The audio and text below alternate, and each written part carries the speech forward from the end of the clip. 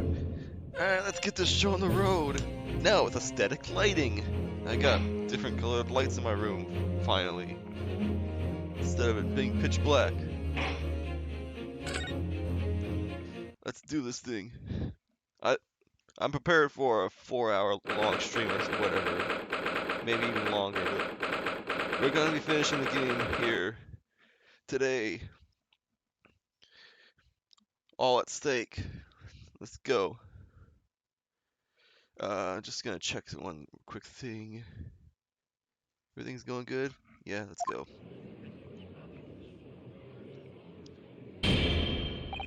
Before we begin today, I have a brief announcement.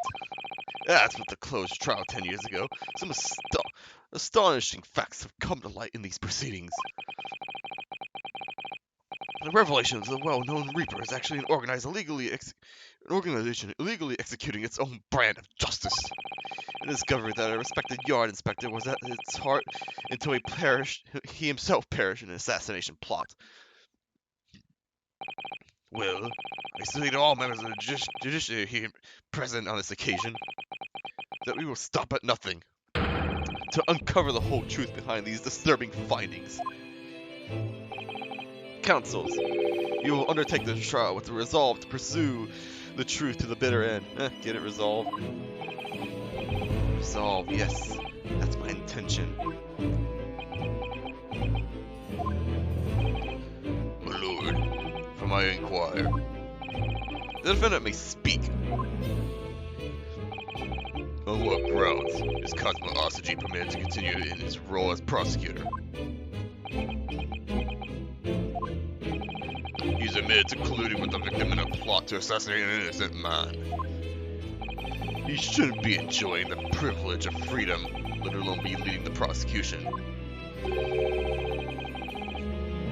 I submitted a written petition to Lord Strongheart, requesting that judgment on my transgressions be delayed by 1 day. You did what? In today's proceedings, I intend to expose everything.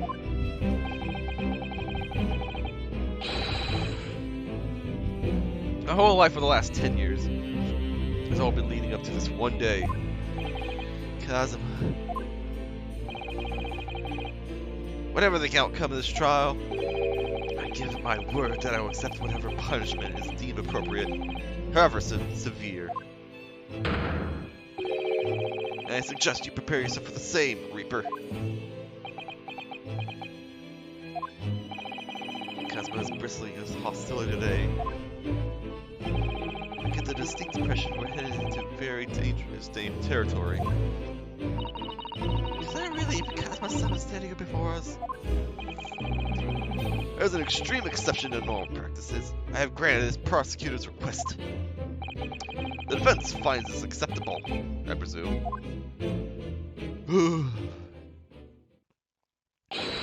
Yes, my lord.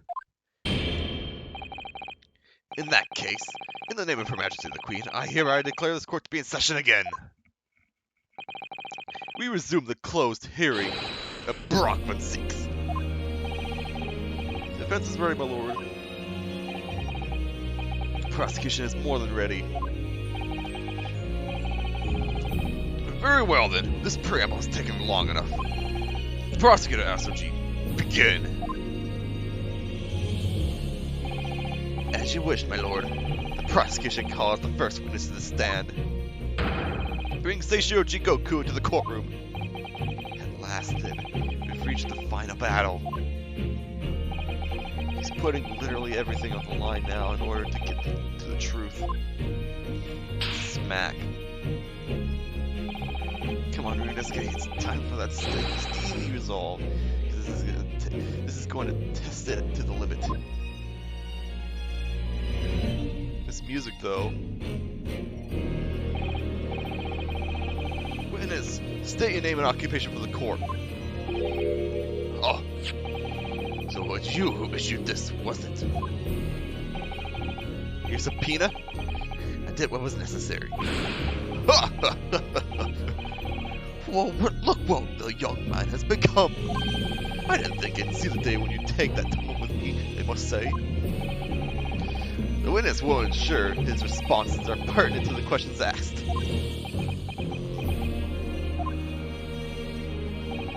My name is Shishiro Jigoku, a Supreme Court judge from the Empire of Japan.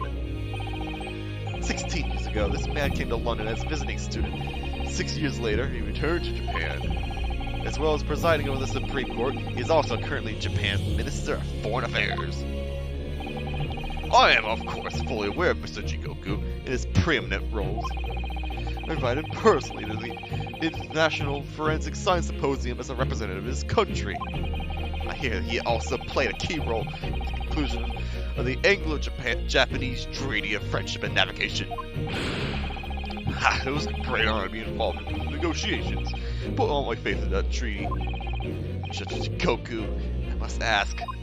Well, I never fancied a young murdering student turning up here of all places. You could have made yourself. And now, I'm a practicing defense lawyer. Yes, and full of self-importance like your friend across the courtroom, I see. Came here to London by invitation to the International Forensic Science Symposium. But then, without informing anyone of your plans, we took flight to France. Great! Dogs are going nuts. Jeez. Hopefully this is the first of, like, well, zero more interruptions.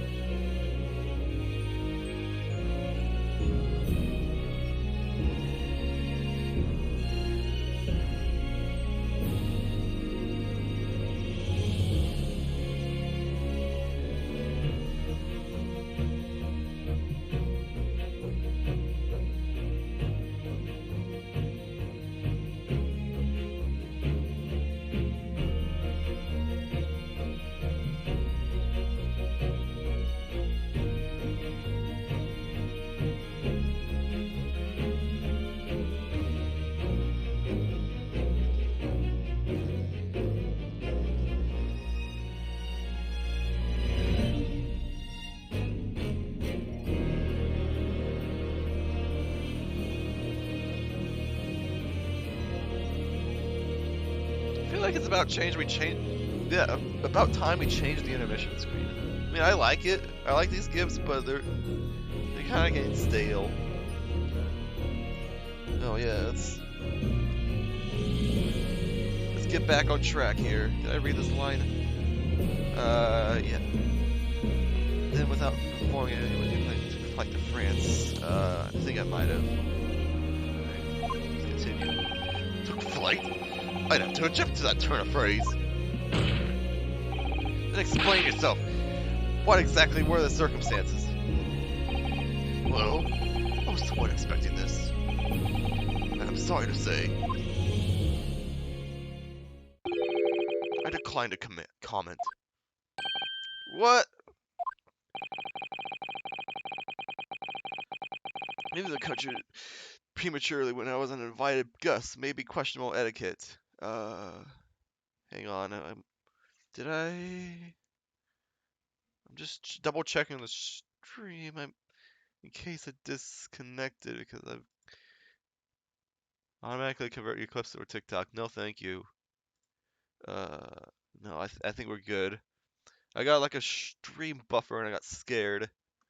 Hang on, I guess I could check the performance. Stream quality is good. Okay.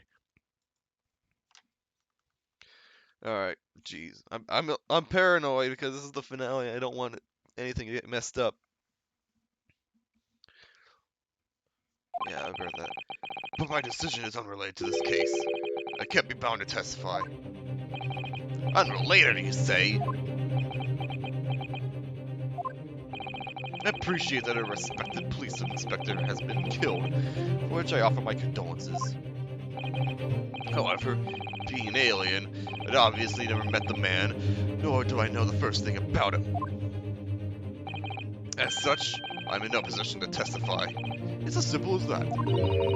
So you would run from all this? Beg your pardon? This case is more far-reaching than the murder of Inspector Gregson. It's tied to another murder. A case that was tried in Japan almost a year ago now. You're going to Japan? Murder of Dr. John H. Wilson, you mean? That's right. And you, Judge Goku, are at the heart of both cases. Defense has evidence to prove it.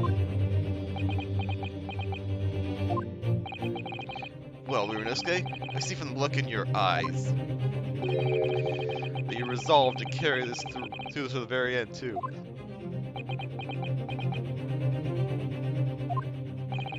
Let's see your evidence, then. What proof do you have that Seishiro Jigoku is involved in this case? Oh.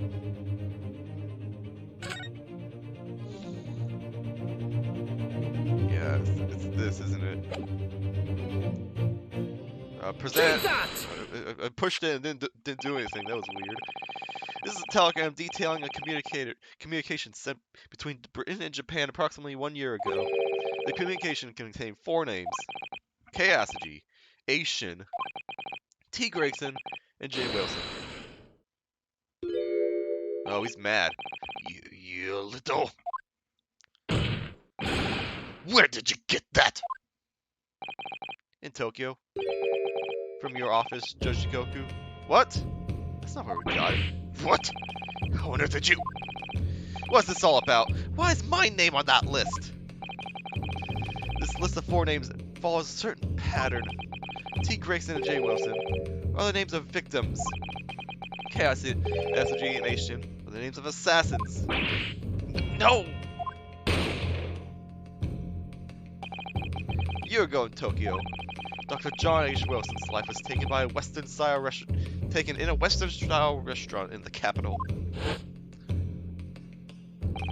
The culprit was found to be a visiting student by the name of Giselle Brett, but her real name was Assassin, a professional killer sent on a mission to kill Great Britain. Aishin and her victim John J. Wilson.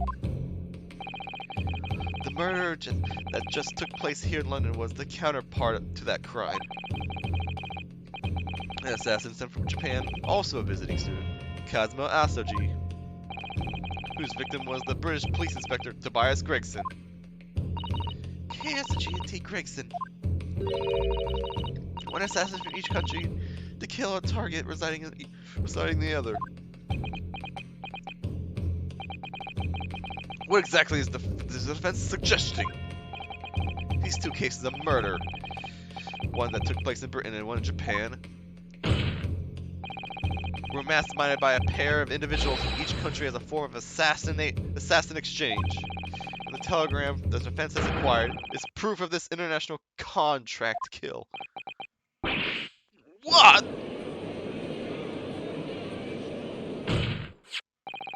The telegram was found in your office, Judge Goku. In other words, the mastermind in Japan was you. Judge Goku, what is this all about? And you, Kazuma, you lied. During yesterday's proceedings, you acknowledged that you accepted the assassination mission. But the mark wasn't Judge Goku at all. It was T. Gregson, the detective inspector of Scotland Yard. As shown by the name on the killing contract. Very impressive, Ryunosuke. But actually, I didn't lie.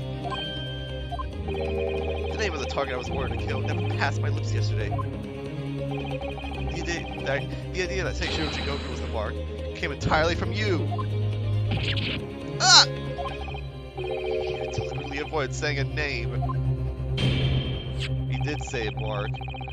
The defense claims these 4 names indicate some sort of international assassin exchange. I'm sure I speak for all present when I say that the very idea seems utterly absurd. Well, Mr. Jigoku, what do you have to say for yourself? His silence only goes to prove his guilt. There's another very important point that this new development brings to light. There's now a distinct possibility that the scene of Inspector Gregson's actual murder was in the witness's cabin aboard the SS Cruise. Judge Goku, you have to testify now. To refuse would put you into contempt of court.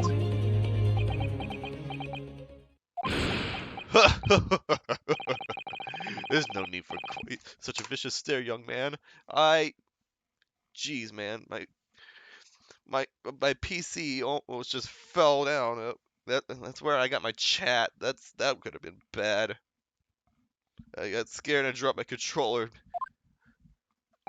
Gee, don't scare me like that again. Very well then. As a parting gift to you all, I'll tell you everything I know.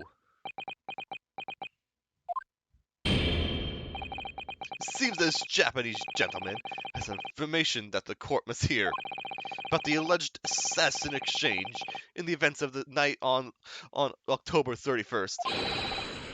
Present your formal testimony now. As you wish, my lord.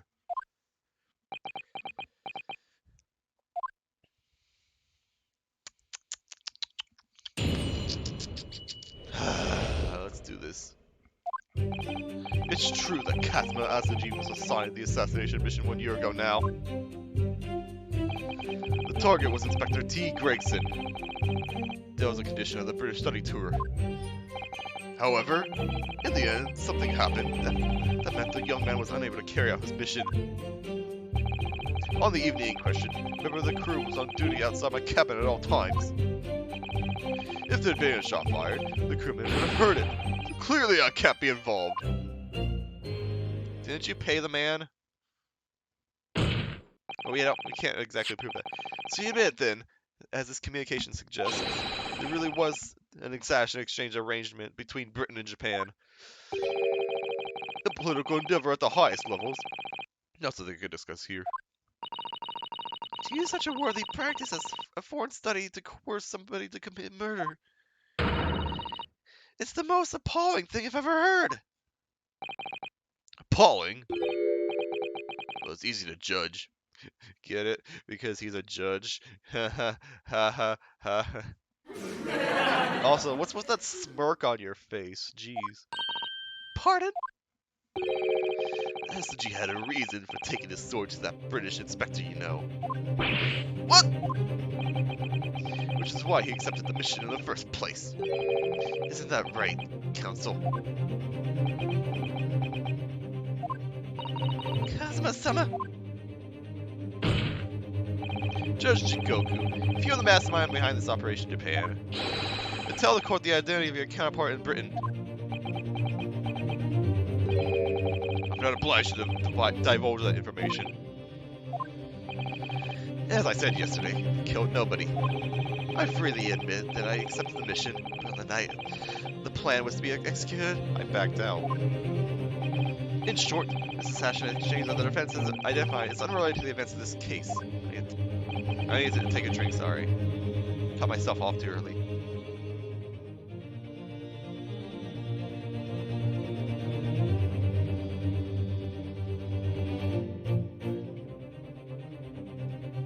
There may be a possibility that I might have to go on intermission just to refill my water. Just in case. Because I'm prepared for the long haul.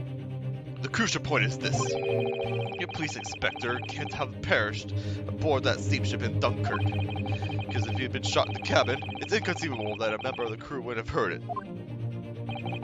That's right. Griggs was killed after returning to London, at the room on Fresno Street. And the perpetrator of the crime was the Reaper Brockman 6. The prosecution's accusation remains unchanged.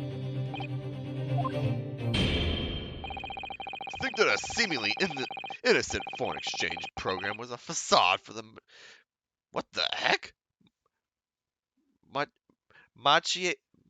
Machiavellian dealings? Machiavellian. I need to look this up.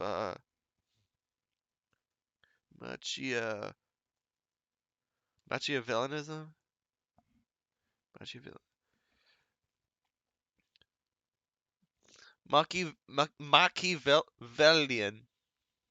Machiavellian. That's a weird.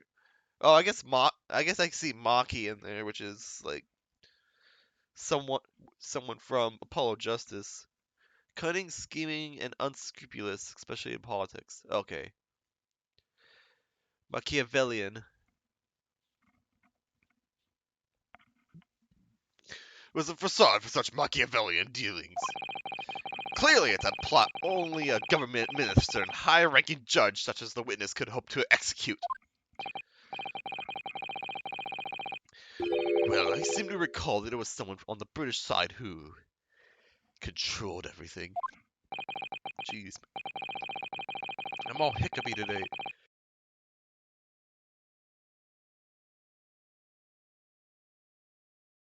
Be that as it may, it is not the place of this court to pursue this villainous assassination exchange plot. We are concerned only with the tangible events pertaining to the murder of Inspector Gregson. Is the defense clear on that point, counsel? Yes, we are. Yes, my lord. I'll keep that in mind as I cross-examine the witness. I think he's... How do you know when a shot took him? How do you know that the killer was shot? Because he wasn't here yesterday. Hold it! That might be a key to this. A year ago, when Cosmo was still in Japan then. Correct. He was at the examination center for applicants for the study tour that I approached him. I'll never forget it. I remember exactly what you said. You just came out and asked me forthright if I considered traveling to Britain over on an assassination mission.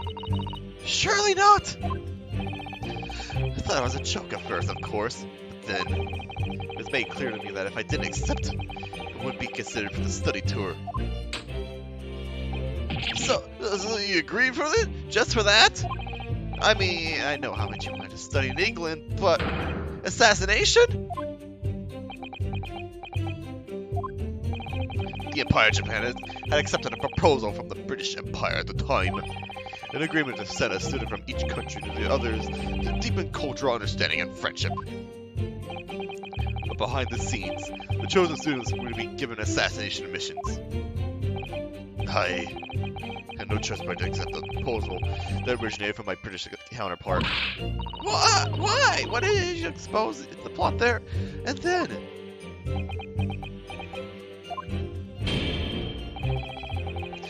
Britain acknowledges no part in these alleged misbegotten dealings. I advise you not to make spurious allegations. Foreign Minister Jigoku. As a witness, I'm bound to tell the truth, my lord. Anyway, I picked Asaji and explained the details of the plan to him.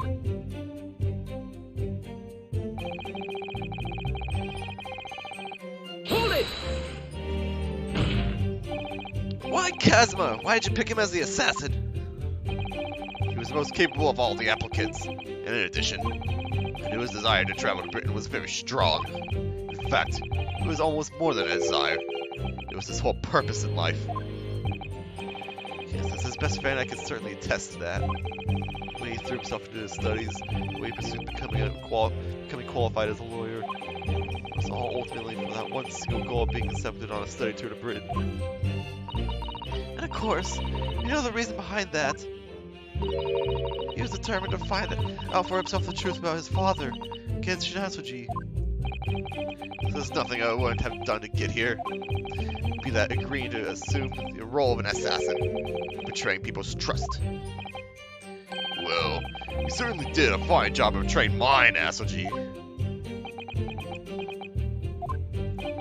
But why wasn't Inspector Gregson the target? I have no idea. Those were the owners of Britain. I was in no position to question them. You have no idea? Really? I find that hard to believe. Oh, do you? Shigeru was once a visiting student in Britain himself, of course. And I do think his motive lies in that case.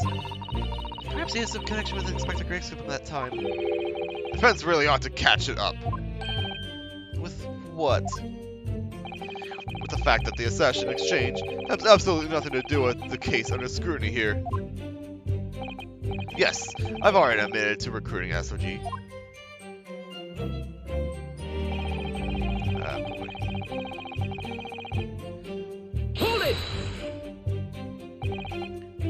presume you're referring to the incident that occurred during Kazma's passage to Britain in January.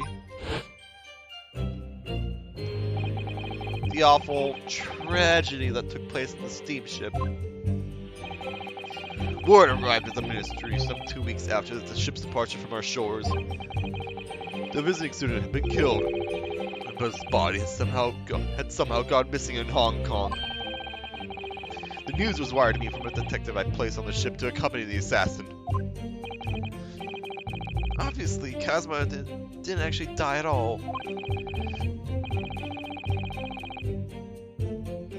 But he did lose his memory, including all the details about his special mission.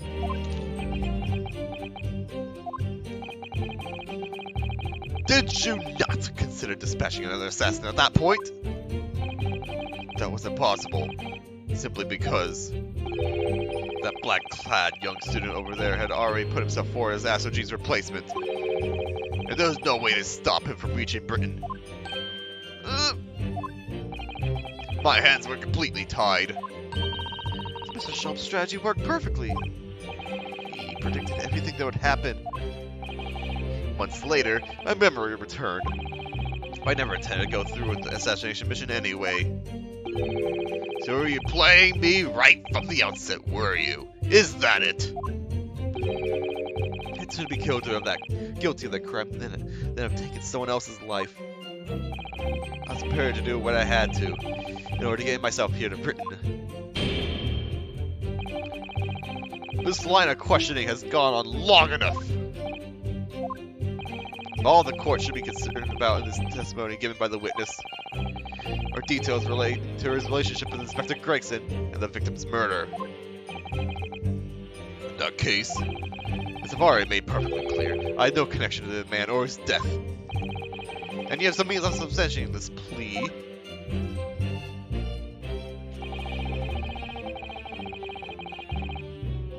Hold it! Yes. Outside your cabin in the first class area, the SS Groose, you mean? Yes, that's right. Not least because there was a murder of a student passenger earlier in the year, I imagine. Liner operators have taken to posting a crewman outside every first class cabin door. I can confirm the presence of a crewman guard myself. What do you mean? Because I accompanied Inspector Gregson to Dunkirk that night. I witnessed it with my own eyes. There was a well-boot crewman standing guard directly in front of the door to the witness's cabin.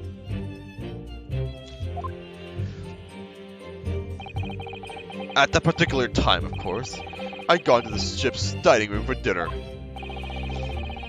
Inspector and I had asked the crewman to allow us into the cabin while we were waiting for Judge Shikoku's return. I suppose Inspector Gregson was there in his capacity as the Reaper. He was intending to take the witness's life. Exactly. And as I've said numerous times now, I had no intention of killing anyone. So the crewman left two potential assassins into the cabin he was supposed to be guarding. Not the most convincing of centuries, really. In truth, those were my thoughts too. But anyway, I stayed to talk with Inspector Gregson for a short while. Then I left him there, and made my way off the ship alone. Was the guard still at the door when you went? Yes. He glared at me as I walked past. You see, that proves it.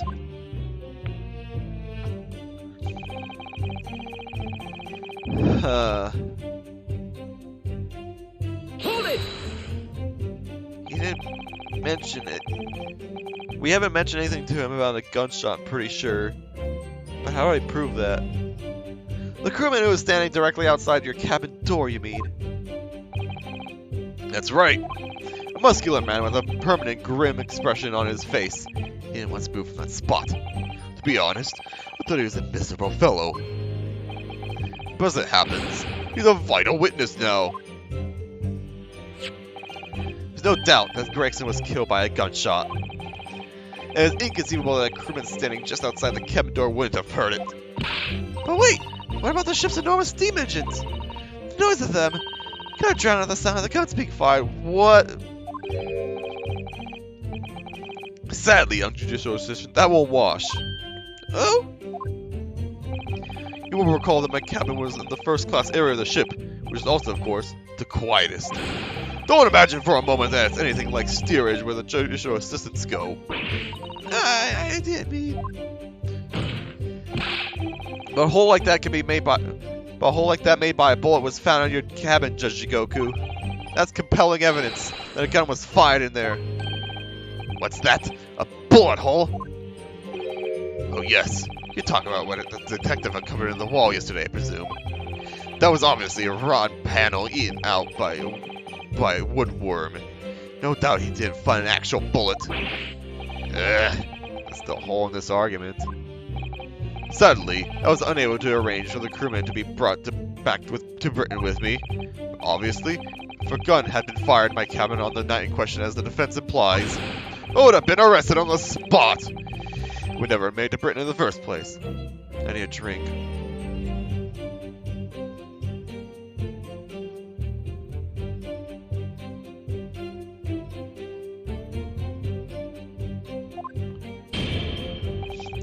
Very true. The witness's logic is sound. Since no gunshot was heard from the witness's cabin on the night in question.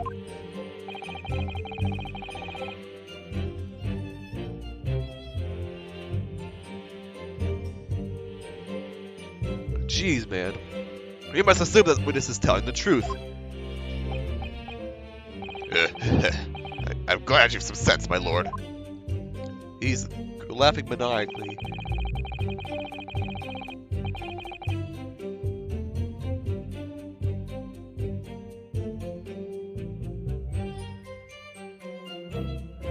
I promised myself I wouldn't eat before an Ace Attorney stream, but I made that mistake today. Oh well. I know Kazma's already admitted to taking on this incredible assassination plot, but even so, hearing it confirmed by someone else is still a real shock. It's unforgivable! Using Kazma-sama's feelings to manipulate him into agreeing to such a despicable plan. Despicable me! But I think Kazma manipulated Zhao Shikoku too. He completely double-crossed him. Oh dear! It's not hard to see that it's a stroke of brilliance on Kazma-sama's part. One way or another though, Gregson ended up dead. I really think that the murder must have happened aboard the steamship. So you mean... Joshikoku must be lying. I know I shouldn't let my emotions cloud my judgment.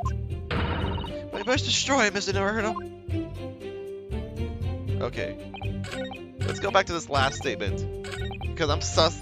I've been sus on this statement for a while because I keep commenting about it. I don't... How would he have known that... Like, how would he have known that the murder was via gun? Hang on. I gotta use the restroom now. Great. Great. This finale is going awesome. Perfect. I'll be right back.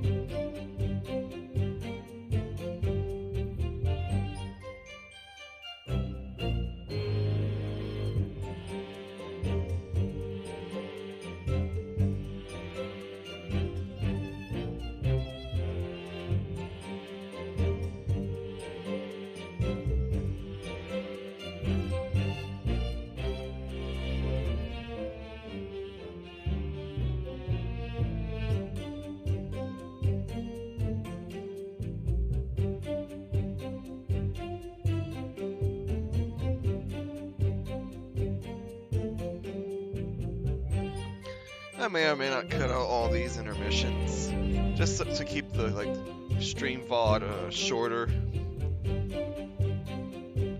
All right, so where were we? All right, we were trying to present evidence. Man, shot fired.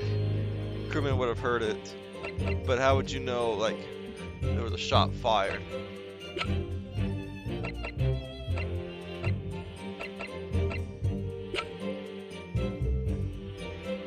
Unless he was informed. Well, no.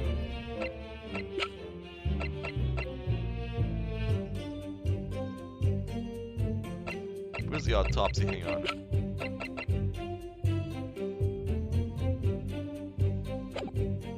That is the wrong button. Jeez, I thought that was playing Switch for a second. I pushed circle like it was the A button.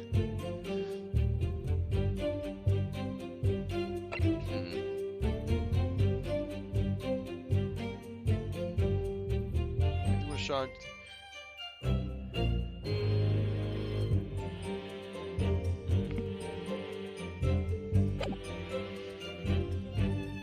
I think it's worth a shot at first.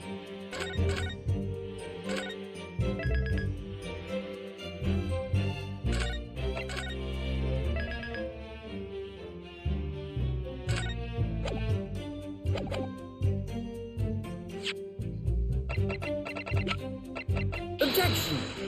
No? Okay. Maybe I'm getting too headstrong here. I just want to try it once.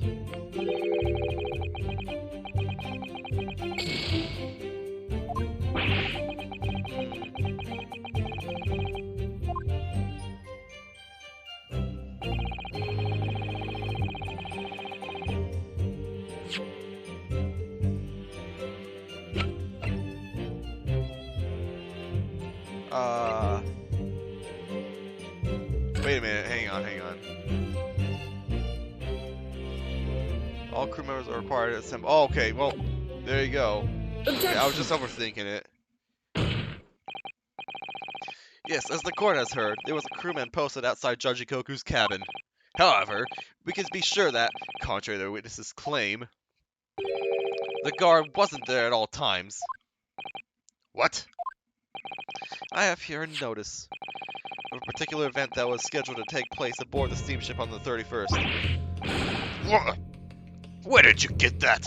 It's evidence gathered by Mr. Herlock Sholmes. You were acquainted yesterday, if you remember.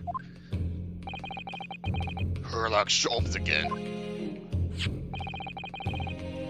According to this itinerary, after leaving the port of Dunkirk at exactly 10 p.m., and for a period of 20 minutes, 20 minutes, jeez! All crewmen of the SS Goose were gathered on deck for an evacuation drill.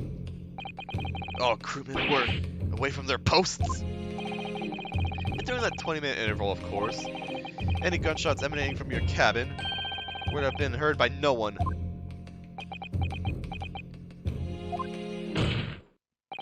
In summary, Judge Shikoku, you had ample opportunity to commit the crime. Urgh!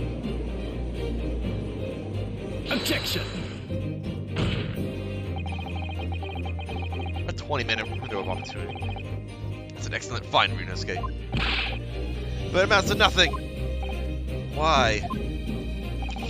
Because the witness clearly stated in his testimony that no incident was occurred in his cabin, unless you have some decisive evidence that can show his testimony to be false.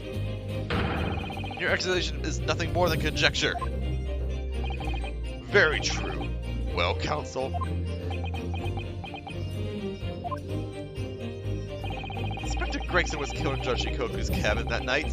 I'm certain of it. Because the defense has evidence to prove it. You will present the evidence for the defense at once, counsel.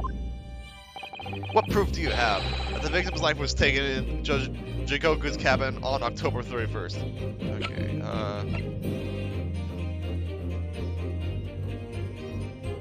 are we gonna mention... Are we gonna, like, connect the part of the clock? The small component? Yeah, I'm gonna try it. Judge Jigoku, this was found in your cabin yesterday. What is that? The crown of a pocket watch. A pocket watch.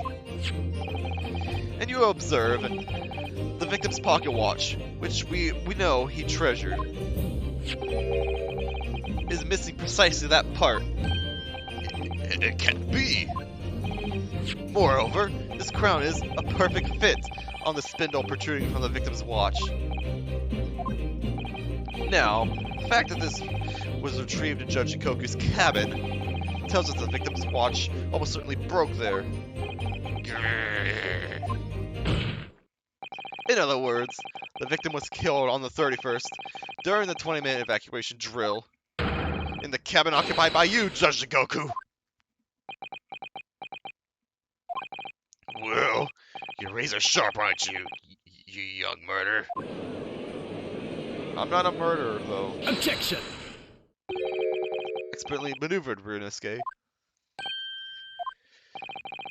Your argument sounds entirely plausible at first. What? But rather like this pocket watch. It's full of cracks. What? And I believe Judge Shikoku feels the same way. It was wrong to acquit you earlier in the year. Sorry? If I'd known that it would result in anyone having to listen to this drivel, I would have declared you guilty to spare the world, you ridiculous bombast. Yeah, he's turning evil. I think it's clear that the witness will have to give further testimony. When you hear what actually happened in my cabin that night, you will notice the pitfall into which you've stumbled. Prior to your renewed testimony, I would like to clarify one point. The fact that this part of the victim's watch was discovered in your cabin means that you acknowledge he was there, I presume. Yes, I do. Very well, then. You may proceed to give your formal testimony. But what exactly happened in your cabin aboard the ship on that evening on October 31st? Of course, as a man of the law, I have no intention of obstructing justice. And yet you would declare me guilty just so I don't have to spout the truth in your face. Got it. I had a guest waiting for me when I returned to my cabin after finishing my evening meal in the dining room. When I walked through the door, a mustachioed Englishman was there, foolishly waving a gun at me. I soon took care of him with an ipon-say throw, though. He couldn't wait to run away after that. I imagine his watch was broken when I threw him over my shoulder. There's nothing to do with his murder.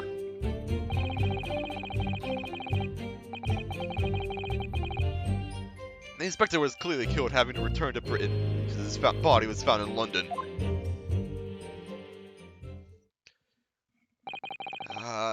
Man, as long as his body was found there, we can't prove. Ipon-sayo? Ipon-sayoi? Sayoi? Sewi? Ipon-sewi? A common jujitsu martial art technique in my country. I was careful not to use too much force, but the man obviously landed too heavily for his watch to take.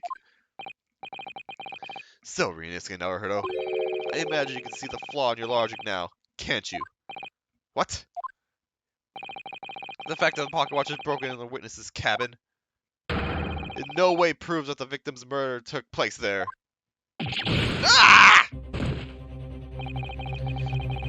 I have no doubt that the inspector intended to kill me, but he didn't manage to pull the trigger. Yes, because he was merely the tactician, not the Reaper's hand of death. Well, the testimony appears to make perfect sense as far as I can tell. Let me express my deep gratitude for your understanding, my lord. But if this testimony holds, Shishikoku would be deemed to have had no involvement in the case. Well, counsel, there really is no reason for wasting precious court time here on a cross-examination.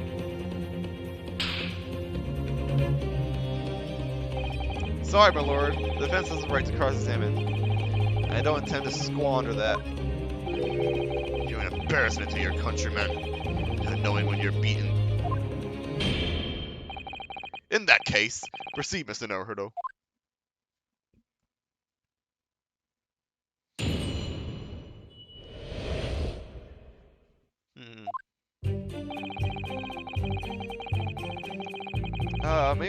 Maybe just to speed things up, I won't like press everything.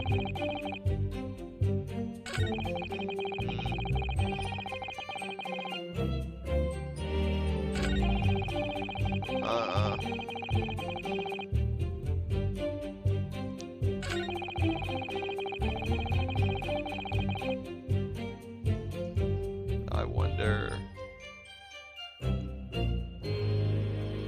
His body was found in London. Hang on. Pretty sure. Do we have the chest? No, we don't. That's Greg's in his trunk. We don't have the chest he was hiding in.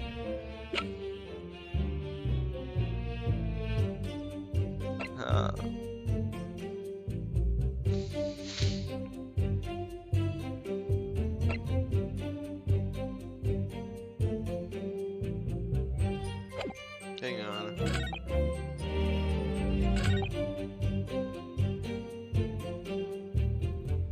Where would he have run to, though? Hold it! This. Even though the man had a gun, that was a very brave move, wasn't it? Ah! My Ipon-sayo throw is far faster than a bullet, I can assure you. Surely all that commotion caused the crewman to come in, didn't it? Oh, yes, of course. Burst in immediately without knocking. Inspector Hurled hurled himself at the stocky fellow, who just managed to slip past him to make his escape. The outstanding guard does it again. Luckily, there aren't many situations I can't get out of using a quick Ipon-sayo throw. That was worthless. Hold it! Yeah, this is the other one I pressed. There's no evidence that proves the victim ever returned to London alive. Just take a moment to think the idea of yours through now, stripling. What? The inspector was killed on the steamship in France. How on earth could he have gone back to Britain? When people die, their bodies remain at the same spot. It's a devil of a thing. Well, then, obviously the culprit must have moved the body. How exactly? Carrying a corpse off a ship in your arms would raise a few eyebrows at least, don't you think? Well, yes, that's true, but... all passenger luggage is inspected when it is unloaded from the arriving vessels. And I would like to think the border police would query the corpse of an English gentleman as hand luggage. If the murder had taken place aboard the steamship, aboard the ship, you would imagine the body would have been disposed of at sea. There'd be no sense in risk being caught by attempting to transport the body back to Britain. That's killed that idea then. What? Perhaps not. Mr. Sato. We've heard that the first-class passengers were under constant scrutiny by the crewmen posted to guard them, which would mean that the culprit had no opportunity to dispose of the body in the sea. Yes, that's true. So transporting the body to Britain may have been the only viable alternative. Dear me, you really are new to this, aren't you? I thought I'd been perfectly clear, but it seems I'm going to have to explain it in words you can understand. I think I would alter my testimony. With your consent, of course, my lord. Okay, good. I have no objection. State your amended testimony now. There's no possible way I could have transported the victim's corpse back to Britain. Hold it! Here's an idea. Think about it, stripling. All passengers and crew disembarked at the same time and passed through the same checks at the border. The supposed guests were then driven straight to the hotel in carriages organized by the ministry. I met you as soon as you arrived at the hotel. So you did? Well then, remind me. Did I have a corpse over my shoulder at the time? What? No! So we're in agreement then. I couldn't possibly have brought the inspector's body back to Britain. Unless, of course, they developed some clever device these days to instantly move things from A to B. I think you should say that. Professor Airpraise impression did actually work, if you remember, Mr. Nero. Yes, of course. The defense has become unusually quiet, I notice. Yes, because there's really nothing more to say. That's the story. Well, I suppose if you think about it, whenever you drop a teacup in the office and it breaks, we don't say Mr. Naruto must have been murdered there, do we? Is that a veiled threat about what might happen to me if I break another one? The fact is that Inspector Gregson's body was found in a little room on Fresno Street. Failure was killed at Jochikoku's cabin. The body would have had been moved somehow, obviously. Transporting a dead body over a country border. That'd be impossible for the majority of people. There must have been some special circumstances that made it possible for the culprit there. That could be a vital realization, I think, Mr. Naruto. Hang on, I'm curious about something at the press. I almost pushed the press button. Where is... Wait, I don't freaking have that picture. Oh no, I do. There is a large case right there.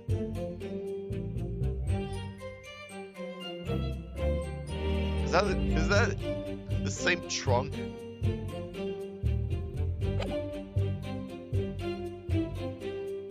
I'm gonna try it. Holy crap, it is.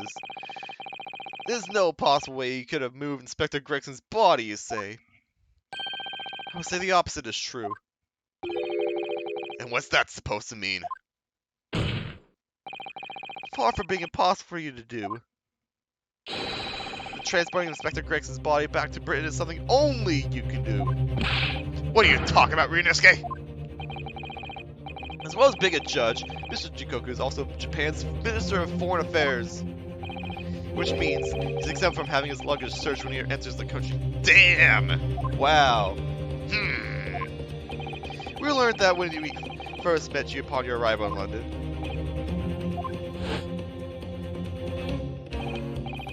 Yeah, he's that exceptionally large case.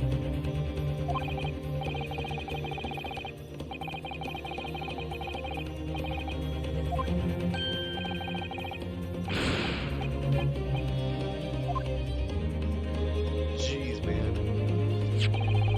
I presume you recall this, Judge Goku.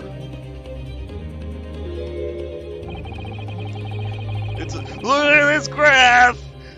It's a photograph we took for the foyer at the hotel to mark the occasion.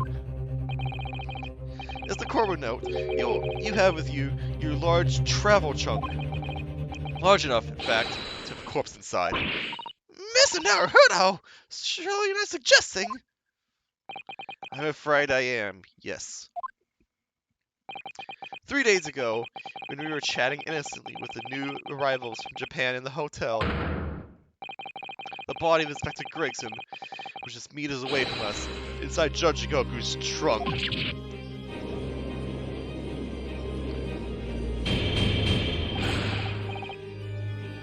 Order! Order! Order in the court! I'm skeptical, counsel, that a grown man's body could fit inside even the largest travel trunk. It could. Because I happen to know that the witness himself, a man of considerable size, fits inside his trunk. And verifying that would be extremely simple, wouldn't it, Judge Jigoku? But inside his trunk? How horrifying! And after he'd spoken with you at the Great Waterloo Hotel, you had the opportunity to visit the apparent scene on Fresno Street. Taking your trunk with you in a cab to deposit the inspector's body. I'd like to listen to this nonsense. Dr. Gori, the coroner who examined the body, has confirmed the possibility. She's acknowledged there are signs that steps may have been taken to disguise the true time of death. The onset of the body's decomposition could have been delayed by storing it in a refrigerator. Counsel, as I remember explaining yesterday, refrigerators of the requisite size are far and few between. Yes, I'm sure they are, but one place they're certainly found is on large ocean liners. Some ships are equipped with electrically refrigerated cold rooms to keep food fresh on their long sea voyages. And the SS Cruise is no exception. Professor Mikoto told me about only yesterday. Well, Judge Goku?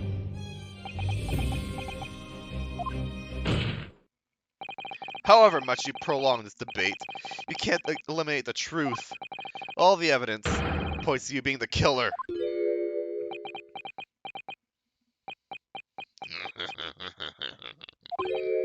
Well, this is all very heartening. I could see that it was a wise move, letting Asaji and you embark on this study tour. What are you talking about now? Logical reasoning, of course.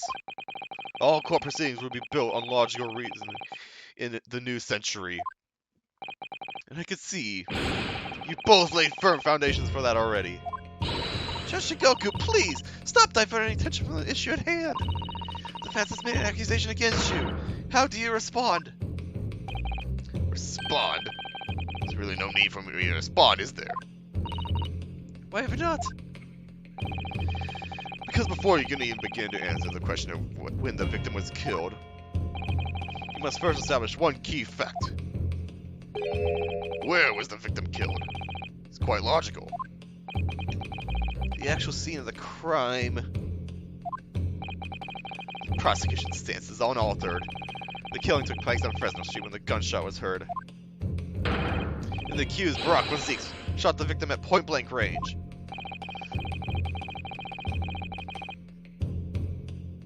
Since no tangible evidence exists to disprove the prosecution's claim at this time, defense's deductions amount to little more than an elaborate fairy tale.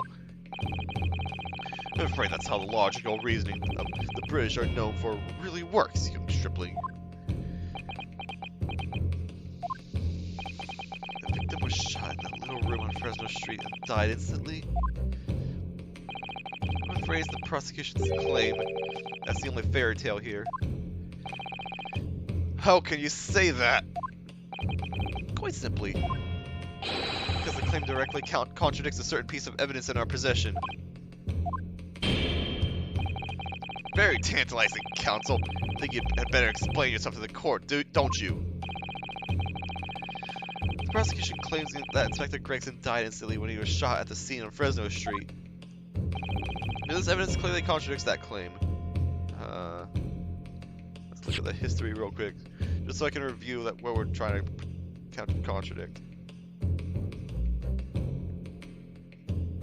Shot in the little room, died instantly. Died instantly. Where's the...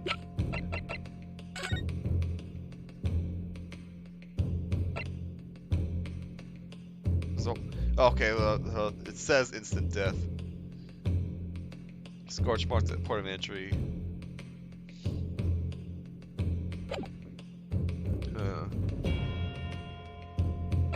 What is this picture? That's irrelevant.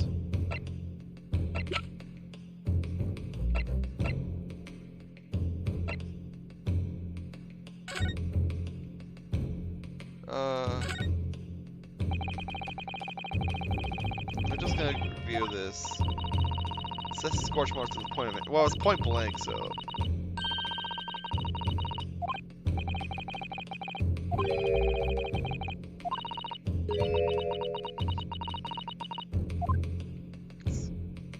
No serial number on the gun.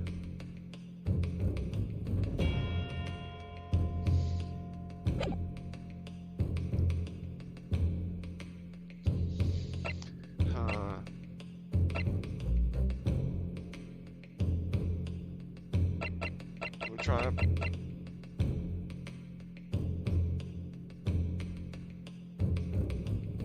So this... Well, we proved that this was as a result of the firecrackers.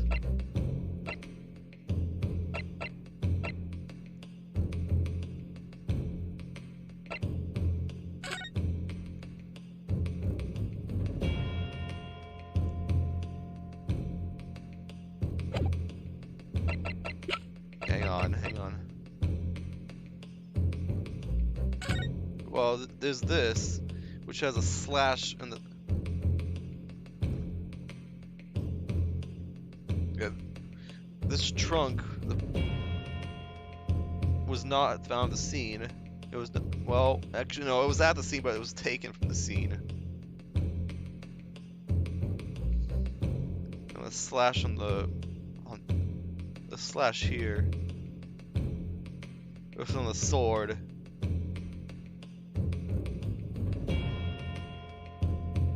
So this was for sure at the cabin.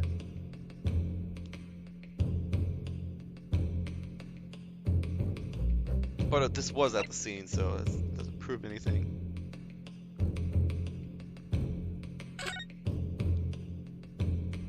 Oh, that's Clint's autopsy.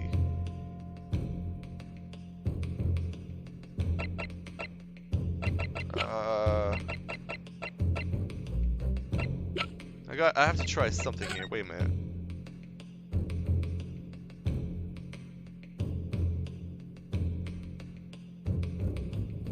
The hairpiece. Was he wearing that hairpiece the entire time?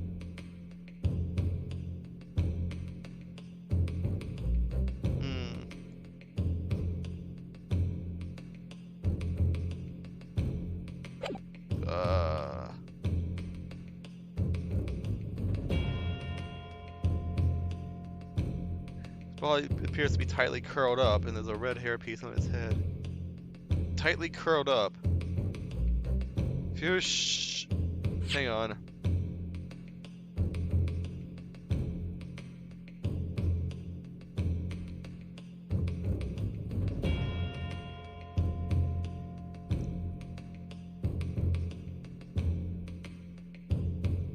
Okay. So...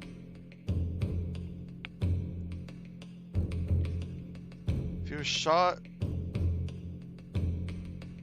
If he was... why would he be curled up?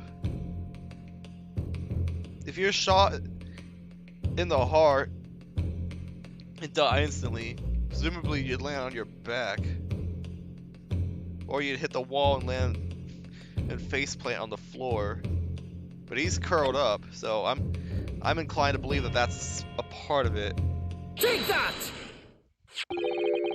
Yes! A photograph of the victim in the very location you claim he wasn't killed. Yes, but the point is, the posture of the body itself. Yes! I knew it! If Inspector Gregson had been shot there in that room, it's out of question that his body would have been curled up in a ball like that.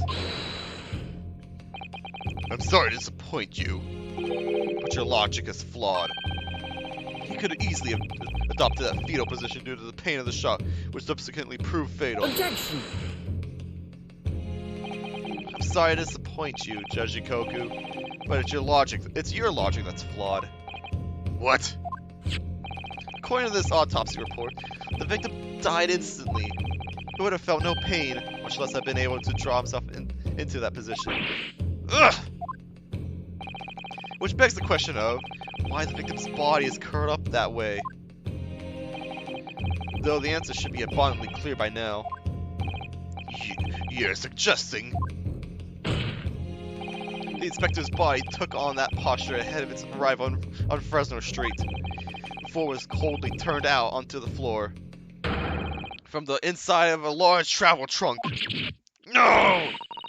You're quite right! The shape of the body! It's exactly as it had been kept in a confined space! Judge Shigoku, present your trunk for examination. I believe it's very possible that it will contain traces of the victim's blood. Urgh!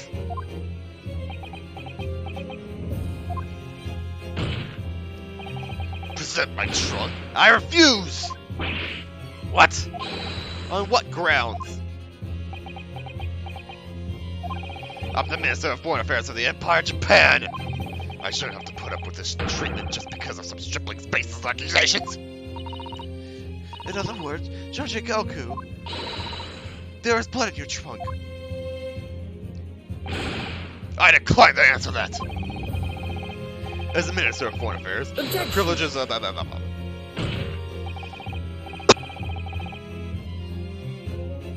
At this moment, you're not a government minister. You're a witness in a trial in Britain's highest court. I don't care who you are or what your status outside this courtroom might be, you will not withhold information. Nothing is more important than the truth.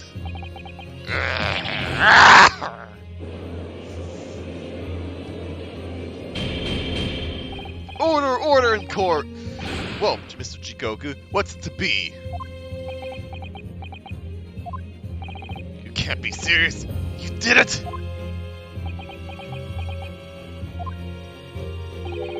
Have you no shame at all, Kazuma Asuji? What? Very well, I admit it. I did bring the inspector's body into the country. Inside my trunk, exactly as postulated by the defense. What? You? Dear God, outrageous! So it was you. You meant to inspect it? No! I meant to nothing more than what I've said. Of killing the man, I certainly have no recollection. What on earth is that cryptic statement supposed to mean? I merely disposed of the inspector's body, which was left in my cabin, in order to avoid unwanted attention. As the judicial assistant over there pointed out, I had no chance to throw it into this ocean. So, I decided my only option was to bring it into Britain with me and dispose of it somewhere else. You still can't deny it. If you did do it, then who else did kill the man? As you know, there's one other person in my cabin that night. He had the opportunity. You're gonna claim it's Asuji. And moreover, He had accepted a mission to take the inspector's life. Oh! That's right. Who else could it have been? It's you, Cosmo Asuchi. You.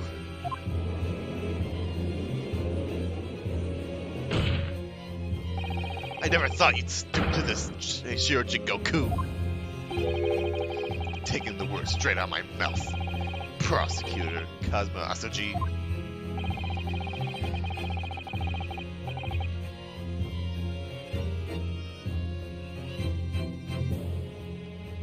Jeez, this man's angry voice is making me cough up a storm here. I'm running out of water. You thought by leaving the body in my cabin you could pin the crime on me, did you? Well, prosecution counsel has already admitted to visiting the witness's cabin on the night in question. Yes, on an assassination mission, no less. You wouldn't. So, what do you make of that? Yelled Stripling. You've heard my testimony, no? That's all I have to say in the matter. I admit to nothing more. I don't believe this. Counsel for the defense. What is your position now? The court awaits your response to the witness's assertion. The assertion on the night in question, the victim's assailant was in fact Mr. Cosmo Asuji. This isn't the dead it seems to be. The answer's right in front of me. It comes down to Jikoku or Kazuma. Both of them had the opportunity to kill Gregson, but only one of them did it. I'm just a step away from proving who.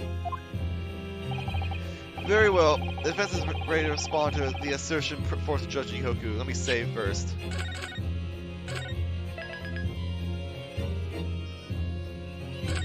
He's gonna eventually say that there's no motive for killing him, and then we're gonna go back to the Reaper case.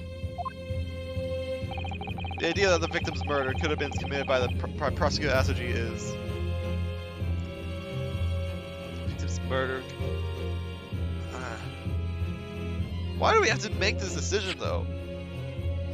I don't want to say he did it. I refuse to say it's his doing. Judge Jikoku, let me remind you of something you said only a few minutes ago. You claim that logical reasoning is the future of the judicial process. It is, no question. Well, logical reasoning can prove something here. Namely, that it would have been impossible for prosecutor Asuji to commit the crime. What? The court only accepts an argument that's supported by compelling evidence. So present what you have, counsel. No proof is there that allegedly demonstrates the impossibility of prosecutor Asuji's involvement. Oh.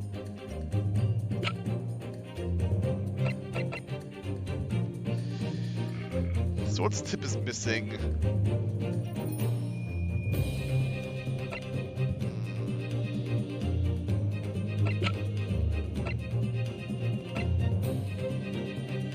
I think this is the first thing that comes to mind. The music's changed to be more triumphant, so I think this is the right path to say he's innocent. So I'm gonna try this. You're making the evidence reap here, Naruto. Sorry. Okay, I think I got it wrong. Every piece of evidence has its role to play in arriving at the truth. Do not play things you can toss around the courtroom for entertainment. By the evidence, you're about to make me weep, Mr. Naruto. Oh no, I can't upset the Sasato-san or I'll end up being upset too. Okay, it's looping back to this, so we're right. You know that a member of the crew was on sentry duty outside the first class cabins nearly all the time. Since as long as that guard was there, it would have been impossible to fire a shot without it being heard. And that very much narrows down to when the crime could have been committed. Oh, okay, it's about the guard, okay. Okay. So, evidence about the guard. That's not the right thing.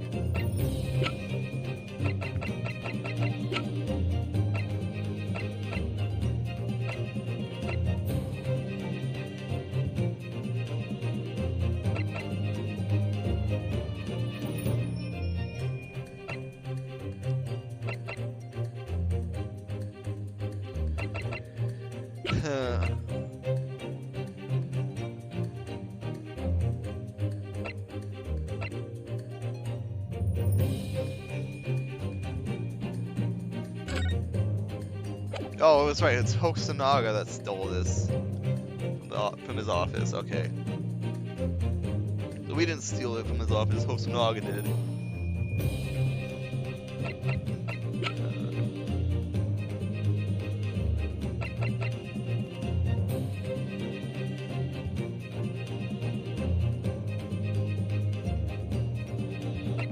Do we have something about?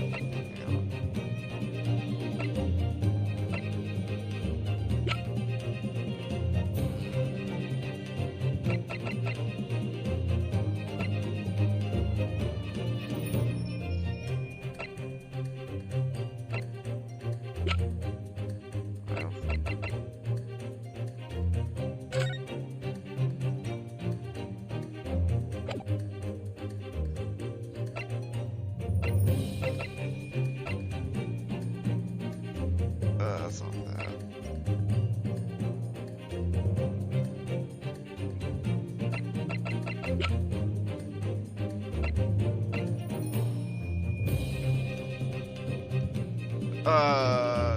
This doesn't really prove anything.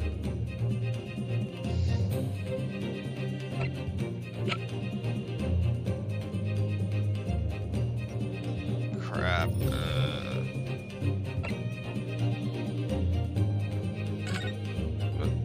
I don't think this is relevant right now, but I just want to double check this.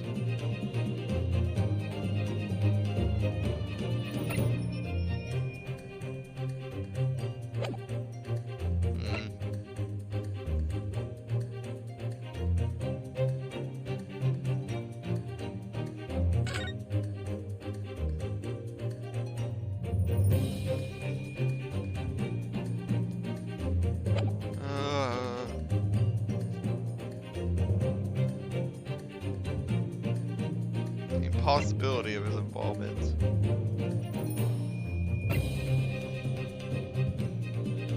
What is this?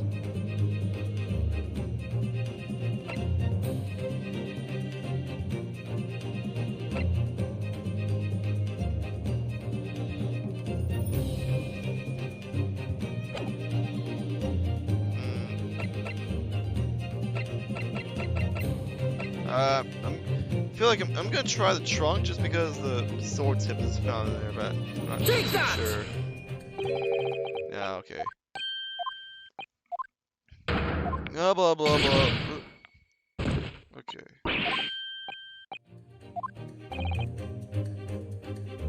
It's on sentry duty.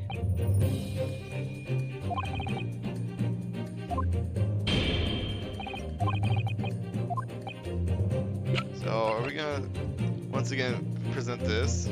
Take that! Alright, fine. I guess it's the itinerary. This itinerary for crew members of the SS Cruise, my lord. This is conclusive proof. An itinerary? That doesn't prove anything. Judge Goku, I'm only acknowledge that you found the victim's body in your cabin. This itinerary suddenly became much more significant. What? Why? On the night in question, as always, crewman Sentry was on guard outside your cabin door. As long as he was there, nobody could have fired a shot inside the cabin. Absolutely, because it's inconceivable that the guard wouldn't have heard it and come to investigate. So that tells us the crime must have taken place when the guard was elsewhere. And that narrows it down to 20 minutes just after 10 o'clock, as it indicated on the itinerary. Yes, I see no flaw in your reasoning so far. But the crucial point is this. When the evacuation drill took place, the steamship had already put to sea from the port of Dunkirk. Ugh! Now, clearly the murder could only have been committed by somebody who was aboard the vessel at the time. Oh, okay, I see. Prosecutor Ashes, you say in these proceedings.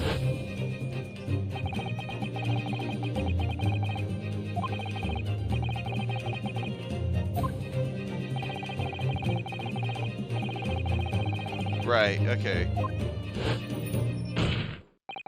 Which I'm sure the court will agree is conclusive proof That cosmosity could possibly have carried out the killing. I don't know why I didn't think to present that earlier. No, absolutely not. I don't accept that at all. What do you mean? The boy's just saying that to exonerate himself. We can't trust he really disembarked that vessel. Obviously, after leaving the cabin, he hid himself somewhere nearby on my ship. Just wait for his chance to come back and finish the... No, that's out of the question.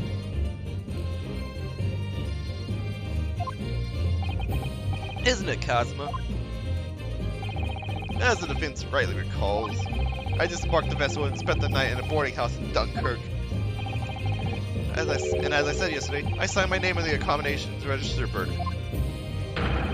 All extremely easy to verify, and undeniable proof. No! There's no escape this time. You can forget that you're a judge or a government minister. It's time you gave the court an honest answer as a common man. You killed Inspector Tobias Gregson and transported his corpse back to Britain. Then you dumped the body in the room on Fresno Street. It may look as if the murder had happened there. That's what really happened, isn't it? Seishiro Jigoku. Breakdown time? It was that damn trial 10 years ago. That's when all this began. Looking back now, my fate was decided that day. I was doomed already. No, my controller's shaking like that. Holy crap.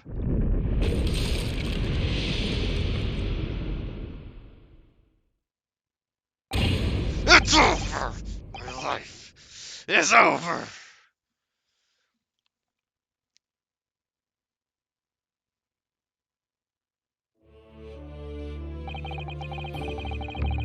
British assassin to eliminate a professor of Japan. A Japanese assassin to eliminate a detective in Britain. Both assassins will use diplomatic immunity to evade conviction and return safely to their homelands.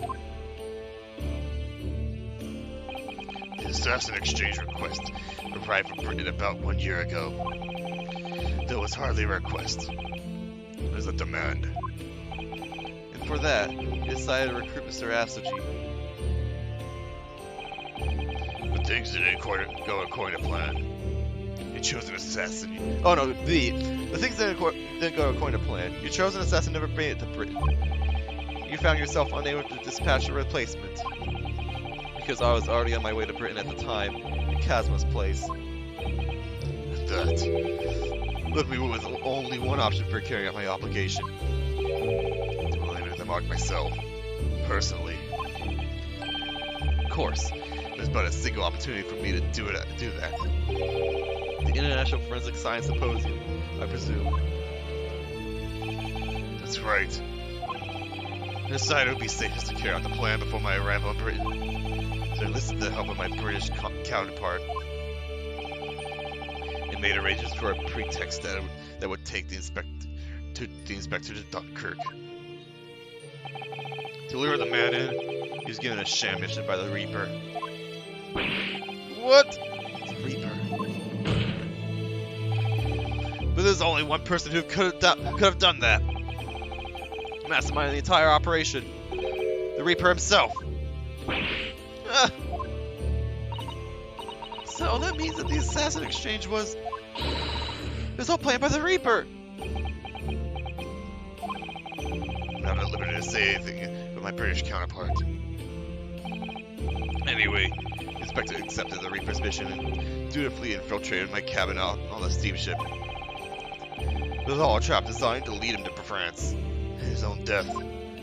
Oh, how awful. It was past 9 o'clock when I returned to my cabin from the dining hall that evening. I didn't give him the time to attack me. I choked him until he lost consciousness. But there was a guard just outside the door, so I left it at that for the time being. Even if the slightest noise might have aroused suspicion, I bided my time, waiting.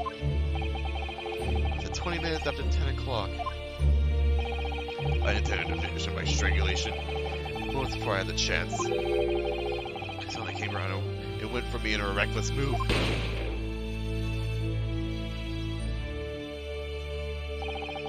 I received a British-issued gun 16 years earlier, being a member of the judiciary as a visiting student. Never imagined I had to use it for something like that. The revolver belongs to you, does it?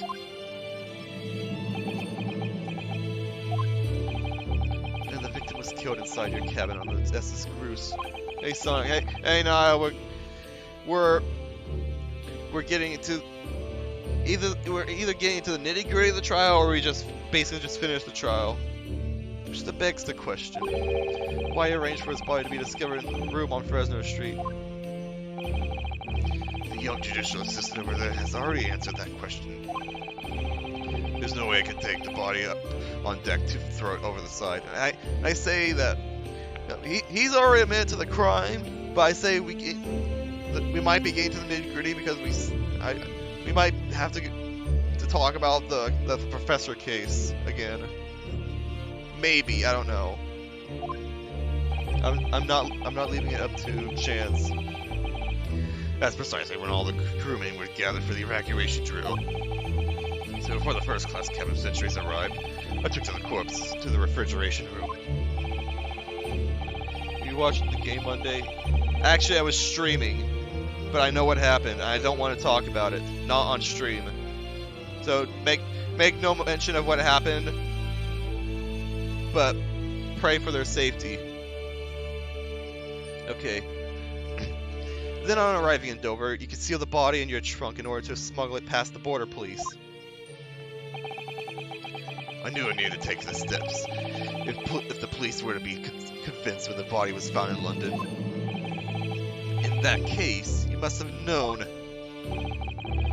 Must have had intimate details on Inspector Gregson's intended schedule. Yes, the British counterpart sent me everything I needed to know. The inspector was due at Fresno Street on 5 o'clock that afternoon. In order to meet a man by the name of Hugh Boone, whom he would take his police identification. Ugh. I decided the man would be the perfect person to serve as the culprit. So I took a hackney carriage over there with the body still in my trunk. It must have been just after we took this photograph with you at the hotel then. Yes. I was expecting a welcoming committee. I was a little more nervous. On Fresno Street, I spotted a young girl selling little firecrackers. Miss Venus, of course. I convinced of the candle trick there and then. So I donned a simple disguise and approached the girl to buy enough firecrackers to place a gunshot. What sort of disguise? For some reason, the inspector had a bright red hairpiece for his own traveling case. Oh, you wore the hairpiece? So I put that on. Well, I suspect I drew more attention to myself in that than I would have otherwise. It's hard to hear you over the music.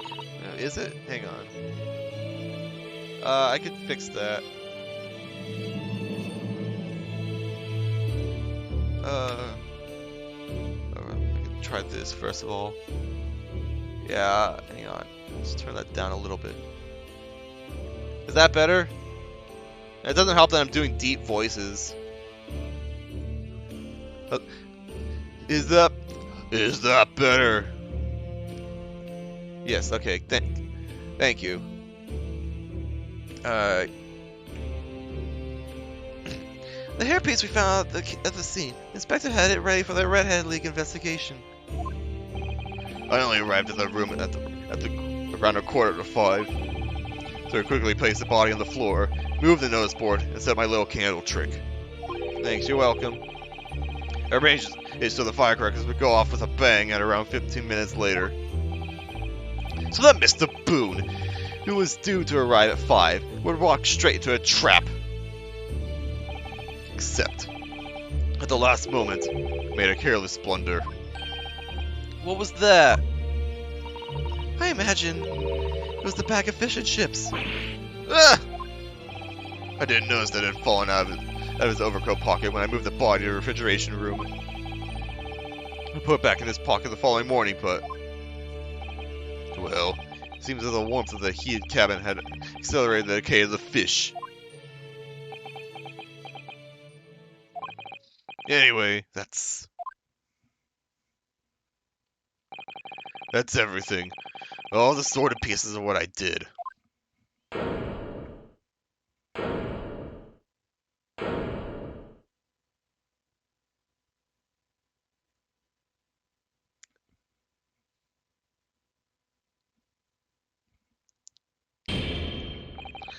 I've heard enough!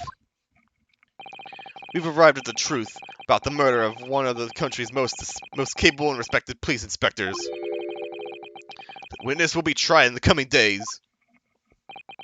For a crime of such vile nature, you can expect the most severe penalty.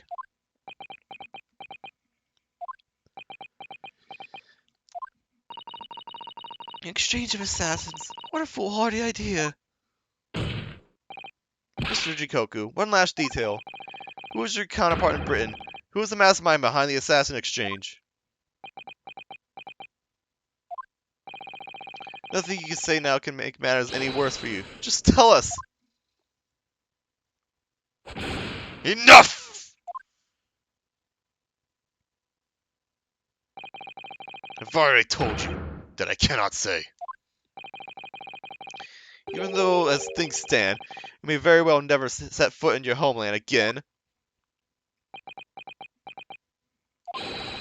What are you waiting for? Can't we get this over with now? It's finished. All of it. I'm finished.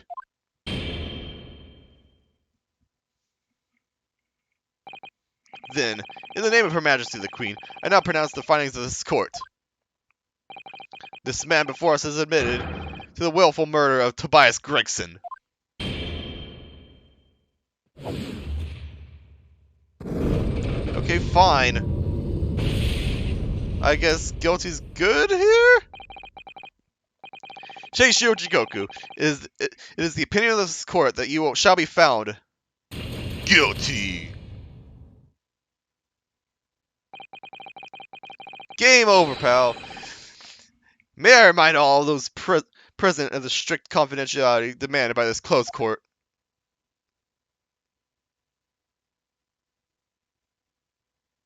But he wasn't the defendant, so the defendant's not guilty.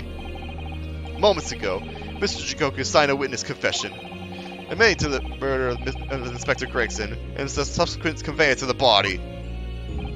In short, the defendant's innocence has therefore been established beyond doubt. How would you fix the witness stand that quickly? Oh, wonderful! Well done, Mr. Naruto. Yes, thank you. Is something wrong? I'm just a little troubled by his silence. The true identity of the Reaper of the Bailey. In this extraordinary assassin exchange. We do remain in the dark about these mysteries. However, insofar as the indictment brought against the defendant in this trial, we have reached a conclusion. We have every intention of pursuing both mysteries. As a prosecutor. As you wish. Now, for the formal adjudication. I hereby declare the defendant, Barack von Zeeks. Objection! Yeah, I knew it. I knew we weren't done. The prosecution calls for an adjudication to be deferred. Counsel? The accused's innocence hasn't been fully established at all. And therefore, it would be wrong to deliver a verdict at this time. That is the prosecution's unwavering position. What? But Judge Jikoku's already confessed. Nevertheless, Barack von Zeeks has committed crimes for which he must be punished. Well, it would appear you have information that the court needs to hear, Prosecutor Asoji. Certainly, the The murder of Inspector Gregson was actually carried out by Seishiro Jikoku, but it's clear from the witness's testimony that he was coerced into complying with the plot. Into this sick, merciless assassination exchange. That might be true, but... So what I want to know is, who coerced Jigoku? Who was pulling the strings?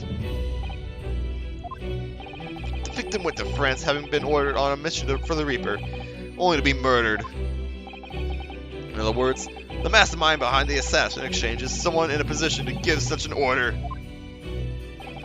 As we've already established, the Reaper himself. Well, certainly, that would appear to follow.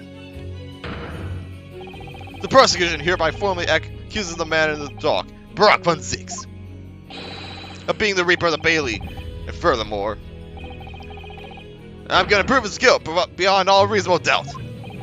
What? What?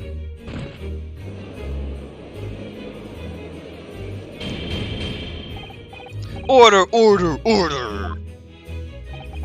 Reaper of the Bailey is a long-standing mystery council. Are you suggesting you have some new information with which to build a case? Scotland Yard has already investigated Lord von Zieks very thoroughly in that regard. They found no evidence whatsoever to substantiate the claim that he is the Reaper. Perhaps circumstances have now changed. What do you mean? It's already been established that the assassin exchange was negotiated with Jikoku by the Reaper himself, which means we now have a new line of questioning by which to identify definitively the man's identity. That is the prosecution's intention here. I must say I'm surprised by quite how tenacious you appear to want to besmirch my name. You're guilty of an unforgivable crime, Lord von Zieks. And I will bring you to justice for it. Whatever it takes. That explains Kazma's silence before. He'll stop at nothing to finish what Lord von Zieks unwittingly started 10 years ago. Very well. Well, this is extremely irregular. I will, on this occasion, grant the prosecution further opportunity for witness testimony. He's a little dramatic. Maybe, but I think he's just trying to save our asses. The defendant will disclose any and all involvement he has had with the Reaper in the assassin exchange. I thank you, my lord, for guiding the council so wisely. I hereby declare this court to be in session for a supplementary hearing. Oh, thanks for the fires lit again.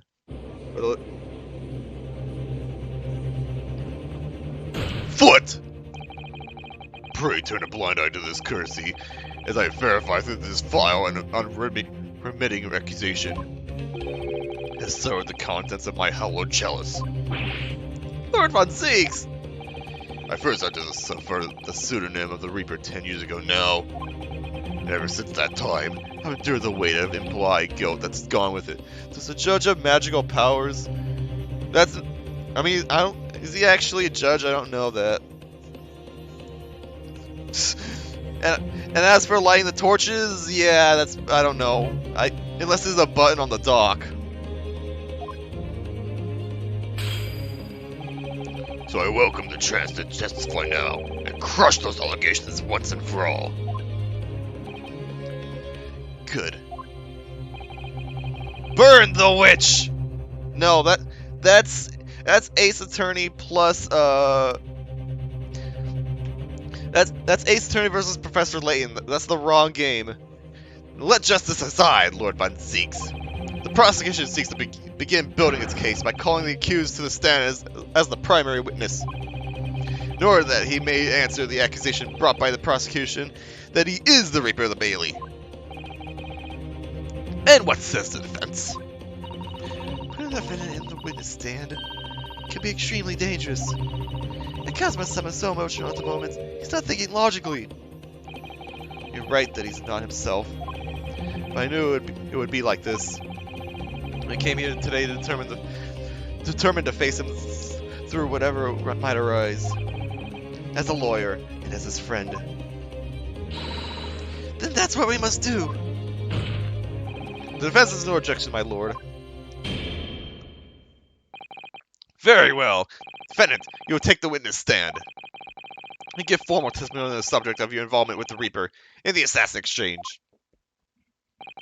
As you wish, my lord. I need a drink.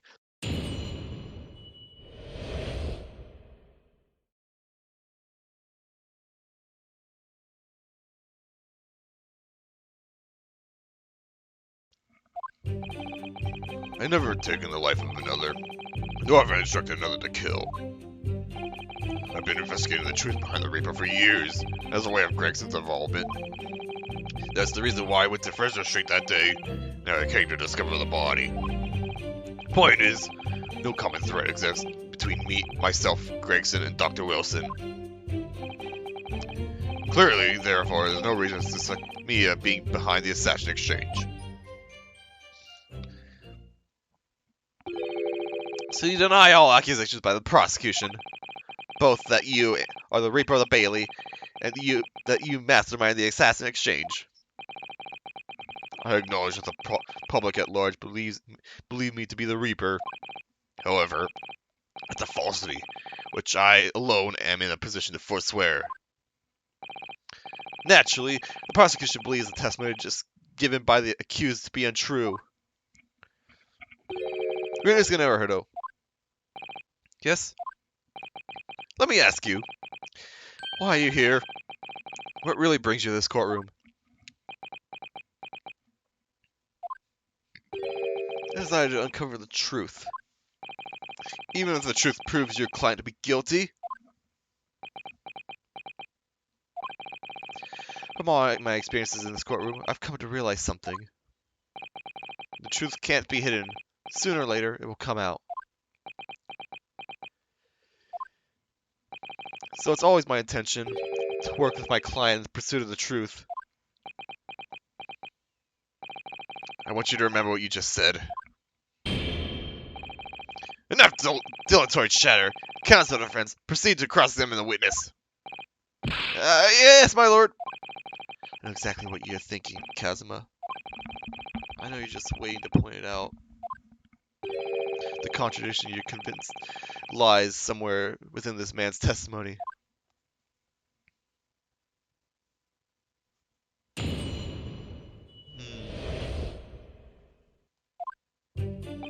Oh, crap, my health. I need a save.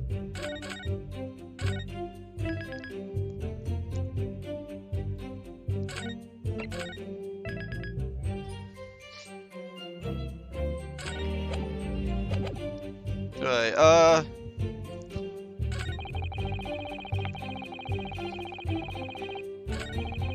there's one name I'm suspicious of. Yeah, this one. Hold it! There's a link between you and Gregson, though. Of course, we were close acquaintances. We worked out on numerous cases together. I consider the man to be a mentor of sorts. He taught me a number of important lessons. He did? Such as what? Where to buy good fish and chips, and such like. Well, that was convincing. Dr. Wilson was a coroner, but of course... Wilson was a coroner, of course, but that was some time in the past. In any case, I understand it was several years ago now that he was invited to work at a Japanese university. That's right. He was visiting professor at the Imperial University in Tokyo. It should be unambiguously clear, then, that no link exists between me, myself, and him. In other words, I had no motive for sending some assassin across the oceans to kill the man. It sounded plausible enough. I want to believe it. Something about this doesn't quite sit right with me.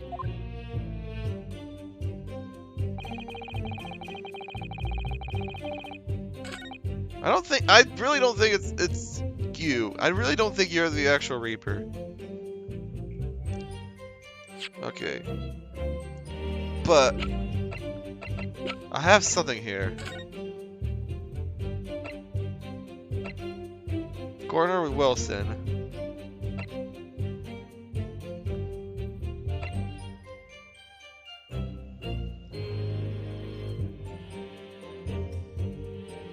Credits to Inspector Gregson for positioning the dodging lane.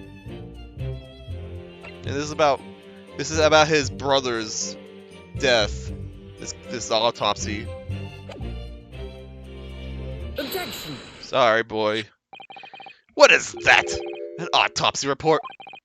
Wait, this is 10 years old, and the autopsy of Lord Clint Von Zieks. What?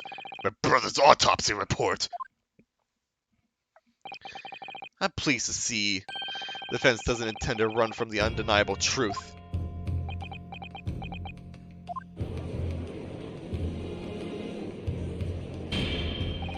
Order in the court! What reason do you have for presenting a 10-year-old autopsy report here, counsel? The autopsy report of the professor's final victim, is an undeligible link between Inspector Gregson, Dr. Wilson, and the defendant. Not that accursed name again, Professor. I personally researched all the court's records relating to that case. Why is there envelopes on that autopsy? I know that at the time, autopsy was considered sacrilege to the victim's souls. And for a member of the aristocracy like Lord Von Zieks, it was unthinkable. But someone implored the powers that be to allow the autopsy to go ahead. Inspect Gregson. He declared that he was certain he would obtain conclusive proof from the procedure. It was Dr. Wilson who conducted the autopsy. His signature is clearly visible on the document. As promised by Gregson, the autopsy did indeed produce evidence. Evidence that conclusively proved Genshin Asuji was guilty of the murders. In my brother's dying moments, he mustered all his remaining strength to leave the vital clue behind. Indeed, that was the key to indicting the professor for his crimes, and the conclusive evidence that convicted him. It enabled Lord Von Zieks to avenge his brother's senseless death. It was a marvelous victory in court. A marvelous victory, was it? I wonder if that's really true. What? Could the same be said if it turned out that the key piece of evidence in question was in fact fabricated? Oh no, we'll get into this again. The inspector, or the coroner, and the prosecutor all colluded together to cast an innocent Japanese man as a mass murderer and send him to his death. That's outrageous! And now, 10 years later, for some reason the secret has been threatened and needs protecting. Which is why the inspector and the coroner had to be silenced, isn't it? By someone in power in Japan and in Britain, using the two killers recruited for the assassin exchange.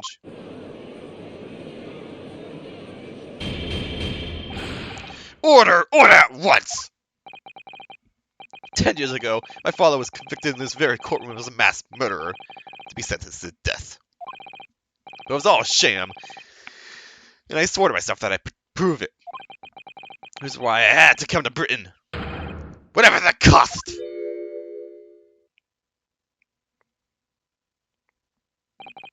You'll have to forgive me if I feel compelled to toast this vengeful Nipponese's tenacity to purpose here. However, he fails to quash his emotions in the courtroom. Has failed as a lawyer. I want him to say ouch when he slams his hand. Ouch! Come on, Cosmo. You know this wouldn't wash. You're claiming that my father was misrepresented in a trial that took place a whole decade ago. You must see that without evidence. That's nothing more than a wild accusation. So I had to. As it happens, I have evidence. What? As the court has heard, I crossed the channel to Francis Gregson on the 31st. I went with him on the pretext of being the assassin recruited to kill Seishio Jigoku, but my true intentions Would it make the inspector tell me the truth? Thanks. What truth? The truth about the evidence. And he acknowledged what I'd already deduced. It was a closely guarded secret about what went on in that autopsy 10 years ago. What? A secret? I know nothing of any secret. While we waited for my supposed mark in Jigoku's cabin, I drew my clan's illustrious sword, Kuruma, before the inspector's eyes. He very quickly understood what my true motive was. I see. You're not a Ashoki's young lad, are you? And what? You're gonna cut me down with that genius, is that it? That will very much depend on the answers you give to my questions. I want to know what really happened 10 years ago. The truth, that's all. Before I even get into it, let me make one thing clear. I sure believe your father was Professor. No doubt in my mind. But unfortunately back then, we didn't have the evidence we needed to make the crime stick. So, you admit it then. The evidence you used in my father's trial was fabricated. It was for the good of the country. Anyway, as just following orders. Wow. Testimony given at sword point shouldn't count. It's called blackmail. Orders? What exactly did you do? Speak! I'm not saying another word. Even if your life depends on it. Plus, this is hearsay. That's right. Even then. Shing, and that's when he sliced the trunk.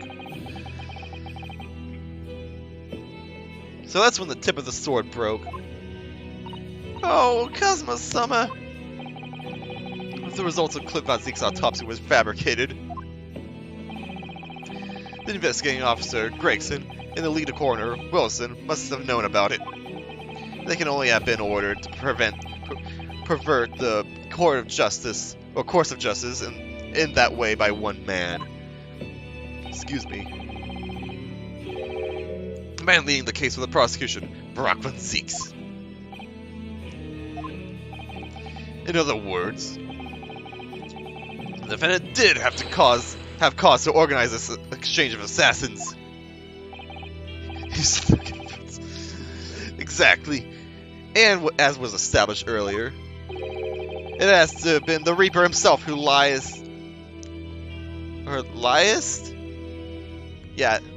with Jigoku in Japan to arrange this exchange. So it follows that the Reaper's true identity can only be of the man who stands accursed in this courtroom today, Barack Von Zeeks.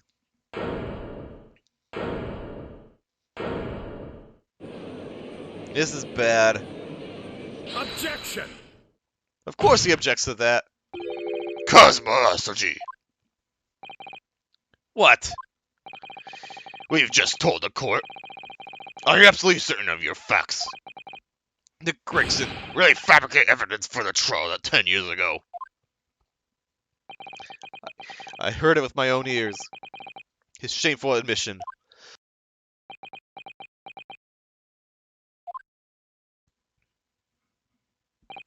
In that case, I know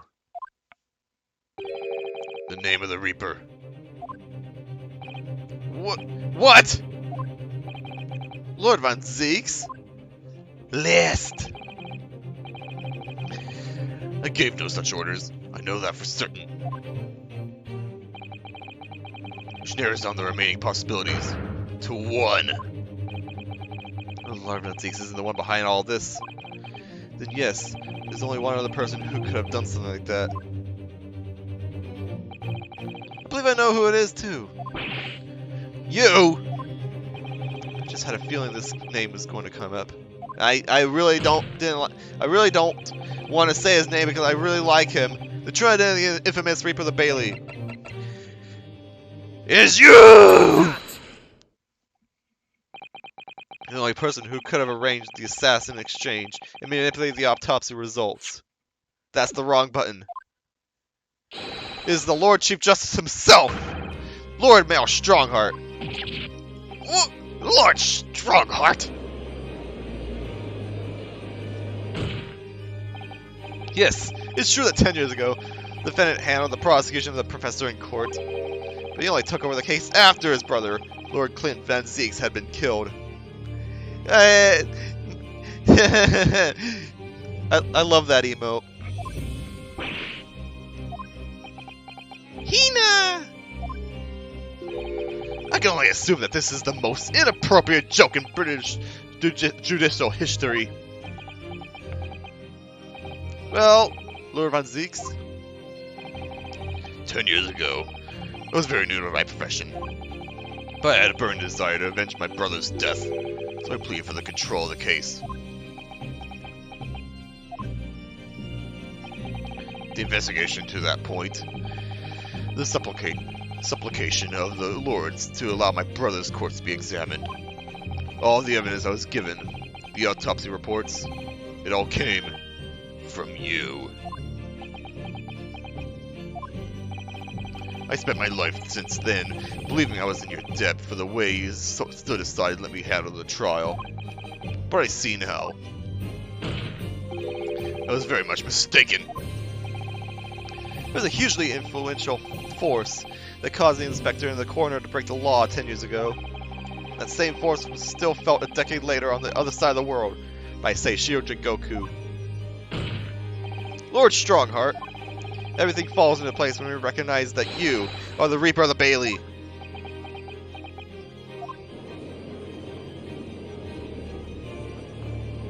Foot!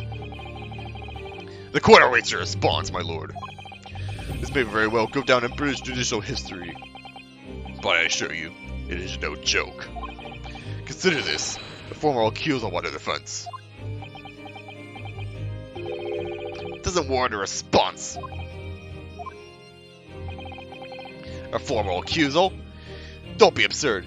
Didn't he break his glass? No, he didn't. He's like a huge stockpile of glasses and a huge stockpile of wine bottles that he just has in the courtroom for some reason. Don't question it. The defense's claims are utter nonsense, a wild fantasy at best. You're not going to defend yourself? You claim that there was some wrongdoing in Lord Clint Van Zeek's autopsy? That's utterly untrue. Objection! But I heard from Gregson's own lips. He admitted to it. And where is your evidence? What? Gregson's dead now. Ouch! Unless you were thinking of summoning a ghost to the stand. You mean to say? I forget how the system works in your little backwater country. Excuse me, jeez. But in the courts of the British Empire, without evidence, there is no case. Oh, he's mad now! I have no intention of entertaining some wild fantasy that can't possibly be substantiated by anyone or anything.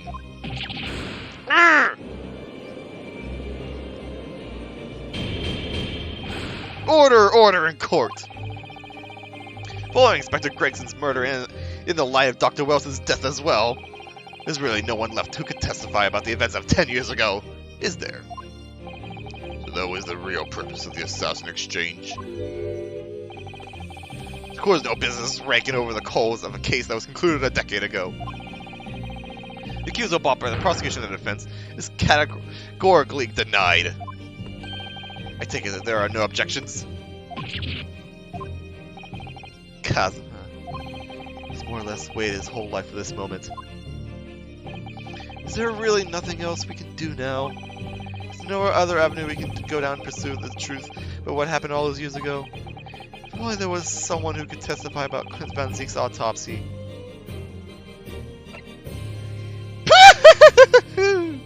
There's someone. He's gone to extraordinary lengths to cover his tracks. Even so far as dispatching an assassin all the way to Japan to ensure Dr. Wilson's silence. Dr. Scythe won't say anything against Strongheart. But still one ray of hope. Objection!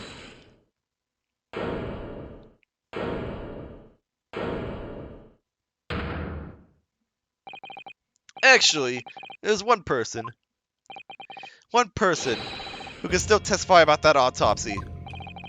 Don't be ridiculous. There's no one left. Who, Ryunosuke? Who? Tell me. Kazuma, please, this trial can't end. Not yet. I'm not doing this for you. I'm doing it for the truth. The person in the defense would like to call on the stand to testify about the autopsy of Lord Clint Von Zeeks is... Huh.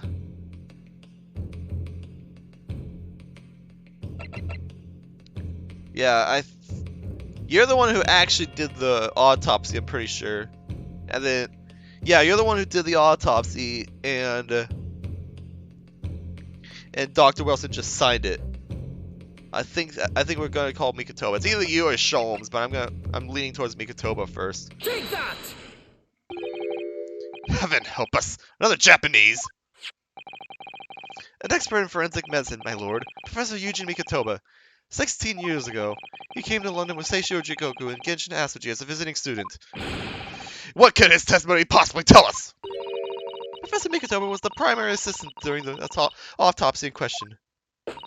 He was also the person who actually penned the report. Incorrect! The autopsy was carried out by the coroner, Dr. Wilson.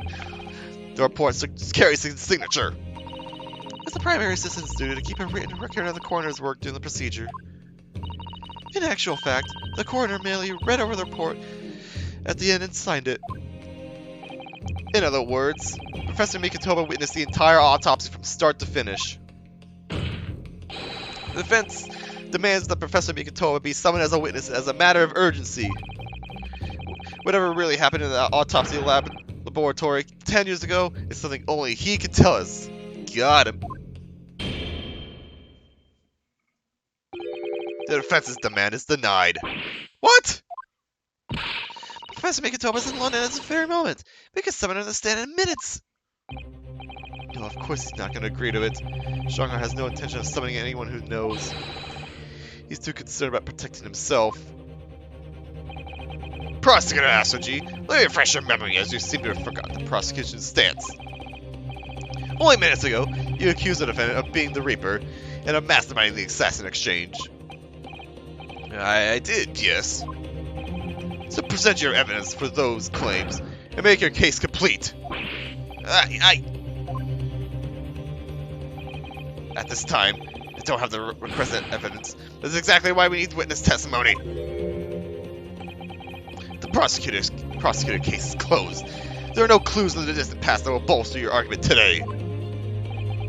I'm afraid to say, Prosecutor Asuji, that you would appear to be possessed by the spirit of your late homicidal father. Now, as I stated earlier, this court has already reached a conclusion with respect to the matter at hand. Inspector Gregson was murdered by Japanese Supreme Court Judge Seishio Jigoku. Damn, that's savage. Yeah, he's in control of the court, literally. As for any hidden circumstances that may exist, they will be investigated in due course by the proper authorities. Objection! We all know what will happen. That'll just give the mastermind of the whole adventure time to cover his tracks again. By which you mean me? Your punishment for this contemptible behavior will be decided at a later date. As for you, Prosecutor Asuji, you will be remanded of these following procedures. Willingly, I trust that you gave your word. This futile game of revenge is over, young Master Asuji. No. No, now they're getting into these faces. Ow!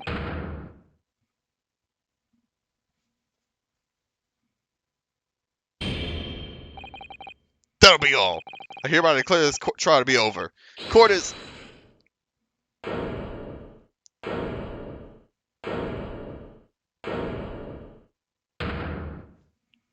I knew you were going to show up at some point. Mr. Sholmes? This is no place for amateur detection, Mr. Sholmes. May I remind you that these proceedings are closed to the general public? You will leave this courtroom at once. Objection! Mr. Sholmes was instrumental in the apprehension of Seishiro Jigoku before he fled from Europe. He didn't flee from Europe. Oh no, Jigoku, never mind. The court should hear what he has to say. Lord Mayor Strongheart, it is imperative that you refrain from bringing this trial to an end at this stage. Is that really? Is it really? And why would that be? You know, you'll call your own words from the opening of the trial to answer that question, if I may. We will stop at nothing to uncover the whole truth behind these disturbing findings. Surely it can't be. There's a shock of being accused of being the Reaper yourself has erased that from your memory, can it? The whole truth, sir, has already been uncovered! It would seem that we have a great many important members of the judiciary present here today. I put it to you, my dear fellows. Should the trial end at this juncture? After all, why have you been invited to attend? To gnaw along the prevarications of your superiors?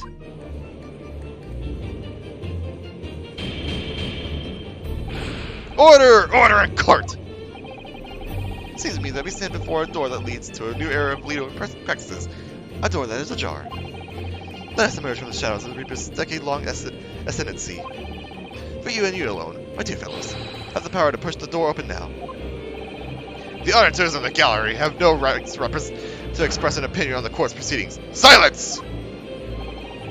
He's right. The judge has absolute authority here. Yes, if he calls the trial to an end, he must end.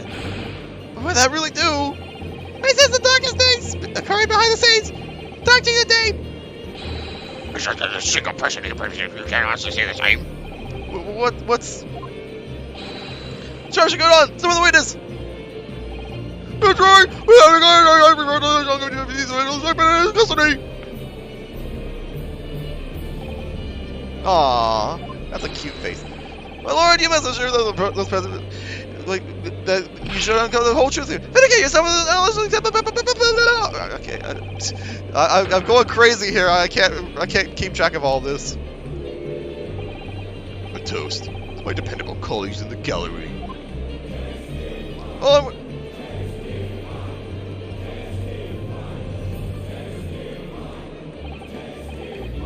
well, my lord, you hear the voice of the British justice. I take it. I think you'll find it would be rather awkward in silence.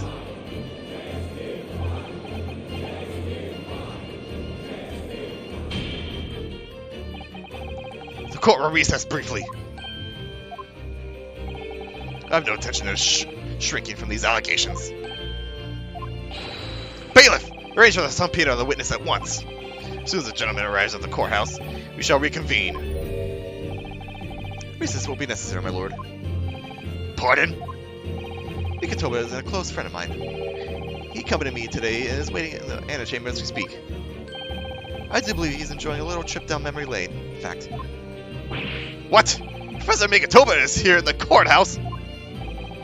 Mr. Sholmes, you didn't know this would happen, did you?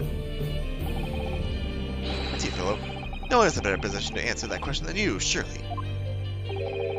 I wasn't just asking for the fun of it, you know.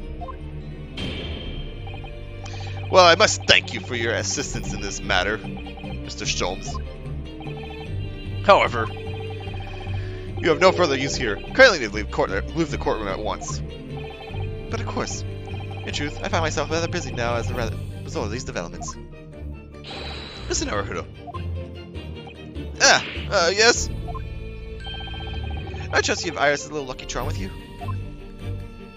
Absolutely. It's still in my pocket. Sends her regards. As a reminder, if you find yourself at a dead end, the ears are at your disposal. Just one tug, if you please. Of course! In that case, the trial will continue without delay. Bailiff, show the witness to the stand. So it's Lord Strongheart. He's the Reaper of the Bailey. Where exactly is this trial going to take me, I wonder? Just how deep am I about to be plunged into this blackness of the abyss? Well, I'm ready. I'm ready to head into the heart of this maelstrom and confront whatever horrors it tries to drown me under. Be continued? Yeah. I did say this is the finale. I did say I was not going to stop until the end. I know I'm over 2 hours. But I'm going to take a quick break right now. If only just to fill up my water. I will be right back. And I did promise this will be the finale, and this will be the finale. I was prepared for a 4-hour long stream, and I will get a 4-hour long stream. So I will see you once I get a fresh cup of water.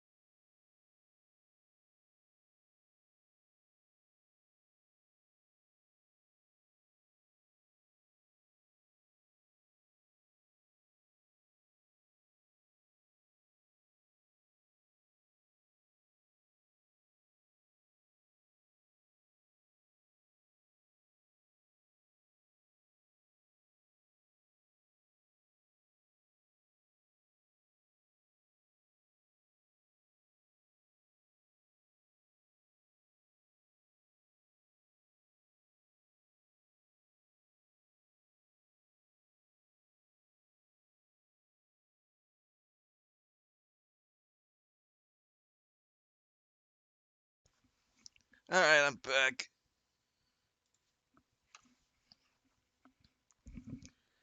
I did a little more than just get water. But that's not important right now. Let's finish this case. Oh, great. What are you doing here? And why are you facing that way?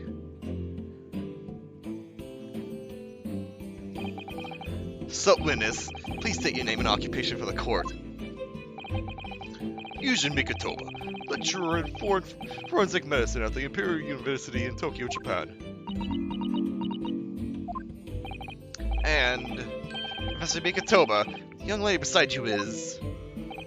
Ah, this is Dr. Maria Gori, Scotland Yard's practicing coroner, with daughter Dr. Scythe, I understand. yes, Dr. Scythe. I'm afraid I can't tell you why she's here. She just appeared.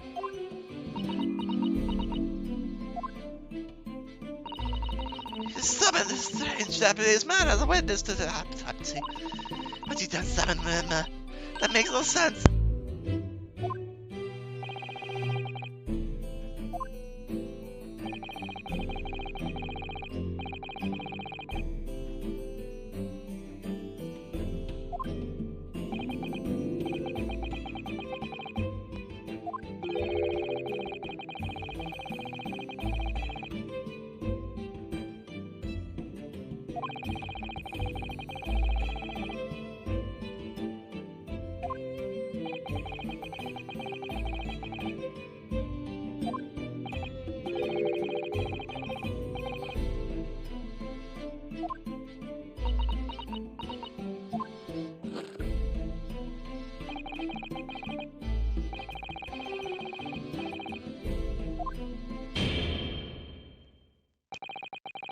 You, Dr. Mikotoba. By sir, expected to be under the... Yes, it's been a long while, Lord Strongheart. The prosecution understands that you were a visiting student of forensic science in London until 10 years ago. That's right. I studied under Dr. Wilson at St. Sinners. So you were present at the autopsy of my brother, Lord Cled von Zeeks? I was, yes. I assisted Dr. Wilson with the entire procedure. Mama is far more skilled than a Japanese man. Well, Dr. Wilson asked me to be his primary assistant on that occasion.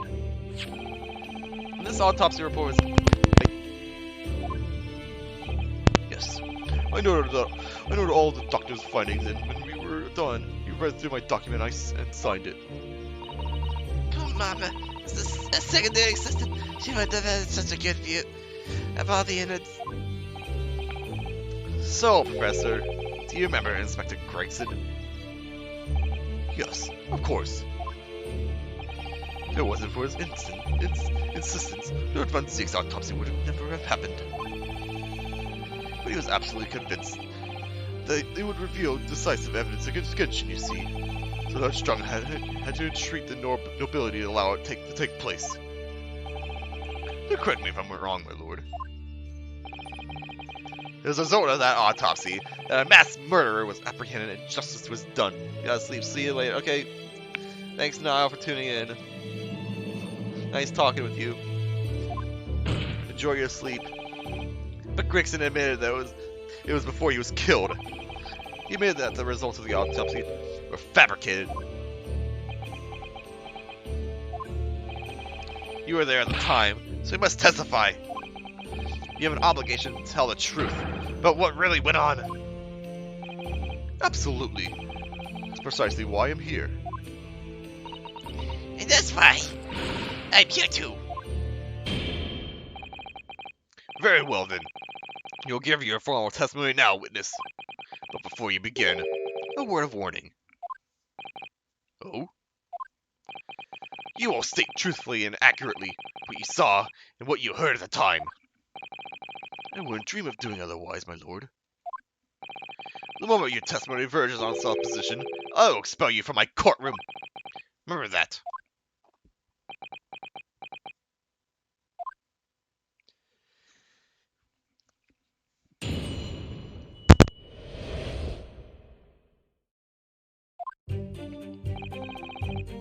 From my own observations, I couldn't say there was any indication of the autopsy results having been fabricated.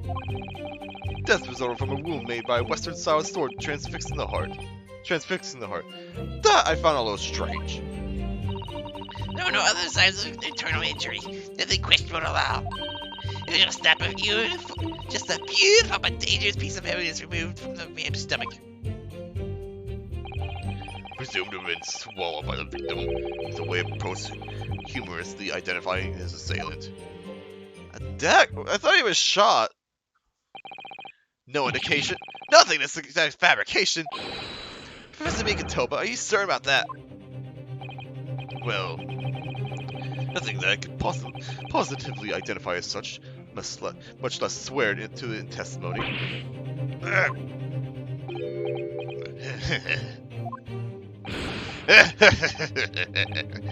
Well, that clears things up nicely.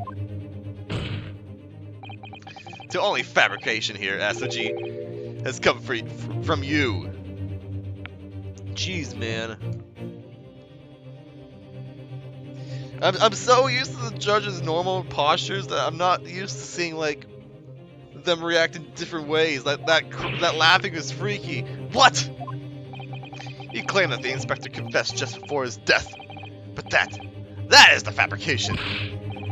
No, he's freely acknowledging it. I swear he did. Freely? The tip of a sword down at his throat. The man was clearly at his wit's end. The court will give no credence to his confession that was uttered in obvious desperation. Well, I don't know why it took me so long to recognize that word. Quite simply, there was nothing questionable about the investigation of Lord Clent Van Zeke's death. With his testimony, we have, without question, uncovered the whole truth of the matter. If I may, my lord, there was most certainly something questionable about it, and the whole truth does rather elude us, I feel. I beg your pardon. Well, you're obviously aware of the facts of the case. All four of the professor's previous victims died when an enormous beast was set upon them that ripped out their throats. Oh, such horrifying crimes! But curiously, the killer's last victim, Lord Clent Van Zeke's, suffered a different fate. Yes, you're right. He was stabbed through the heart with a sword! That's enough! I believe I warned you about this, witness. I promised to curtail your testimony as soon as it entered the realms of supposition or speculation. Very well, my lord. In that case, the defense will pursue a conclusion to this during the cross-examination. What? I have the right to cross-examine every witness after testimony. I fully intend to exercise that right. Runosuke. I'm afraid that even the presiding judge has no authority to contravene the letter of the law. I'm sure every member of the judiciary present in the gallery would agree.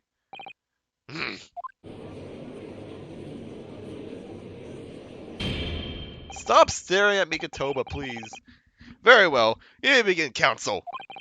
However, the moment your argument strays from the established facts, I will not hesitate to bring the cross-examination to an end. Proceed with caution. Yes, my lord. Oh, boy. First of all, please, I hope I refilled on life, because I'm at 2 HP. I did. Alright. Considering... I feel like we should be careful about where we press here, because the freaking judge does not want anything to do with this. So I'm gonna try to limit what I say here. Yeah. Let's try this. I'll press a few things, but I won't press everything, just in case. In all the previous 4 killings attributed to the professor, the victims were killed by an enormous dog, I believe. Their throats were, mauled? Correct. And yet, Lord Van Zeek was stabbed. Do you mean to say you think Lord Clip may not, in fact, have been one of the professor's victims? There's no basis on which you doubt the findings of the investigations carried out at the time. But Genshin Asuji confessed to all of his crimes upon his arrest. He admits to having taken the lives of all 5 members of the aristocracy. Yet the beast that was used to carry out the killings was never identified. No evidence was found to suggest that Genshin had ever kept a dog. A true hound of hell.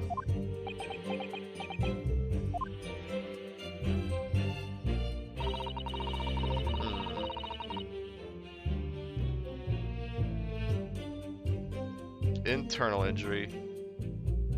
Or external injury. But, you weren't actually present at the autopsy yourself, were you, Dr. Gory? Does that matter?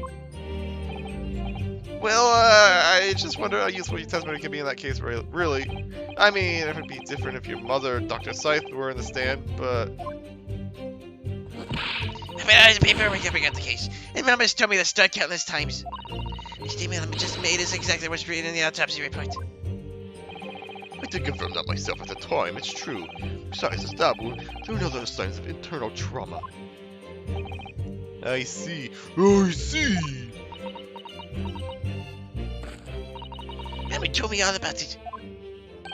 Oh? She said that there was no internally. But they did find an amazing piece of evidence. Something unbelievable. Unbelievable? What do you mean? Come on, Dr. Gory, what was it?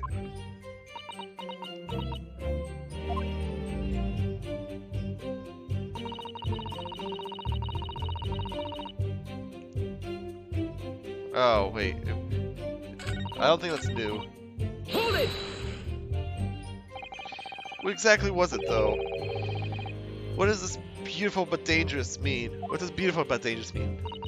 Well, it was sparkling round as a whole, as if it might slip over a finger, perhaps. A ring? What was a ring? Belonging to Genshin Asuji. My father's ring was inside the victim's stomach? At the time, Genshin wore a large ring on the digitious quarter of his left hand, the fourth or ring finger. I understood it was some sort of keepsake. When my father left Japan for London 16 years ago, I was 8 years old. But I remember that ring. You do?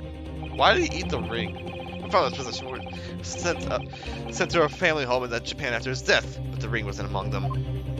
Obviously not. It was a key piece of evidence. It remained under lock and key in the stores at Scotland Yard to this day, or remains. After the autopsy, Genshin was summoned by the police to check for the presence of his ring. It wasn't on his hand, of course. Moreover, there were deep abrasions on his finger where it had been pulled off.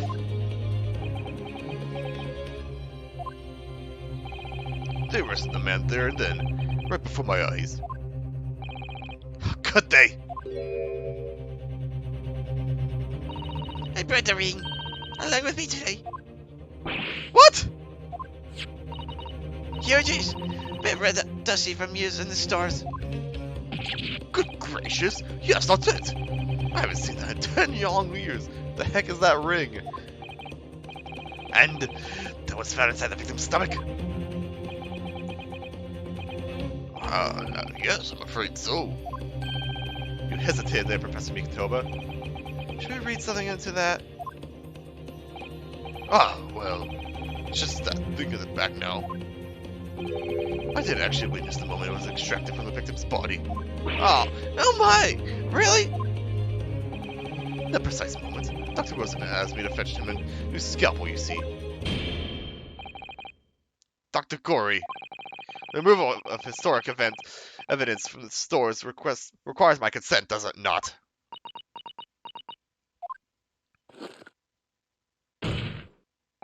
However it came to be here, the court cannot deny that this is crucial evidence for today's proceeding. Is the ring the faked evidence? Hang on. Because even if Mikotoba doesn't know about it, then he can't say that this ring was forged. Very well, you may submit it.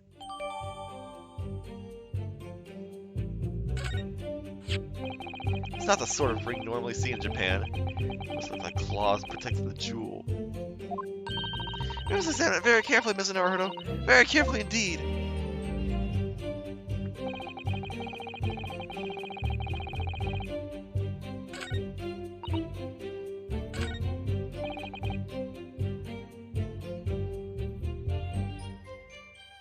Hang on. Yeah, we need to look at this.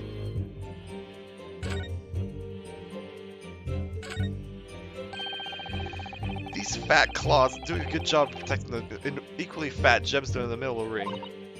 Yes, if you're clumsy, you can give yourself a rather nasty cut of them, I should think. Ow! Now my finger's bleeding. The claws are really sharp. Oh my! That was very quick clumsiness, Mr. Naruto, even for you. What makes such a dangerous ring? You could swallow it without doing it yourself. Some fairly serious damage, surely.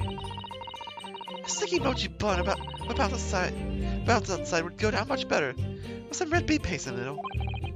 Someone as clumsy as me would probably manage to choke on it somehow.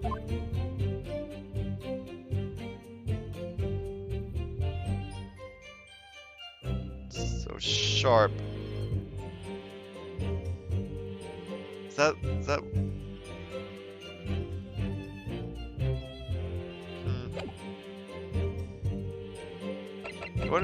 what evidence is similar to it? Hang on.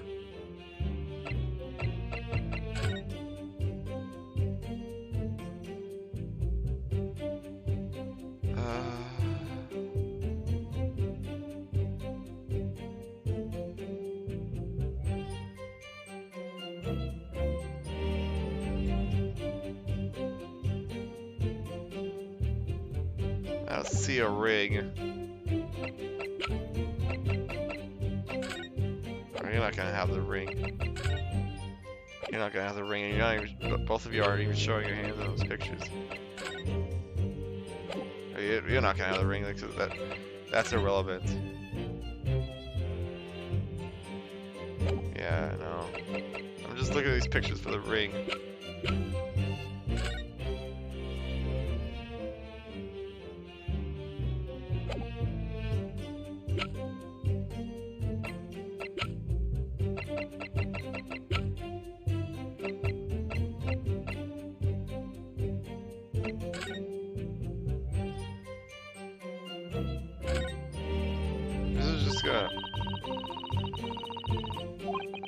I don't think this key is anything. But I just want to open it for now.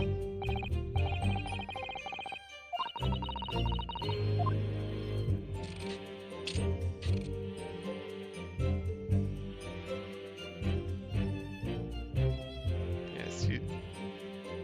Yeah, that's irrelevant. Hang on. No.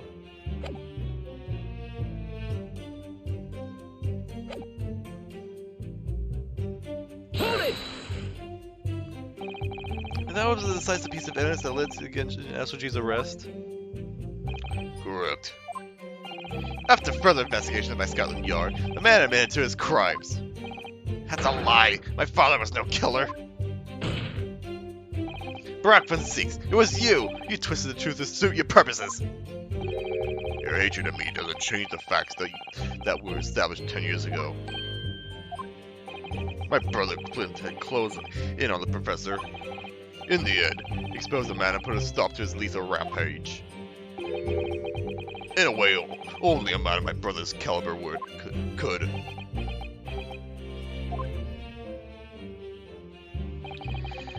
That's everything, is it? Poor father, he looks so troubled. Perhaps because 10 years ago, something happened that's been weighing on his mind. Oh? I couldn't say were his words. That phrasing was very deliberate, I'm sure. I wonder if he's had his suspicions all these years. If that's the case, we need to use this cross-examination to prove what really happened. Remove any trace of doubt. If we can establish that Kazuma-sama's claim to fabricated evidence is true, we can't shy away from this now. Even what we might uncover could lead to total calamity. Don't worry, Mr. Naruto. I'll be right beside you. Whatever may happen.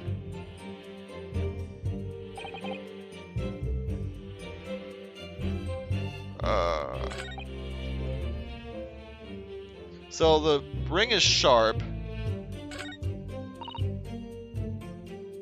No.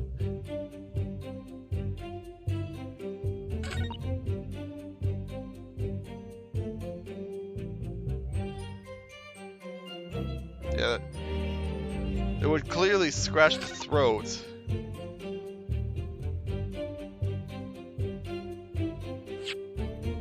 So let's try this. Objection! Yeah. The court has heard that the ring was extracted from the victim's stomach, but you didn't actually see it being removed.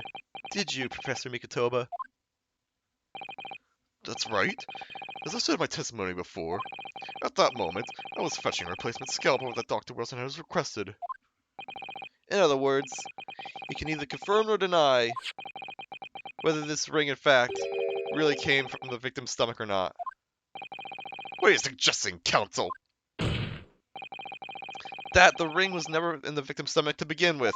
It's entirely feasible that Dr. Wilson fabricated that detail about the autopsy. What are you saying? Dr. Wilson! That Dr. Wilson was in possession of the ring in advance, after it was somehow stolen from Mr. Asoji. And he produced it during the procedure, pretending to have found it there and then in the victim's stomach. Objection! Supposition at best. What possible evidence do you have to support such a rash claim? The evidence? Right here.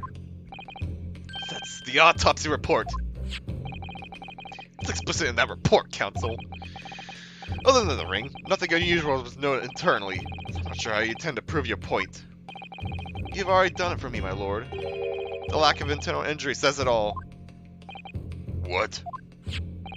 To swallow a ring of this size would require considerable effort and determination. And in addition to its size, there are the sharp claws around the gemstones they contend with. My brother was a determined man, and on the brink of death, even more so, I'm sure. He would have stopped at nothing to ensure that evil killer was brought to justice. But if he really had swallowed that enormous ring, it's inconceivable that no traces of its passage down his throat would have remained as internal trauma. No!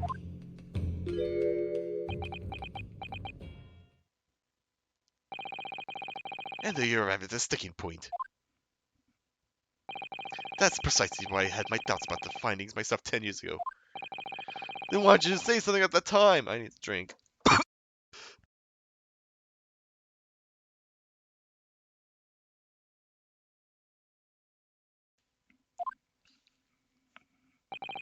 I did.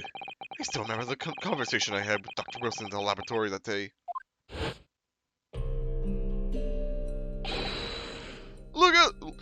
Look at this! Now, it's a very curious thing to find on a man's stomach, wouldn't you say? But this is not a rather peculiar, Dr. Wilson. What's that now, Mikotoba? Well, if you had swallowed a ring of that size, with the sharp middle claws that it has, surely you'd expect to see the damage in the throat or esophagus. Torn mucous membranes at the very least. Dr. Mikotoba, may I remind you That I have vastly more experience than you. I'm terribly sorry. I can think of plenty of ways to explain why no injuries would be seen. Now, let's say this. The victim would appear to have ingested the item as evidence to identify his assailant. Go ahead, write it down.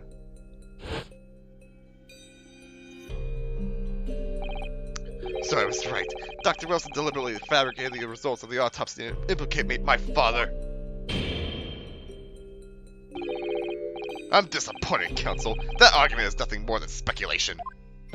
What? Dr. Wilson was Britain's leading authority on forensic science and autopsy work. There's no scientific basis on which to doubt the man's expert opinion. Pardon the interruption, my lord, but damage to the mucous membranes of the throat is easily identified even in living subjects. Yeah, the device called endoscope recently demonstrated practical use in France. I want one! The government can pay! I don't think so! Dr. Gory, Rest assured that your removal of evidence from the stores without permission will not go unpunished.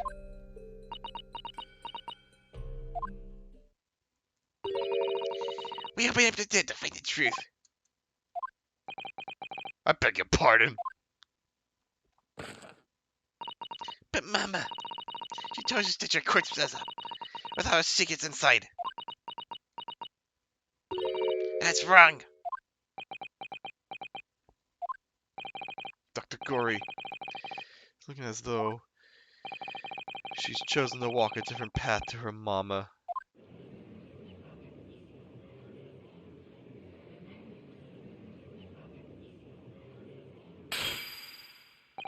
Yes, the ring.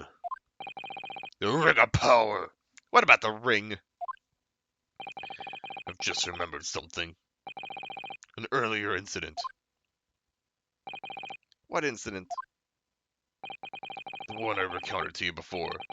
But a memory I have. Of Genshin Asuji saving my life. What? My father saved your life?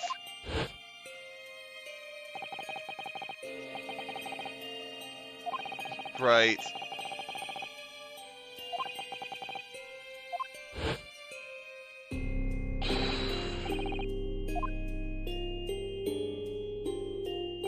Oh, he does have that ring on.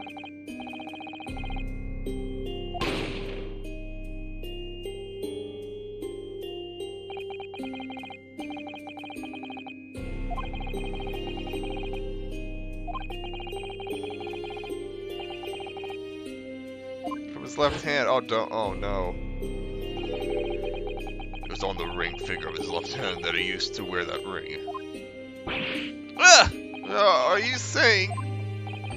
I've always believed those thugs were after me. And now, I'm starting to question if perhaps I wasn't the intended target after all. Wait, but... Genshin was arrested 2 days after that attack. And in that short interval, the decisive evidence needed to indict him was miraculously found. You mean the ring was stolen from him? You think that's what those thugs were after that night? Objection! Oh, not again. You pathetic coward. Expect me to believe that you weren't involved? What do you mean by that? It was you, wasn't it? You're the one who took it. He stole my father's ring. You set the whole thing up so you could paint him as a mass murderer and have him arrested. Kazama! Open your eyes! Ryunosuke! You must know deep down. The truth can be completely obscured even when your judgment is only slightly clouded. But at that moment, you seem to be floundering through a dense fog. Is that why you are so insistent I should be present in this trial? To see you like this?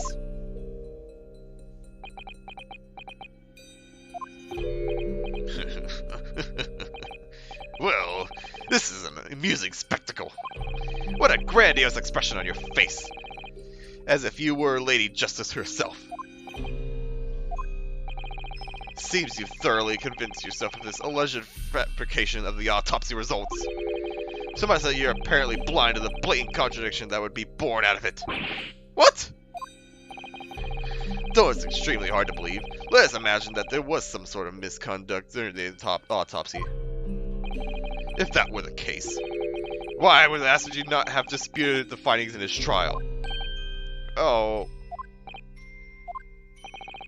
In the closed trial hearing 10 years ago, the defendant never once denied the claims against him. Isn't that right, Lord Von Zinks? Yes, that is indeed correct. Upon hearing the verdict of guilty, he merely closed his eyes, quietly accepting the judgment. The actions of a man who had accepted responsibility for his deeds and is resigned to his fate. But then... Oh my! That's very strange. Mr. Hazard, you did nothing to oppose the charges against him then. That would surely mean that there was no fabricated evidence. An obvious conclusion at which you should have arrived at many minutes ago, Prosecutor Asoji. Your twisted loyalty and clouded judgment are hampering your ability for logical thought.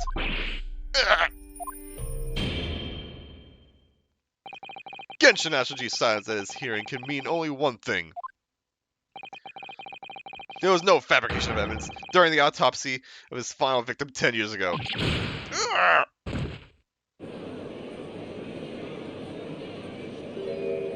Right now, I'm in this pose. But the autopsy was all above board. There'd be nothing to store large strong arm from bringing this trial to an immediate conclusion. Objection! Oh, thanks, Kazuma. Thank you, Ryunosuke. If it wasn't for your frank words just now, this trial may very well have ended prematurely. Kazuma! What's this late absurdity, Counsel? My lord, your reasoning is perfectly sound. But for one giant hole, I beg your pardon. You claim that my father's silence was due to the fact that there was no fabricated evidence. But there's another possible explanation. You've overlooked the possibility that he had a reason for maintaining that silence. Objection! Silence that would lead him to being convicted and sent to his death. If the autopsy results were an invention, there's no conceivable reason why the man would have protested. Why? Jeez, your pointing looks weird when you're pointing at the camera. Objection! Oh? Those results were an invention, alright. There's no question of that. Or are you forgetting that the two people with a connection to the autopsy have been assassinated? My forced grievances I feel from my mind. I start to see you in a very different light. Hang on, I need a drink.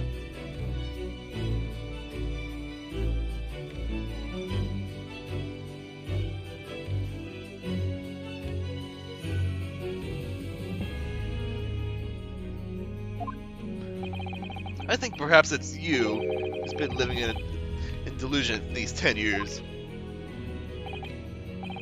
Me? Kazuma has created one last chance for us here, Miss Naruto. If we could only show that there was a reason for his father's silence in his trial. Reason why the man would have said nothing even though he was innocent.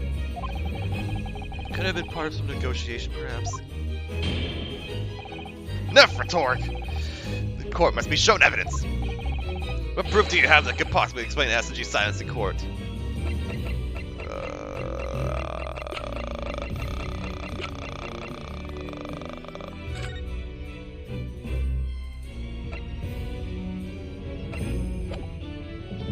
This, maybe? Take that! This is the defense's answer to that question. As indicated before, my patience for rhetoric is growing thin. Fine. Could have at least accompanied that penalty with an explanation of why that answer was wrong. At least it was quick. Kazuma's father knew that the evidence is being used to convict him that was fabricated. Why would he have said nothing in his trial? Okay, I'm just getting ahead of myself. If it were me, I would have protested my innocence until I was blue in the face. So if we're right about the autopsy results, there must have been a strong reason for his silence. Well then, perhaps he was saying nothing in exchange for some sort of clemency? Yeah, that could be it. I don't know what clemency means. Well, what? Okay, well, first of all, let me look up clemency. Clemency meaning,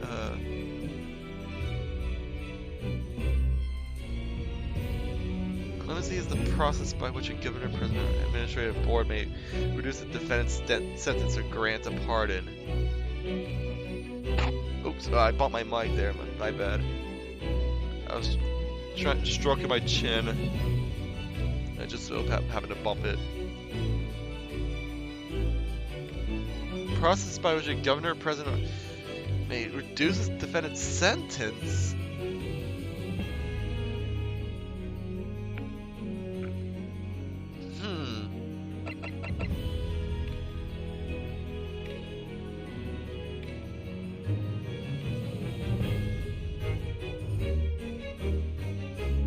Go for Ed.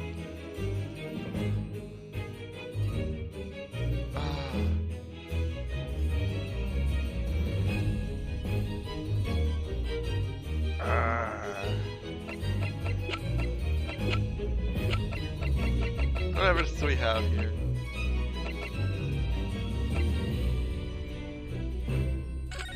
Okay, let's. Red scarlet ink stains are visible on the little and ring finger of the right hand, but no document corresponding ink was found.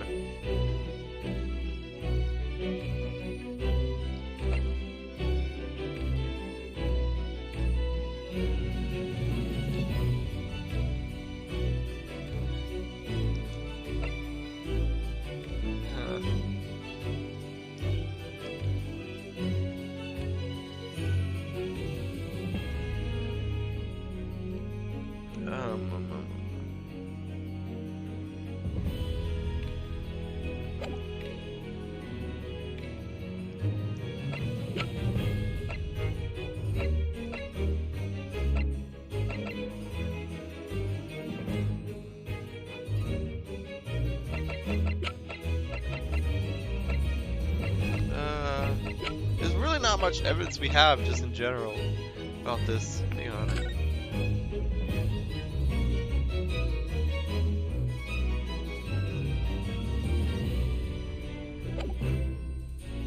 The person on the left is Clint.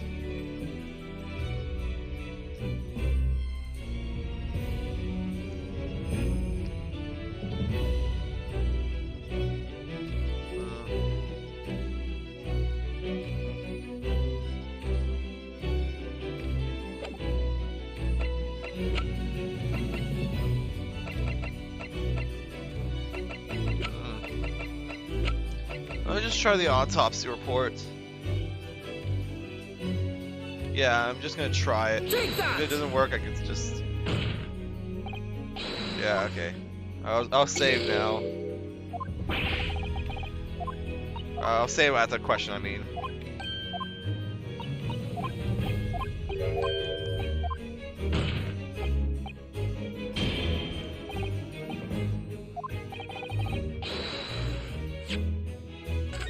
Save.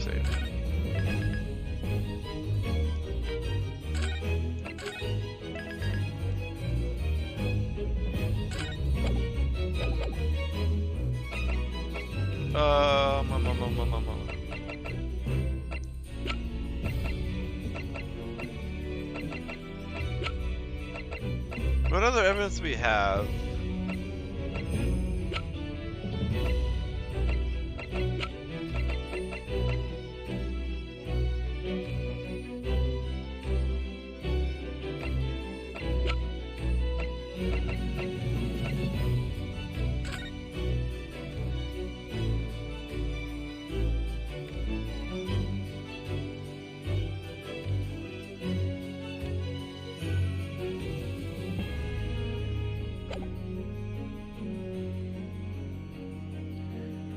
Something about this, maybe? Because maybe, like, he didn't want the blame put on Brock. Take that! No, okay. Jeez, man. Well, what else do we freaking have?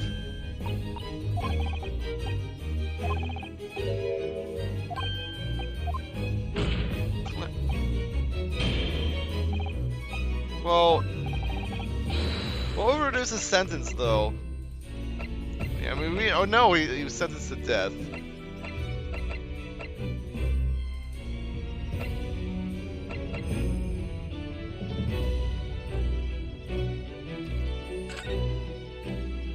Hang on.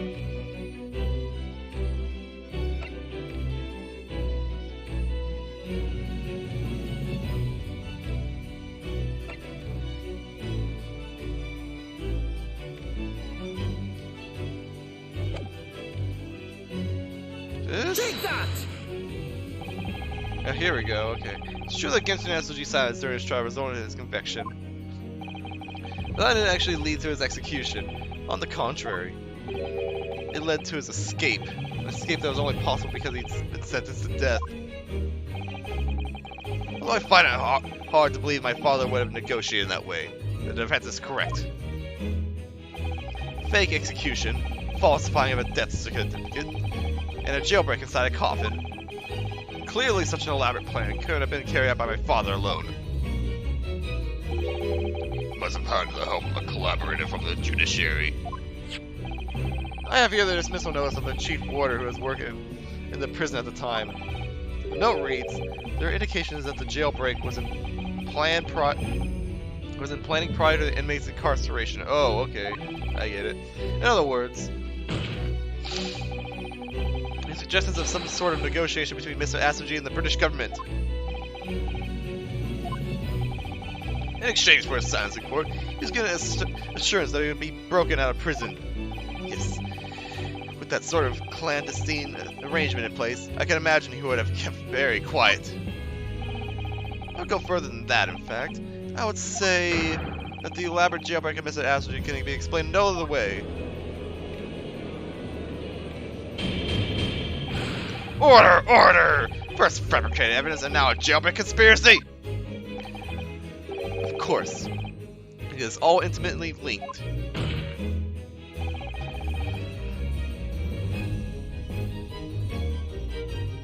The prosecution wishes to summon new witnesses to the stand. Witnesses!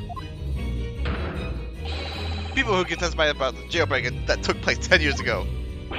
Ah! Governor Caden and the poor chief warder of the prison. I won't allow this trial to turn into a farce. Summon the governor of the prison after all these years. Oh, wouldn't be any trouble, my lord. What? Father! My dear friend may appear to be a little rattle-pated at times. I think that's the name of his business. But I can assure you he's extremely thorough. By both Barkley and the local prison earlier. Asking for Governor Caden and Mr. Vigil to attend the Old Bailey as a matter of extreme urgency. Mr. Sholmes did that? Are you telling me that? Both men are, unless I'm much mistaken, waiting just outside the courtroom at this very moment.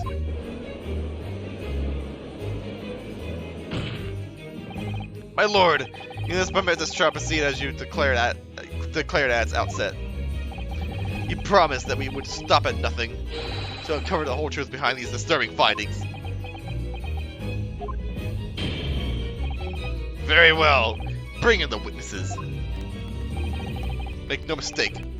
I too like nothing more than to lay this business to rest once and for all. Hang on, I'm starting to hear popping on my end.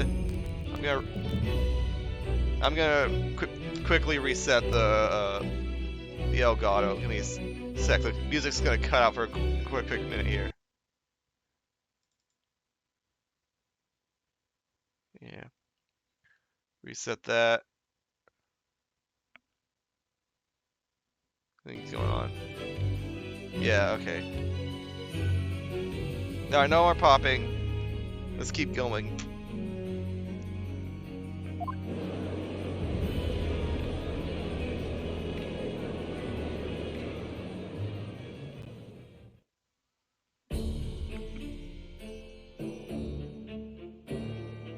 And you're still here? Okay.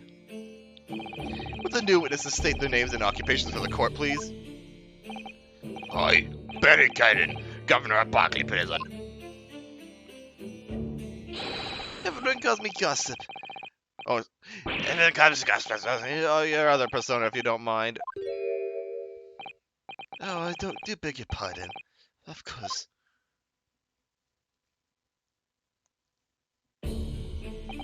My name is Daily Vigil.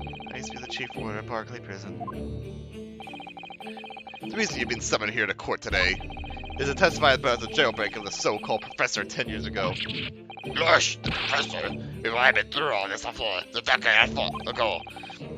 The conclusion was that there wasn't anything untoward happened. convicted escape from your prison governor. Hardly what you call nothing untoward. Well, The convicted's death certificate was somehow falsified after he was allegedly executed. And he escaped the prison inside his own coffin. A plan of that complexity could never have been carried out without the help of somebody of influence inside the prison. Governor Caden, don't imagine that the passage of time would afford you any protection. If it turns out that you were involved in that plot to break Mr. SG out of your prison, then of course, the consequence would be very serious. In all likelihood, a capital punishment. good! Hold on, lassie. I never... Witness, Governor Caden.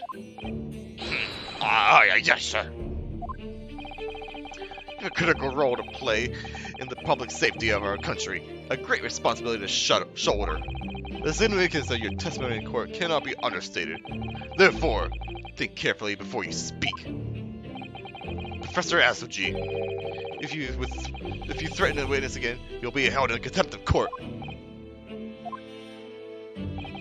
My apologies, my lord. There's no disrupting the fact, or disputing the fact that an intricate jailbreak plot was enacted 10 years ago. Clearly, you were both involved in some way. So you will testify before the court now and explain exactly what took place. Very well. Let the witnesses give their formal testimony. Tell the court everything you know of the plot to break Asoji out of Barclay 10 years ago.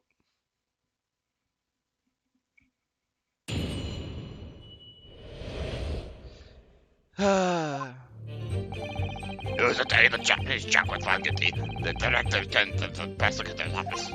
I signed a convict to the chief of the vigilance here, and put the plans of action behind the scenes. I was responsible for the Asoji right up until the night of his execution. I knew nothing of any plot. I didn't if there was any some negotiations between the convict and the prosecutor's office. All I did was carry out my duty with Her Majesty's great British Empire. A directive from the prosecutor's office. Are you saying that was the jailbreak plot? Aye, that's right. Who sent it? Who authorized that plan? I didn't care. You saying you don't know? Listen, there was a thing about the professor case that was unusual in some way. I didn't ask any questions. I just did what I was told to do. More than that, I couldn't tell you. I see. But if the jailbreak plan originated from the prosecutor's office, then one thing is very clear. As suspected, there were clandestine dealings going on between Mr. Asoji and the office. The jailbreak was promised in exchange for Mr. Asoji admitting to crimes he didn't commit.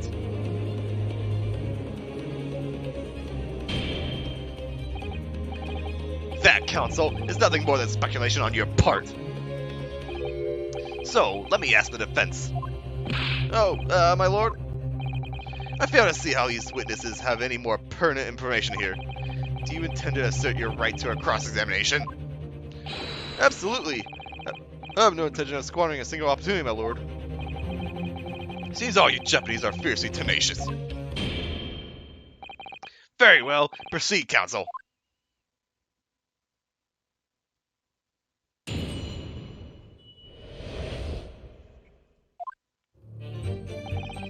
Jeez, I got 2 HP. I want this to go quick because I'm 3 hours in. Expecting a 4-hour trial, or 4-hour stream, 4+ hour, but I still want to get to bed at some point.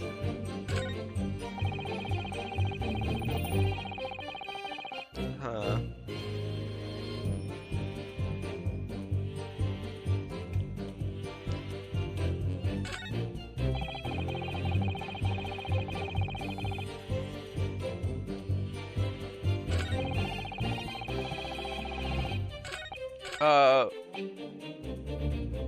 Remember to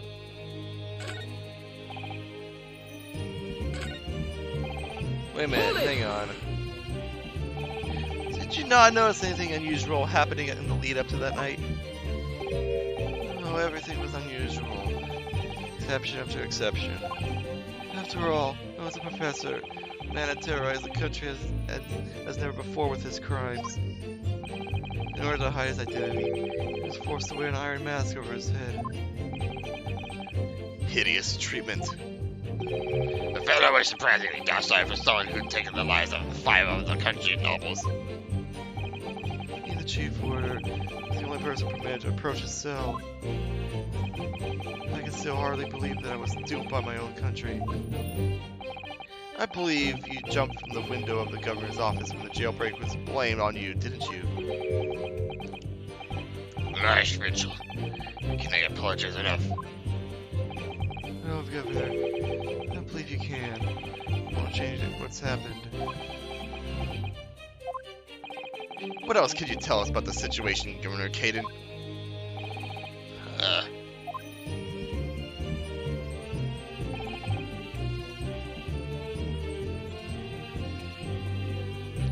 You don't know. Hold it!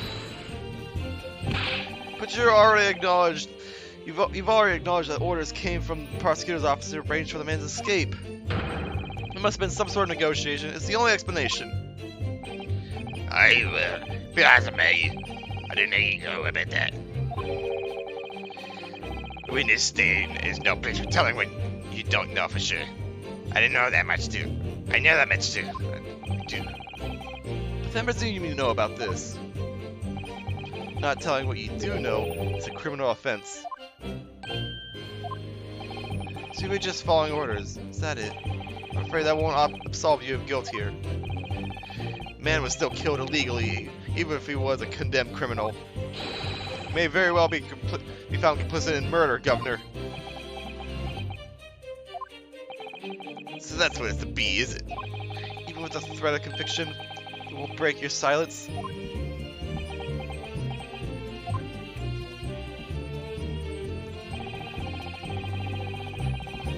Huh. Hold it! Did you carry out the plan in its entirety? I did everything I could at the time. As you know, Genshin Master was shot dead in Logate Cemetery after his escape. Tell me, was that part of the plan too? My instructions were to do with getting the Jack out of the jail, nothing more. I can tell you about what happened after that. Only, personally, I believe that was the last part of the plan. Oh, really? You're doing this Excuse pose? me. Okay. Mr. Vigil, something wrong. He's remembering something, isn't he? Oh, yeah, sir, what can I do for you? He's saluting now. What is it, some sort of Barclay convention? What government Caden was just saying seemed to upset you. Did it bring something to mind, perhaps?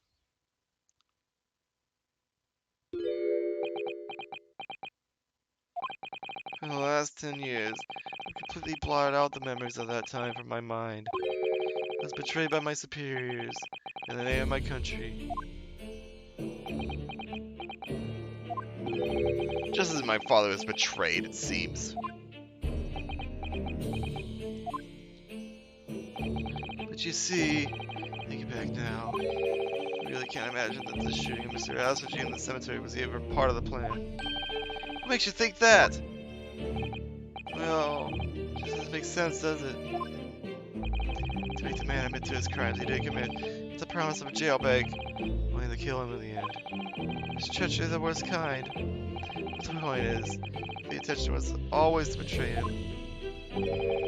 Why would there be any need for all the chicaneries of an escape? Ah! Yes, that's quite true! If whoever negotiated with Azergy never intended to keep his or her end of the bargain, it would have been far simpler just to let the man be executed in prison as dictated by his sentence. It all happened in that vast chamber of secrets that is Barclay, behind the high prison walls. I suppose nobody knows what really went on in the execution room now. Yes, it's an unsettling mystery, certainly. Truth be told, there's a wee matter that's never quite made sense to me. If you believe there was some kind of negotiation behind the jailbreak, between the SOG and the body at the top, doesn't it quite add up, does it? Governor Caden, I must insist that you explain these doubts you have by amending your formal testimony. Guts! Aye, go on then.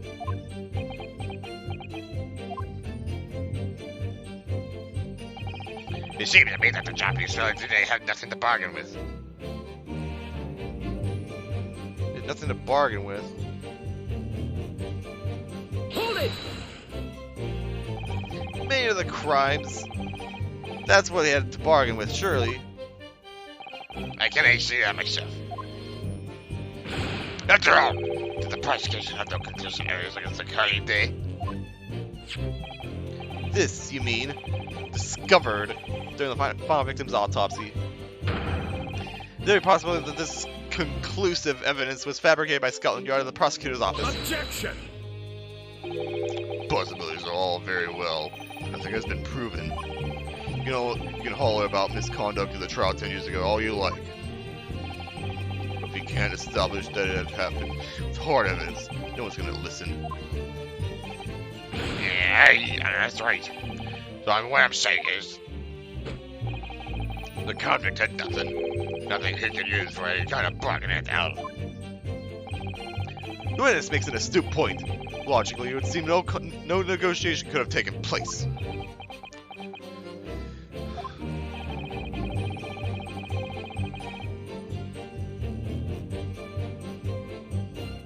He has a plan to break the man out of prison was definitely put into practice. So he must have been armed with something that gave him an angle to negotiate. So Asuji's son agreed to confess the crimes because he was assured he'd been broken out of prison later. I really don't think Hazma-sama's father would have engaged in such negotiations. Perhaps it said something compelled him to agree. What a terrible thing, using the laws to legitimize such underhand dealings with this desperate man. Why did double cross him in the end?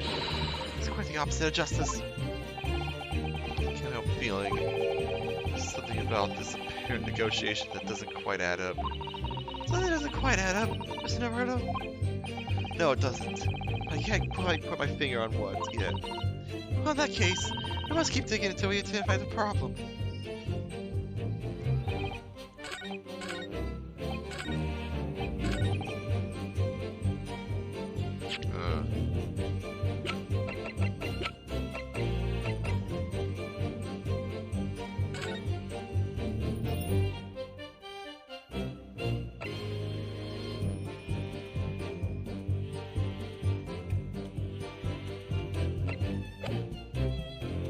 Objection! Let's try this. Confessing under oath to murders he didn't commit on a verbal assurance of later being broken out of prison. Genshin Asoji was taking an incredibly risky gamble. Very true. There was nothing to stop the British from breaking their word and executing him behind closed doors anyway. Under normal circumstances, no man would stake his life on a gentleman's agreement like that. Which means that Mr. Asoji must have had a trump card. Something that guaranteed he wouldn't be betrayed. Some kind of weapon. Hey, the fellow couldn't have possibly had anything like that. But you know that he did, Governor. The Asoji papers. The name given to the last will and testament of Genshin Asoji. Ah! Turns out that Mr. Asoji was hiding his will in his cell at Barclay. Chief Warder Vigil caught him with it one day. You squealed, did you? You rat. Did I tell you to keep that a secret? You can't touch me now. Ah! When Mr. Vigil caught sight of that will through the bars of the convict cell, Mr. Asoji pleaded with the warder.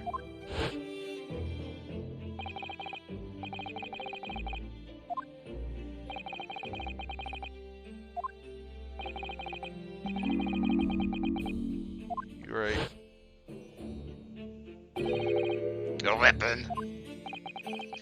And after the convict had been killed following the elaborate pretense of the jailbreak, that document mysteriously disappeared, didn't it? Well, yes.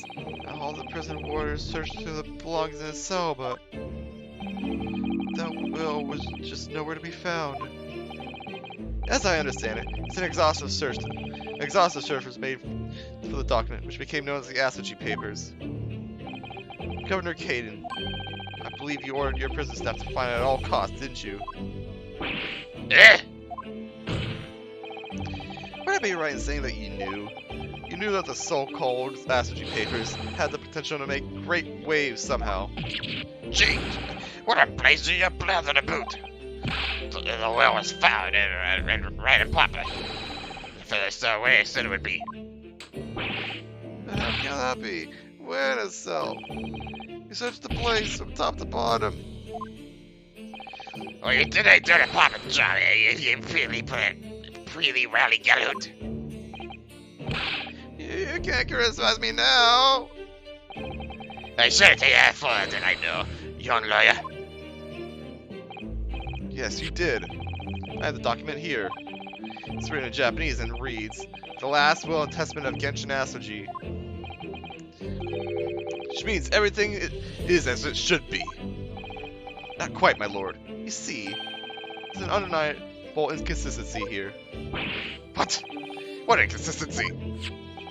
Mr. Asoji described this document as the only weapon he had left. And yet, this will contains nothing of significance at all. Nothing that would have given the convict any leverage. Are you suggesting, my lord friend, that the last will and testament stored at Barclay Prison all these years is actually a fake? As has clearly been demonstrated already. What went on at Barclay Prison was far from above board.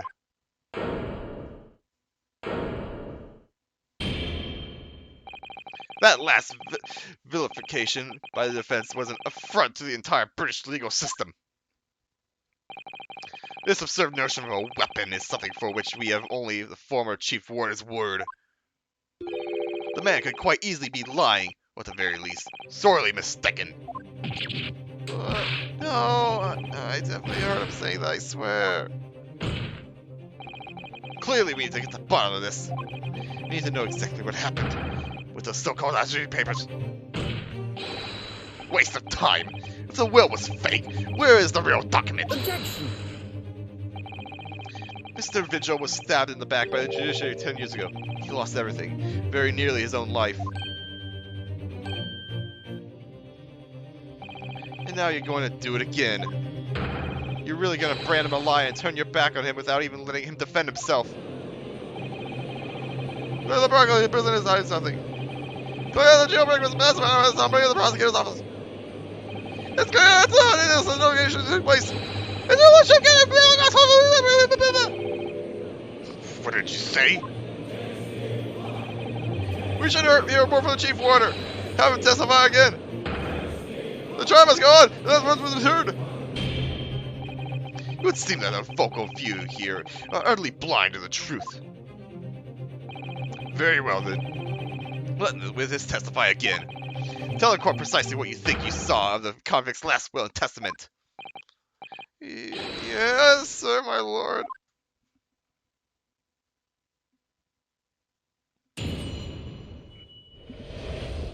Is this the last?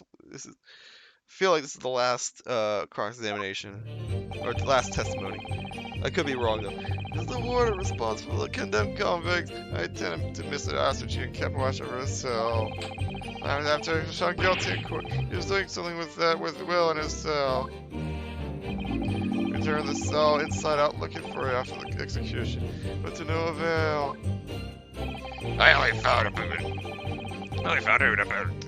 about the Aspergy Papers when a directive came telling me to impound them. Is that a typo? Because aren't you supposed to say a boot? I feel like that's an actual typo, even though they spelled the word correctly.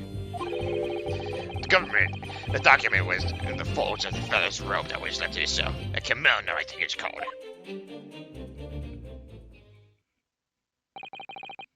His kimono. That's a lie. We searched every inch of the man's cell. We looked through all his clothes. It can't be true.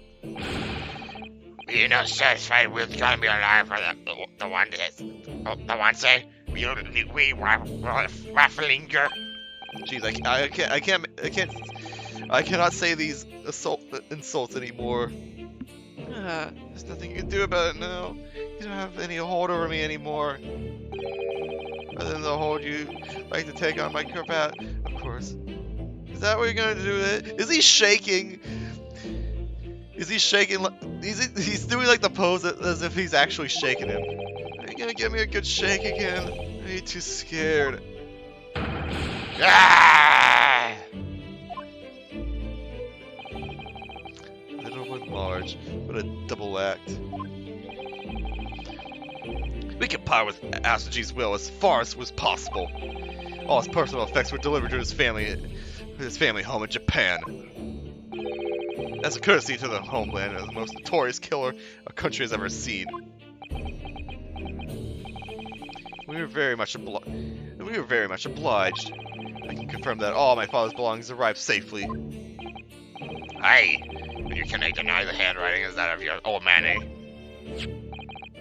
Yes, there's no mistaking that it's my father's brushwork. Really? This last will and testament, that was the man's last weapon, was it? I think we can safely assume that the convict was merely prattling, knowing that his end was nigh.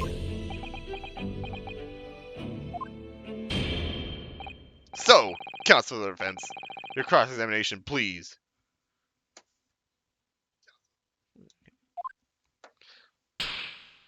So I was just checking something real quick. Yes, my lord.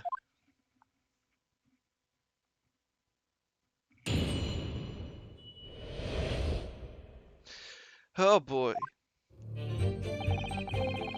Well, start with a save.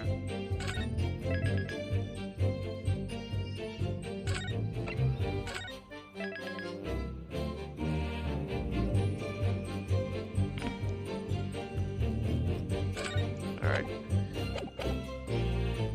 Alright, so from here, what do I do? Huh.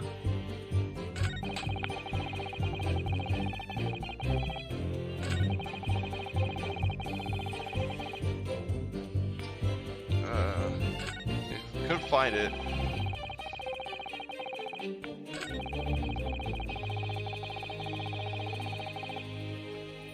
Hold it! Yeah, I need to look at this. Mr. Asoji's kimono. Hey, the one he put with him when he was locked up. Yes, he was permitted to have his personal effects with him through his incarceration, I understand. That's right. He was granted as much freedom as possible during the few days before his execution. Indeed. He had no provided of personal significance, I remember. He's very reluctant to part with him. Some books, that kimono, his sword. His sword?! Karama, the famous sword of the Asoji clan. It bears the soul of my family. Oh, really? You have that sword in there? Ah, I don't doubt it. Probably wasn't really getting at that. Forget it being the soul of the clan. Could the man have had a more obvious weapon? Have some respect, Ryunosuke! Respectful silence. The warders carry out the firearms at all times, and the inmates have shackles around their ankles. You can't hurt anyone with that thing. Still, it's a lot of ass sword. No writing materials. Hey, you got that? Well, before he came to stay with us at Black Lacy. Dr. Mikotomo was asked to bring the necessary Japanese writing implements to the prosecutor's office. Sushi inkstone, blacksmith ink, some handshake rice paper, no doubt. I was puzzled when you read it. Website is saying, there's just look. Is that right? The list just looking like a scribbling message in black earth to me. Yeah, you can't read Japanese though. Oh, Excuse me. let's pursue this though. I pushed the wrong button though earlier. Are you feeling famous, Vigil? Mr. Vigil! It was Scarlet, sir. What? Oh, I'm terribly sorry. I didn't mean to blurt it out like that.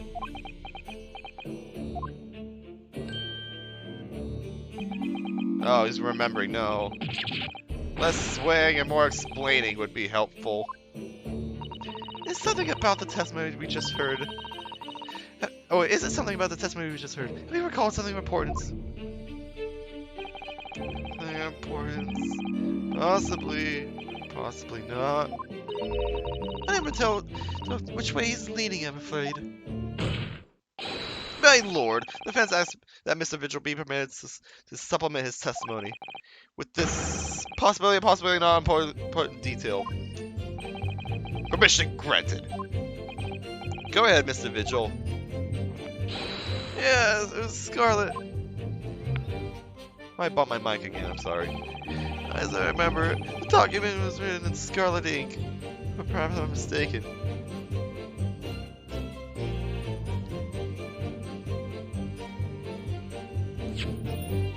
Scarlet ink? That's red. Sorry, I had to take a moment to, like, think about that. The only thing red on this is, like, that... The only thing red on this is, like, that correction or whatever that is. Objection! Crap.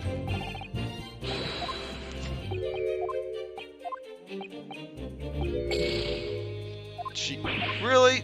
Really? It's black ink! It's black ink!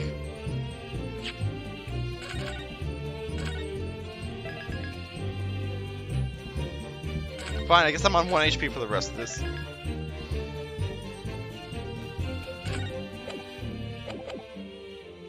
Alright, let's press it Hold then. it! Scarlet, you say? Oh, yes. I mean, I only caught sight of her for a brief moment, of course. Maybe by the dim light in the cell, I remember thinking that was an unusual color. At the very least. I'm quite sure it wasn't black. Witness! Is that really what you saw? Well, yes, sir! Yeah, is something wrong, Lord Strongheart? I apologize. Continue. What do you make of that, Mr. Naruto? For Lord Strongheart to be so visibly shaken in that way? Oh, can I have a... You can plainly see the rain here. And it's black as the hell's waistcoat. Oh, yes. You're right. Mr. Vigil, I'd like to confirm one point with you. Did you actually see the content of the document that Mr. SG was holding that night?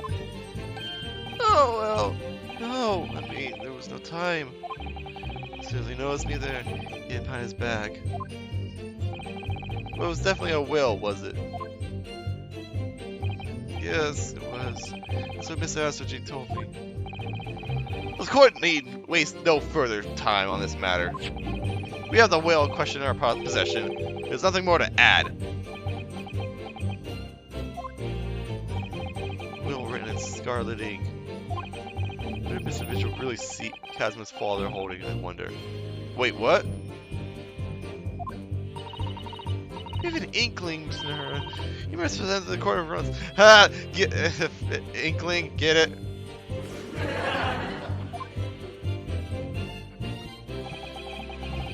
Testimony doesn't give much away. So this will really was penned by Kazuma-sama's father. I wonder what he could possibly have meant when he described it as a weapon. I'm starting to sound very much like Mr. SOG actually had nothing. But the plan to break him out of jail went ahead, which means he must have had some bargaining power. He must have been hiding something. It's the only explanation that makes sense. It's starting to sound like Mr. SOG actually might have had something. Which is it, Mr. Naruto? I'm not sure. I feel like I'm on the brink of saying all this. Let's listen to all the information again and see what we can learn. We can have a look at even the smallest detail. Absolutely!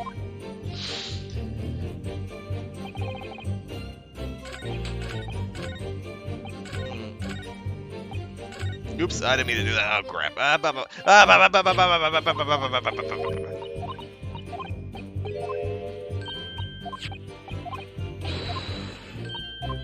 Absolutely! Slower, slower. No, come on, it's sped up. Jeez. Ah!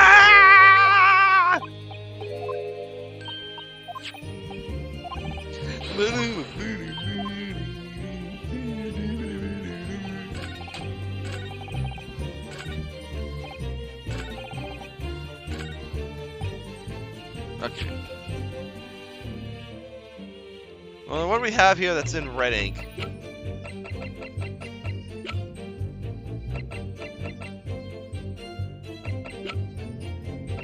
Hang on, we didn't actually look at the blade. I don't think we did. This blade was in the cell. Karma, the great blade. Such a thing of beauty. I want to gaze on it for hours.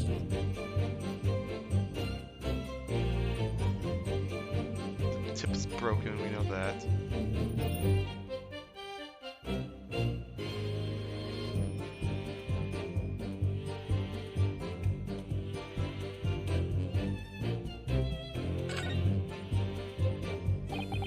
Tip of the great sword broken. Such a shame. It's been so meticulously cared for over the years. You can almost hear Karama's sobs. Kazuma must have really taken a swing for that to happen.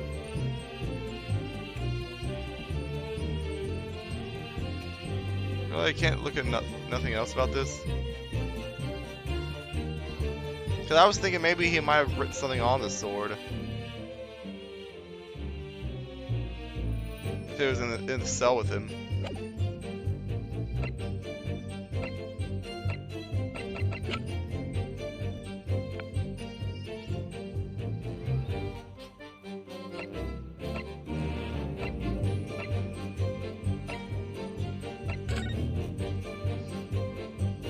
This didn't work before.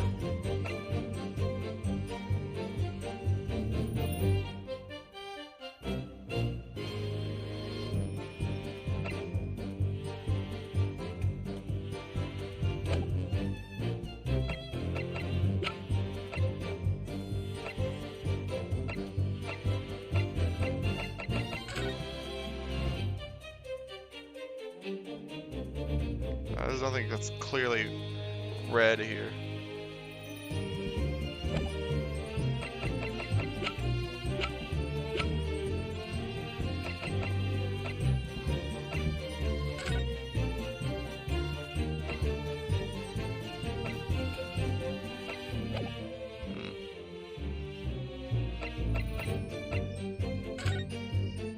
Hang on, hang on.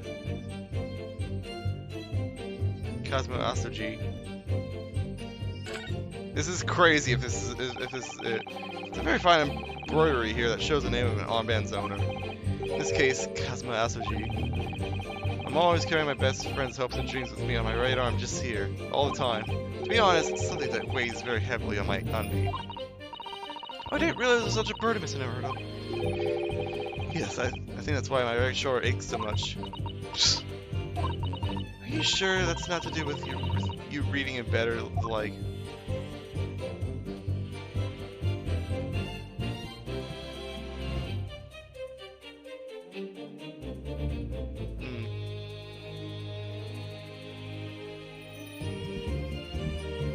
No, it seems like that's not important. But I did inherit it from Kazuma.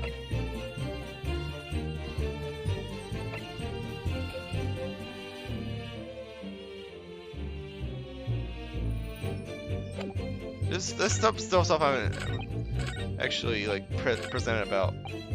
Oops. Hold it! Hang on, did I talk to you? And that directive came from the same source as the one instructing you about the jailbreak? Aye, on the top level of the prosecutor's office. What name was on it? I came foot, and I didn't care about up now. I can tell you, so my orders were to do everything in my power to find that document. The director said it had to be somewhere inside the feather cell. Document. Was that the wording? Document, not will. Aye, that's what it said. I'm clutching at straws here. just wonder if it was really Genshin Asuji's last will and testament the sender of the directive was after. Continue with your testimony, then witness. Wait, what? Hang on.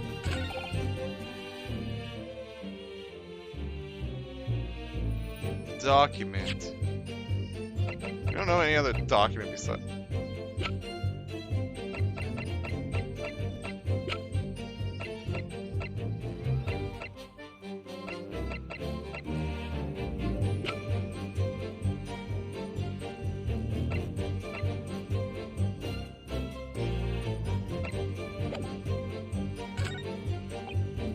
Hold it! It's the government who ordered the search for the wheel, as I understand it. Is that right? Yes. And I reported back that we couldn't find it. He grabbed me by the command and yelled, "It can have disappeared completely in my face." Aye, well, it's doing by the governor to keep everybody working as hard as they should. I think the governor needs a wee taste of his own medicine, Mr. Earl. Point is, it was clearly considered a very important document, wasn't it? But proved impossible to find. That's right. And before I knew it, it was in the morning paper, the blood-curdling article. The executed mass murderer had risen from the dead. Oh, you mean... The article based on Mr. Drebber's experience in Lowgate Cemetery? Yes, that was it. The day after I read the news, I was summoned to the governor's office. And that's when the awful accusation was made. The UDA Genshin Asuji, the escape from the prison, was ordering your immediate dismissal. I'm afraid I really don't remember anything about after that. As governor of the prison, I had no choice. Or could I have done anything else? I don't.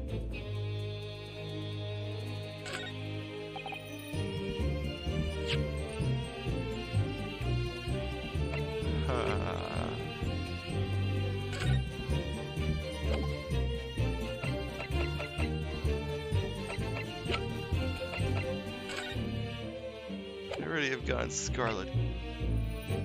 Eek.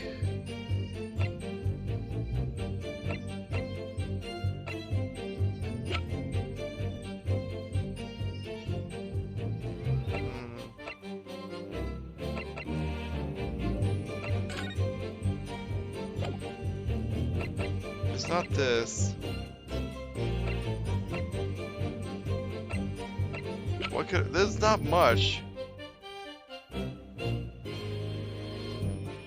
Unless you saw the sword. Did you see the sword? Objection! No. Yeah, we've lost. Hang on.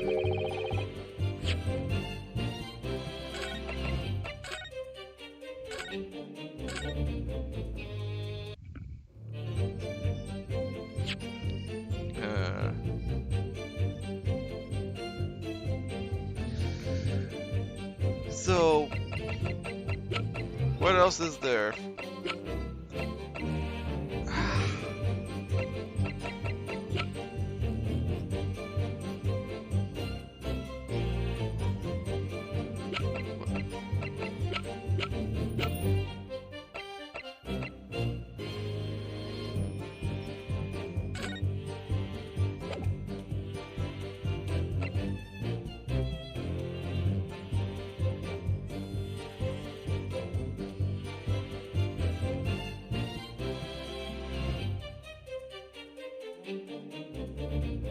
Did you see the ring? Objection! No.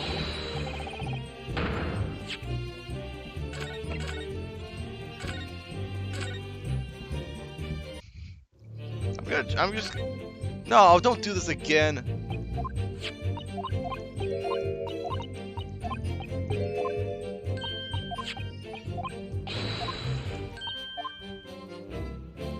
Okay, I'm gonna have to like. I'm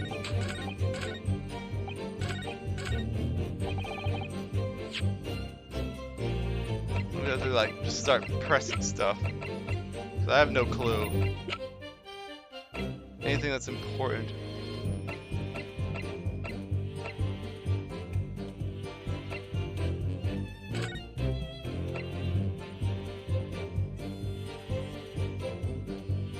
Oh, you know what? Objection! There we go. Scarlet colored writing is what you said you thought you saw, Mr. Vigil. And I believe that's exactly what you did see. What? Hey, there again! You've no evidence to say that. Have a look at this report. That's my brother's autopsy report. Yes, there's something in here that's bothered me since I first read it. It states that scarlet-colored ink stains were noted on the fingers of the victim's right hand. Yes, so it does. Scarlet ink? Now, I'm not familiar with the of British aristocracy, I freely admit. But I would have to guess that they don't all go around with ink stains on the fingertips, do they? Your wit is not appreciated.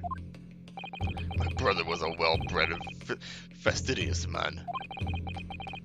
Should the ink have soiled his fingertips, we would have cleaned them immediately. What is your point, counsel? My point is this. Whatever Lord Clint Van Zeeks was writing in that unusually colored ink, it must have been directly before his death. Because he died before he had the opportunity to clean his hand. What? I remember something troubled me at the time. At the scene, the lid of my brother's inkwell was open. But Clint was punctilious about such things. It seemed unusual. No document pendant in the color of the ink that was in the inkwell was ever found. So the document had disappeared. Are you suggesting the document my father had in his hand and that night was in his cell was the same document that Lord Clint Van Zeeks was writing moments before his death? Then it was. If Mr. Vigil's testimony is to be believed, it can only mean that, yes, Mr. Vigil. Sir! When you spotted Mr. Astergy with the document in his cell, his precise words were as follows, were they not?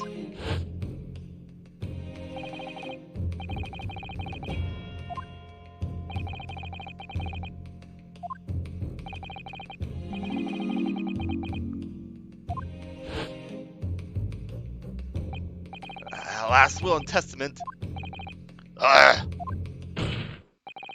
If the conversation really did go as Mr. Vigil says, then what we now know completely changes the meaning of what Mr. Asoji said. You really think?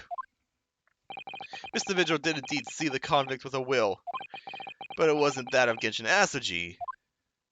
It was the last will and testament of Lord Clint Van Zeeks. No! What? Objection! Oh gosh. This is madness. This is Sparta! Ah! My brother's last will and testament. That would mean that he had chosen to die. That is what it would mean, yes. No, impossible! That is utterly out of the question. Lord Van Zeeks. Clint was pursuing the professor. It consumed him day and night. Whatever happened, he would never abandon his investigation of it before its conclusion. Never! He wouldn't rest until his job was done, until the killer was caught. The idea that he would willingly accept his own death is obscene! Objection! Yet, you can be sure that he was writing his will moments before his death. And that Genshin Asoji came to be in possession of that document. So what could the will possibly have contained? Clearly something that could be made public under any circumstances whatsoever. Because armed with that document, my father was able to negotiate with the judiciary for his life. It was something so damning that it prompted the powers to be enacted during the jailbait plot. Yeah. Yes. There could be no question that the will contained information of the utmost secrecy. Information of the utmost secrecy. Ah! No, it can't be.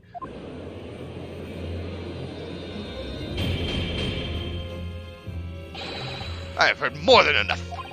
Pursuing this notion of a phantom a phantom nobody can attest to have seen serves absolutely no purpose. Objection! No, my lord, that's unacceptable. What did you say, counsel? The last will and testament that Genshin Astroji had in his possession was that of Lord Clint Van Zeeks.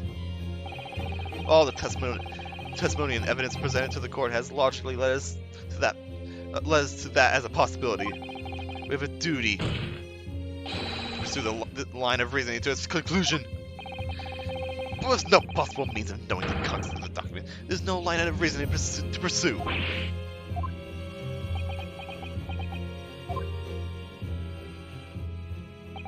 The reason why Lord Clint Van Zeeks, a man of high noble standing, would have chosen death.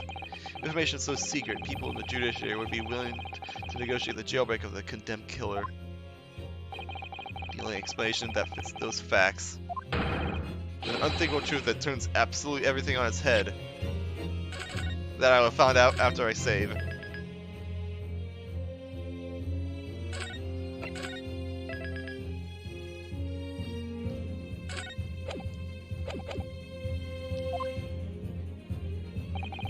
But it's just too hideous. Mr. Naruto, however difficult the situation might become, you work with your client in pursuit of the truth. That's what you resolved to do when you entered the courtroom this morning, if I'm not mistaken. Mr. Sato. So hold your head high. Keep shouldering on. Yes, you're right.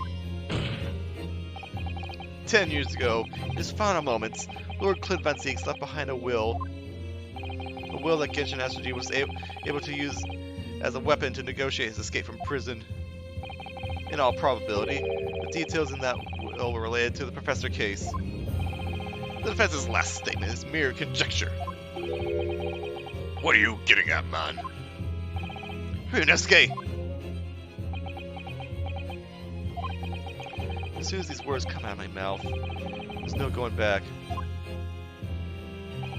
I believe that the last will and testament of Lord Clint Van Zeeks was in fact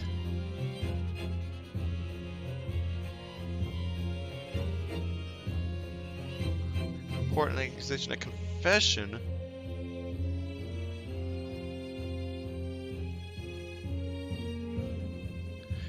Are we gonna freaking say that he was the professor? That Clint was the professor? Is that what we're going on about? Because holy crap if that's the case. I'm gonna try it.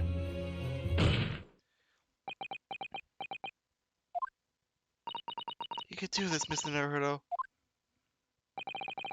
I believe that what Clint Van Zeeks actually penned that day was a confession. A confession? Regarding that the masked murderer known as Professor. And his true identity. Objection!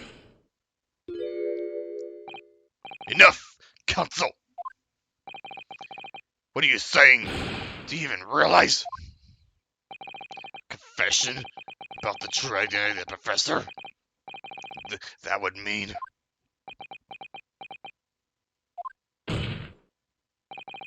Lord Von Zeeks, I appreciate this must be hard to take in. But it's the only explanation that fits. The killer that terrorized London a decade ago became known as the Professor. The man believed to have murdered 5 members of the aristocracy. Wasn't Genshin Astroji at all. No, you can't be suggesting!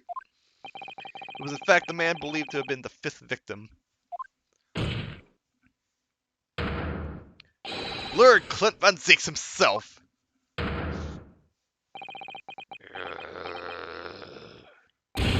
Ah!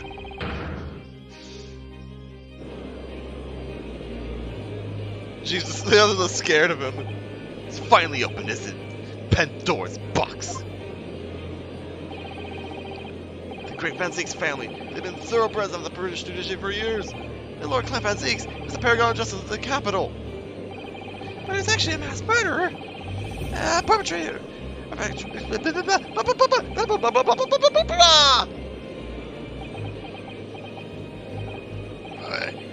brother. Oh, this is too awful. Poor Lord Van Zeeks. I wonder, though, did he never suspect Mr. Naruhodo? Lord Van Zeeks is a brilliant prosecutor. Is it conceivable that he didn't realize what his older brother really was? Order, order, order in the court! Lord Von Zeeks. The prosecutor made use of an enormous hound of it as his murder weapon. Tell me, did your brother own a dog? Yes, he did. Balmung. He's a well-known hunting dog. People called him a giant. I don't believe this. When my brother would go hunting in the forest and the grounds behind the house, he always took Balmung. After Clint's death, the creature passed away too. It was as if he were following his master. He was a magnificent hunting dog, worthy of the jewel-studded collar around his neck. Jewel-studded collar? Oh no! That's right. Though sadly, some years ago now, it was stolen by a thief who broke into the house in one night. Jewel-studded collar. Stolen by a thief. We remember this from the first game. It so happens that myself and my colleagues have come across such a collar during our time in London. How could you? There's an older emblem attached to the collar too, made of pure gold. It's topped with a small crown and ornate capital letter B. What? An emblem bearing the initial B? Oh my, you know it? It's the insignia. The Baskerville family. What? The Baskerville? Why is that name coming up now? Baskerville? I don't remember Baskerville. Baskerville is the family name of my late brother's widow. Pure gold emblem was an heirloom which Clinton acquired upon their marriage. There could be no doubt then, the color you described was Balmung's. The family insignia of Lord Kent Van Zeeks' widow. There's a considerable amount of blood on the collar when we saw it, so we know the dog was used for hunting. Could have been its quarry, of course, but it could equally have been from human prey. So it's true then. What was he? Real was Professor. Possible! These Japanese are making So in fact, the person responsible for these murders of nobles and royals was the noble himself. And that threatened to be an enormous scandal that would irrevocably disestablish British society. My father knew that and was using it to negotiate his way out of the unjust charges brought against him. At the very last hour, those he bargained with betrayed him, slaying him mercilessly on foreign soil. Well, can you deny it, Lord Strongheart? 10 years have passed. And still now, the 6 million inhabitants of our great capital rest easily believing that justice was done. Though though his ignominy remains, the diabolical murderer was caught and executed.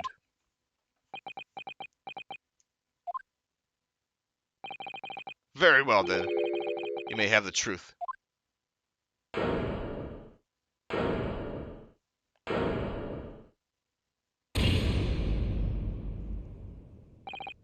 Tell me then. Tell me what Clint really was. Lord Clint Van Zeeks was too pure of heart. When he became a prosecutor and went in pursuit of the black roots of crime, he drove himself into a corner. He came to the uncomfortable realization that to fight the most fiendish of criminals requires one to become even more fiendish oneself.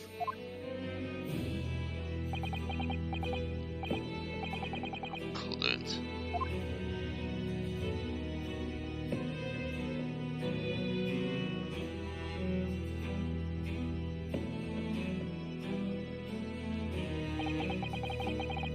I think the century was a truly miraculous 100 years for Great Britain, and indeed the whole world.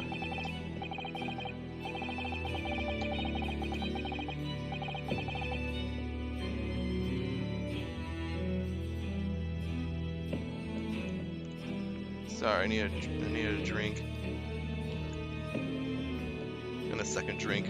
New industry, new technology, with the birth of the Metropolitan Police Service, new law and order. But these dazzling new developments meant ever deeper shadows were cast on society. Water sullied by factories, air thick with the noxious fumes and crime, growing daily to fill the darkness. Lord Clinton made it his mission to combat that darkness. But as time went on, it slowly ate at his soul, until eventually he was consumed. It's ironic, really, and somewhat surprising, that the truth has once again been unearthed by Japanese. Once again? What do you mean? 10 years ago, your father, Genshin Asuji, turned up at my office one night. The professor? Yes, beyond all shadow of doubt, you must issue a warrant to search his home at once. Don't be absurd! The man comes from one of our country's most illustrious families. He's a paragon of justice here in the capital. Yes, that's the point. That's why not every British can see it. He uses his noble status as a diversion, whilst he commits these atrocious crimes behind the scenes. Do you have any evidence? Nothing definitive as yet. But he keeps an enormous savage hound to the state. The full support of the judiciary for this, we're up against a member of the aristocracy. So a large family estate has a fierce guard dog. You should know that's commonplace here in Britain. I'm sorry, but I can't possibly put Scotland Yard onto this base, based on the tenuous accusation of a visiting student.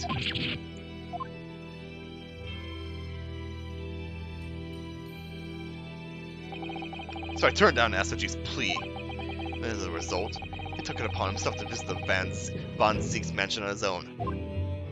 You can only imagine now what happened between the two men. Though we know the outcome of the course. Lord Clint Von Zieg's perished. I don't believe this. So in actual fact, Cosmos and his father did. May the late Lord Von Zieg's meet the same fate. Put a permanent end to the professor's killings by taking the drastic measure of ending the perpetrator's life. As soon as I hurried to the mansion. When I arrived, it was easy to grasp what had happened. And what about the will? Asuji must have already taken it. Nothing of that nature was found at the scene. We had no idea of the existence of such a document at the time.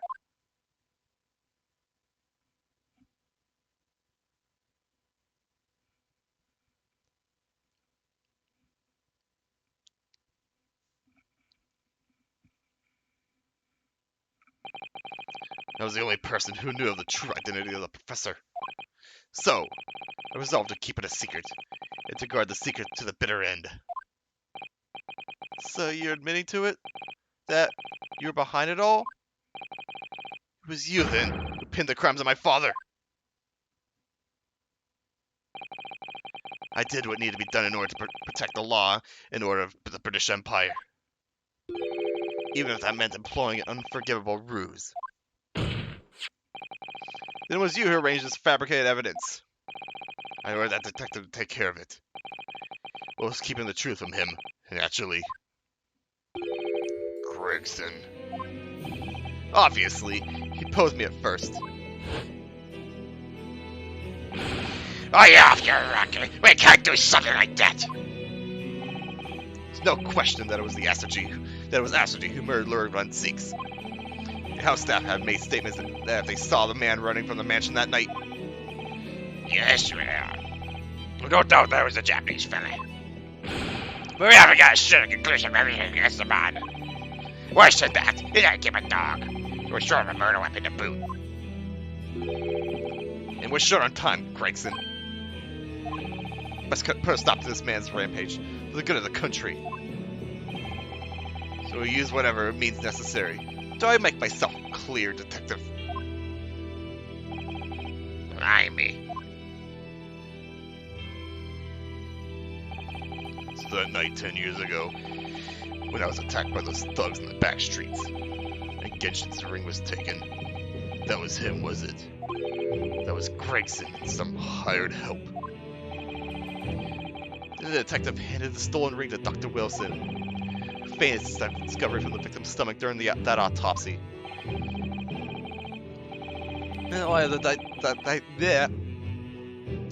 decisive evidence, Mr. Asoji was found guilty of the charges brought against him.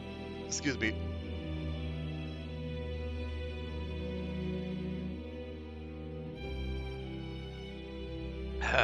No, we're past the 4-hour mark now.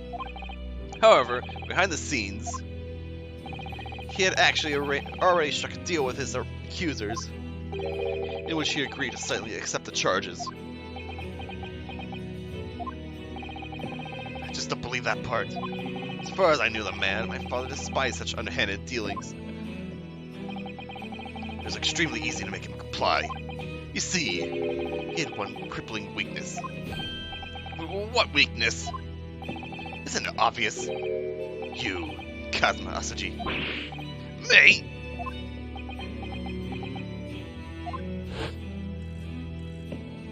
Oh, jeez.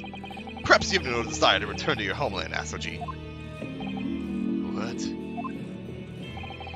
Though I heard you have a 14-year-old son. Agree to cooperate and accept your guilt without contention.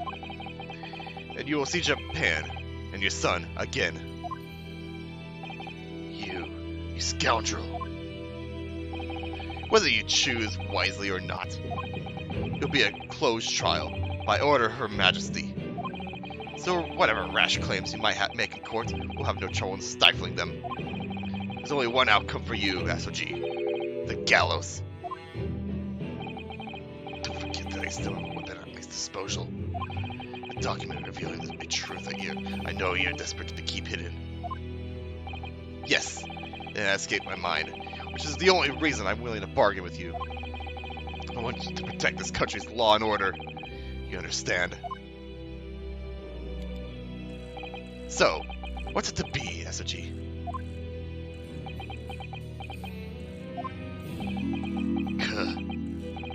Kazuma.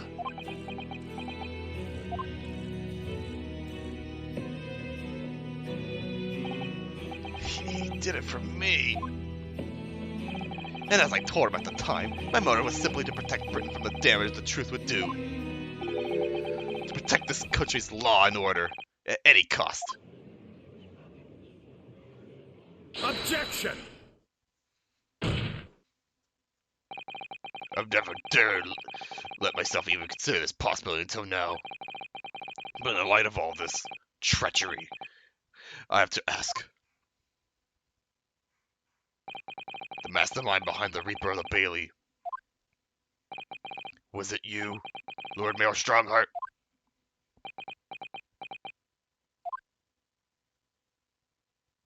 A rather brilliant idea, wouldn't you say, Lord Bromfoxeats? That the spirit of your late brother, that paragon of justice, should return to reap justice for his sibling? Could there be a more appetizing tale for London's masses, I ask you? What? Brazen! I knew you'd play the part to perfection, but your role really wasn't that of some embodiment of death. No, you were London's guardian angel. Angel with bloody hands? I think not. Those who had cooperated with me already were only too happy to participate in my plan. Inspector Gregson, Dr. Wilson. My minions worked tirelessly to ensure that the finger of guilt could not come to rest on you. It's all thanks to them that you were exalted as the demigod of the Reaper became. But Dr. Wilson left Britain 4 years ago when he was invited to work in Japan. That's right. So I had to employ the services of his young protege after that, Dr. Courtney Scythe. Dr. Scythe. So with the execution of the professor and the subsequent reign of the Reaper the Bailey, I've successfully safeguarded law and order in our mighty capital for the past decade. That is everything.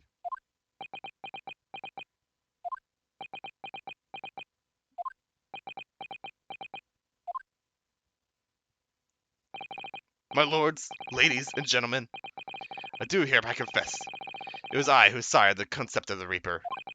However, let me say in my defense, it was all for the preservation of law and order across the entire empire.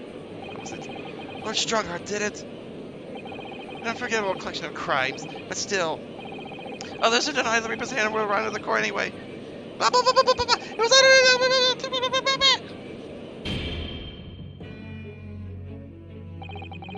There was no one left who can reveal the precise truth of what happened 10 years ago. Therefore, this trial can go no further. Now, I would like to entreat you, all those present, beyond those four walls. Nobody need know the truth. Even Her Majesty must be protected from this. I trust you all appreciate the importance of my request. It is, of course, for the good of the country. Can he do this? Can the trial really end now? Hold it!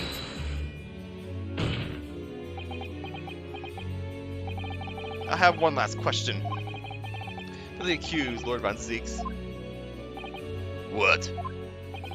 Of course, I know that you're a highly accomplished prosecutor, so I find it hard to believe that you didn't have any doubts at all. That you never suspected your older brother.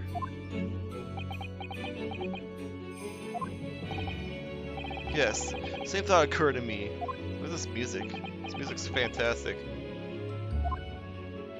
There's only once, but yes, I couldn't say that I never had my doubts. My brother's sense of justice was extremely strong. Perhaps too strong, I observed. At that time, there were members of the aristocracy who were bleeding the country dry for their own gain.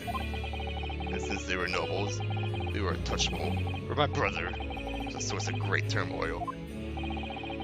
And coincidentally at the same time, the professor began his terrifying reign.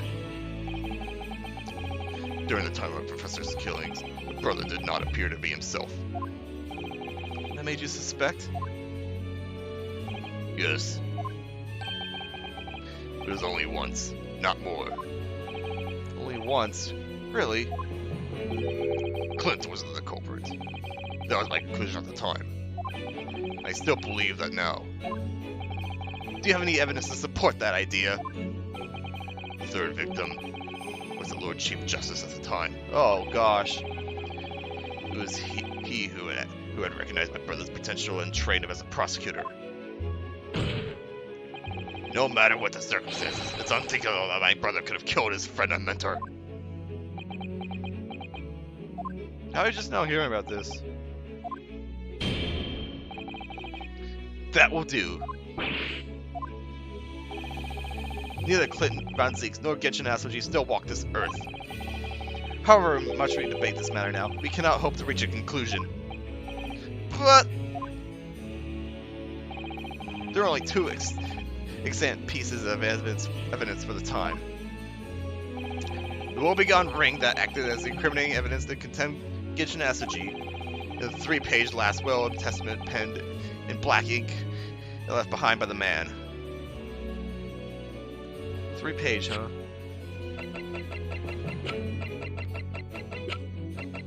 It's 2 pages here. Ah! You imbecile! You absolute imbecile!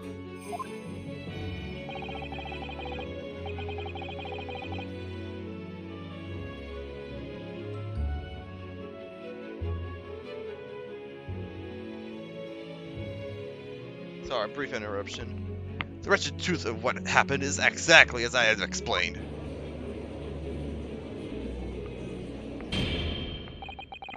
Later today, I present myself at the Ministry of Justice for what sanction is deemed appropriate. That is all. Court is adjourned. Objection! Objection! Yes.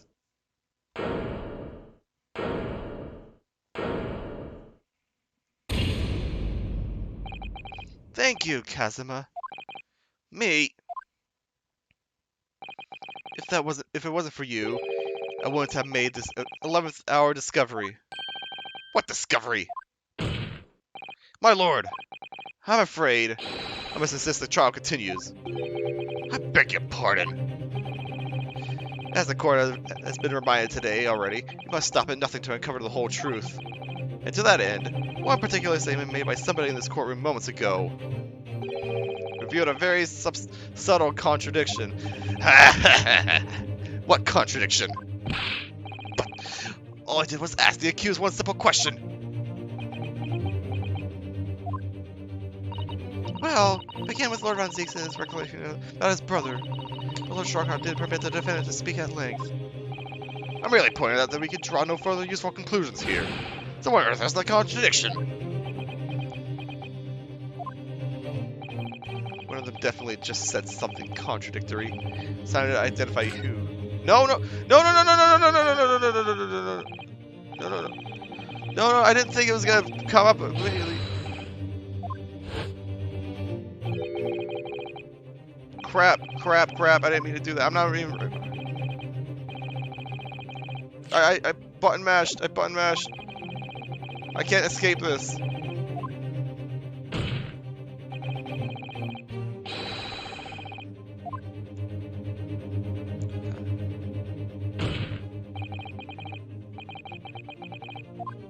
What? He didn't say anything.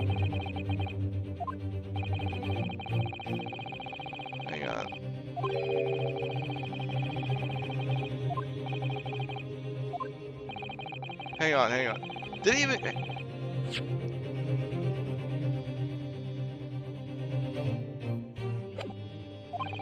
I'm not reading this.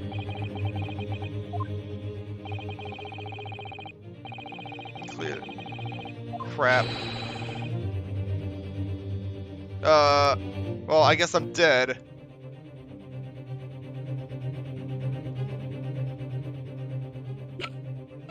I mean... God damn it. Fine. There. Take that! Yeah. That's the evidence, but I button mashed. Crap. Where's my last save? Hang on. Where's this autosave? Oh, that's auto. That's like... Oh, that is today. Never mind.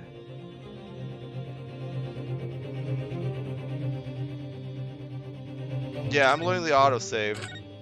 I don't know where this is. Yeah. Oh, it's back at Cosmo as the weakness. Okay, well. No, don't do that. Okay, I'll get back to there really quickly.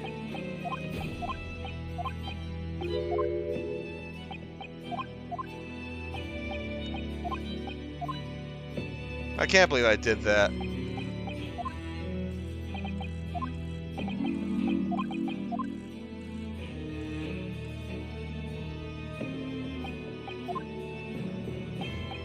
know what?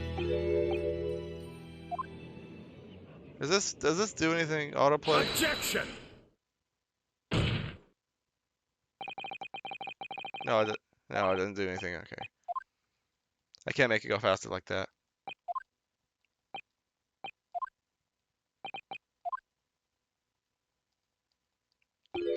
Blah blah blah. Brilliant idea.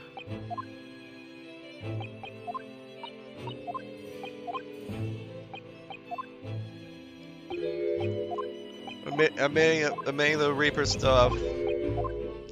Yeah, I was further behind than I thought. But at least this is better than where my save point was.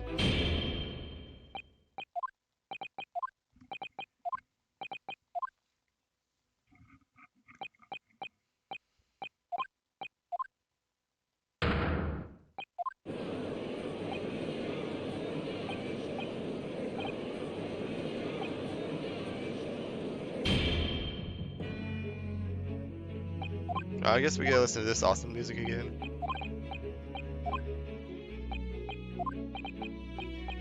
Hold it!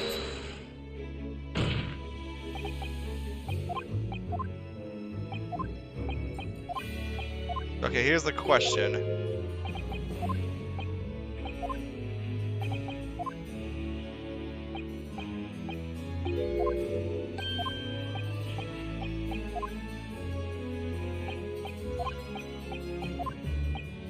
And then you're gonna start saying that you saw the 3-page document.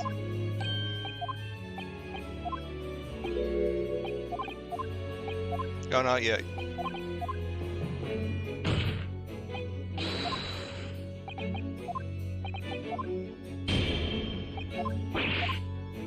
There we go. Now you're gonna start talking about the lost evidence in the 3-page document. There it is.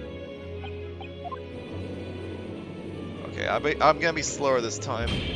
Once I get the objection, then I'll start slowing down the text a little bit more, just so I could make sure that I don't actually accidentally like go too fast again. Oh, you know what? Actually, let's just save, just so I don't make that mistake.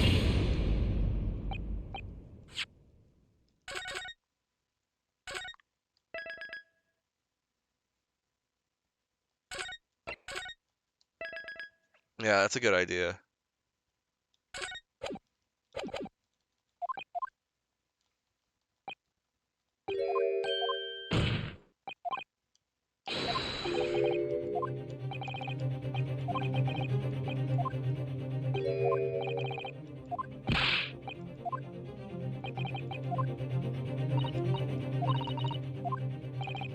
Okay, I'm being careful here. Okay, here we go. Lord Strongheart. He's Lord Strongheart, I'm sure of it. Something he said was slightly off. Just come on, Ryusuke. Think back over his words, find the problem.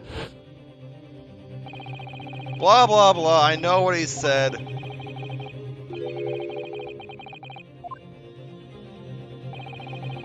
About the 3-page document. It was only 2 pages, you idiot. Where's the 3rd page? Give us the 3rd page. Lord Strongheart, would you care to explain? Explain what, Council? Among the statements that you made just a few moments ago, something you said was inconsistent with a certain piece of evidence we have. Inconsistent? And whilst an inconsistency remains, the defense has a right to pursue an explanation. Ryusuke, what? Let me warn you about the statements you are making, Council. They may very well be proof fatal. You claim my words contain a contradiction? Which piece of evidence, I ask you? Take that! This here is the will left behind by Mr. Asoji. The 2-paged will. What? Yet moments ago, your precise words were the 3-page last will and testament. Ah! Could it be that originally there was a 3rd page? For a moment, I thought perhaps you had identified something worthwhile. But a mere trifle, I see. A trifle? Governor Caden! What can I do for you, sir? You're present when the Japanese man penned his last will and testament. I was there for sir. I remember the plans and like scrolls on Thursday. And because sorry, my lord, that there's a 3rd page at this time. What? Well, the first 2 pages were the actual will, though. If I correctly, the 3rd was a message to his lad back to Japan. For legal purposes, we required only his will. We wouldn't have wanted any uncomfortable with Britain getting back to Japan, eh? So it's said that the 3rd page I need to be sent. Objection! How dare you make that decision? I have a right to know what it said, to hear my father's final words to me. The courtroom is no place for sentimentality, Counsel. That's what happens. I have the 3rd page of the document with me here now. My father's message will be given to you at the end of these proceedings. It will be too late once the trial's over. We need to know what it says now. Even the slightest thing may give us a vital clue. My lord, the defense calls for Genshin Asuji's last words to his son to be read out loud before the court now. Your request is denied. The inevitability maudlin words can be of no consequence now. Objection. The prosecution agrees. The court should know the content of that message. Every possible piece of evidence must be thoroughly examined. Very well then. Governor Caden, you'll read the third page of the document for all present to hear. Yes, sir. Only, I suppose that's my lord. That can I actually read room language? This beautiful handwriting. Shame on you, Barry. Oh, it's you. If I could be of assistance here, I would be happy to translate the words into English for the court. Father! You're still here, aren't you, Dr. Mitoba?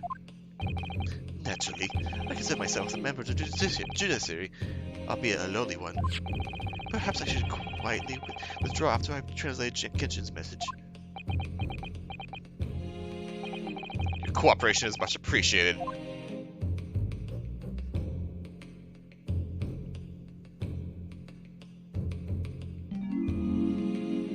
Kazuma, the truth is shrouded in darkness. The darkness only our clan's great sword can pierce. Mighty Karuma, twist thy head and watch them fall. All thy mortal foes. Oh. Why are you on that side now? That's the end of the mission, it would seem. Haiku poem. Twist thy head. Oh, it's a haiku. Okay, no wonder. Father. What is it? What is Karuma? The name of the Asuji clan's famous sword. Razor sharp blade known to all, passed down from generations. It embodies the Japanese spirit. It's not known to me. It's the katana sword that was submitted as evidence early in the proceedings. The one worn by the prosecution counsel when he confronted Inspector Gregson.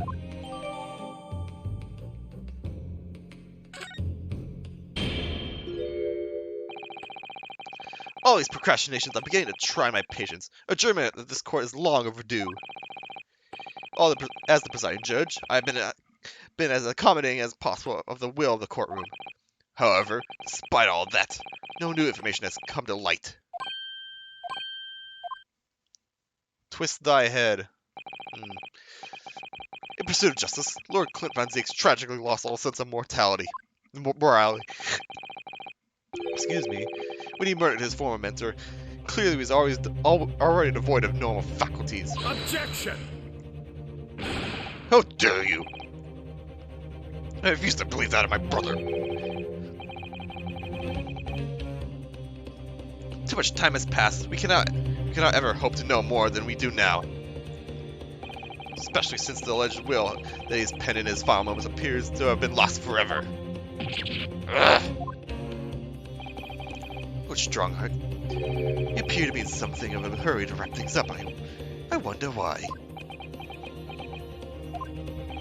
You've heard you state time and again during these proceedings that everything you did was in the interest of protecting British law and order. And I stand by that. Without the Reaper, we could never have achieved the reduction in crime the capital has seen. Objection.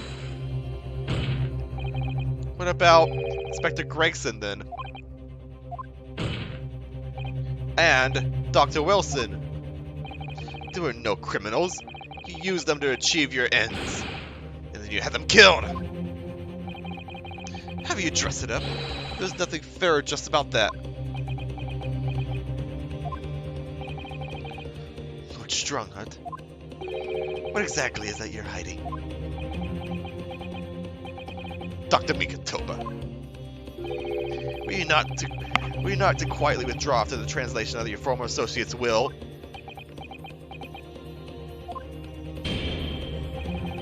In this courtroom, no argument carries the weight unless it is supported by evidence. And it would seem that the defense has no more evidence to present. In which case, I hereby order all discourse of these proceedings to be struck from the record. This is my last chance. Listen, Naruhodo. I have to present some decisive evidence now, or it's all over. Can I?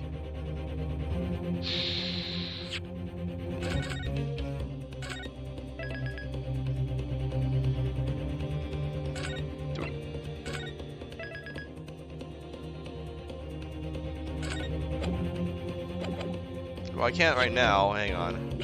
I don't think I can anyways. Twist thy head. Mighty Karuma, twist thy head and watch them fall. All thy mortal foes. That's the proper way to use the sword, is it? Maybe I should try it. It's my neck, that's the trouble. Mr. Neverheardo, I might make a suggestion. I think perhaps doesn't mean you're ahead. Oh.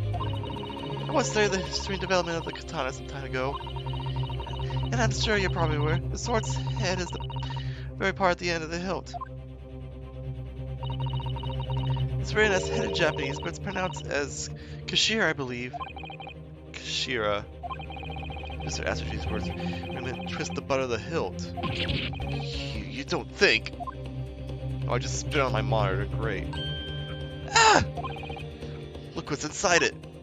Is that a tightly wound up sheet of parchment? Ah, no, it's the scarlet ink. It's written in scarlet ink. I penned this, my last will and testament, in the final moments before my inevitable and willing death. This is it, isn't it? Mr. Naruhodo, look at the signature to the end. Clint Van Zeeks, and the date, 10 years ago on that fateful night. So for 10 years, he's been silently concealed inside Karuma and nobody knew. Last will and testimony with Lord Clint Van Zeeks. Wait. Oh my goodness! Look at this. This is unbelievable.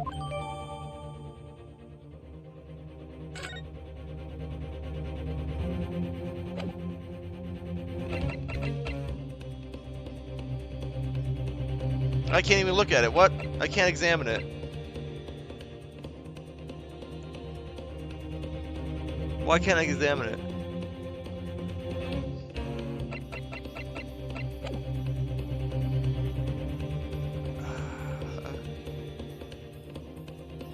Hang on, what?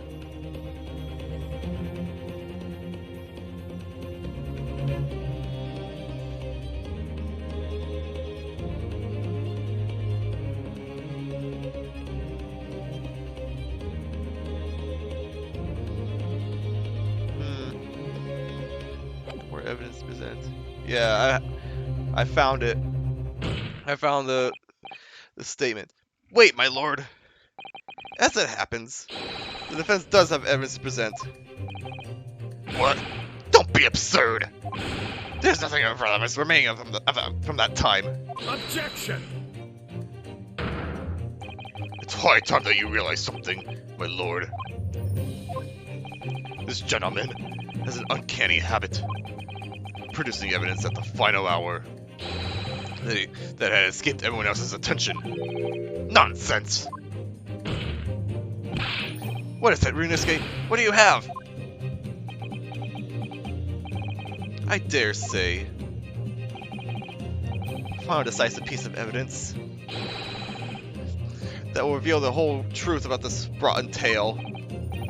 How can you? Decisive. Well, it would appear that there's no escaping it now, my lord. Let it be so then. Present whatever you think you have it. You can settle this decade-old enigma, if you're capable. What exactly is this evidence the defense claims to be so decisive? I will actually be right back to present this evidence. In the meantime, listen to this beautiful music.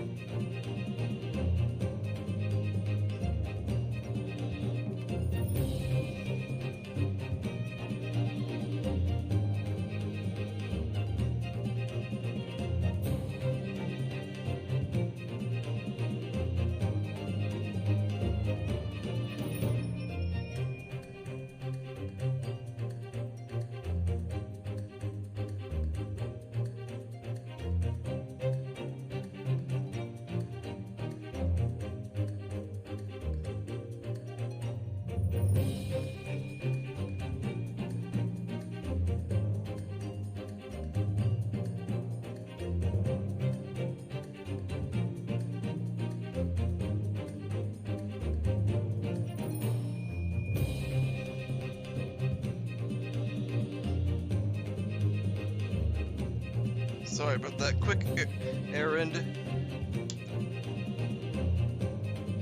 I am back now. Let's finish this. Let's finish this case. All right. Take that! I have his will.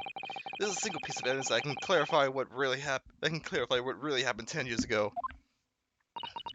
The last will and testament of Lord Clint Van Zeeks. Ha!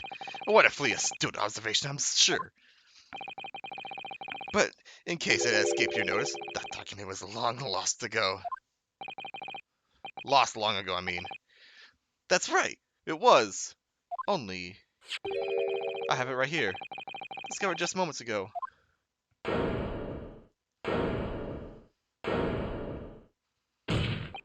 Yeah, impossible! That can't be! Everything that's happened comes back to this will. This document is the key that will unlock this entire mystery. Oh, he's mad. He's fuming now. My brother's last will and testament. Where'd you find that? It was rolled up inside this. Inside Karama! That ultimate weapon Genshin SOG obtained has lain undisturbed in the hilt of the sword all these years. Just waiting for the right time to emerge And reveal the truth.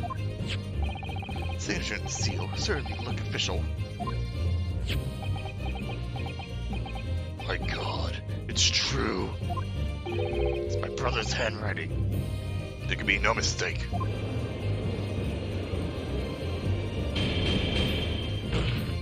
I forbid the contents of the document from being read out loud. Did you hear me? I strictly forbid it. Objection! You can't do that, my lord. This document can explain everything. That document can literally destroy the meaning of justice in this country. I demand that you hand it to me at once. Why? What are you trying to hide? Could it be that you already know what's written on this page? What are you implying? Court adjourned with immediate effect. Clear the court. Objection! Foot. Do that, my lord. And you'll suffer a fatal blow as Lord Chief Justice. I beg your pardon. Forcibly ending a trial without good reason? And not any trial. A closed trial by order of Her Majesty the Queen. To defy the monarch's will is treason.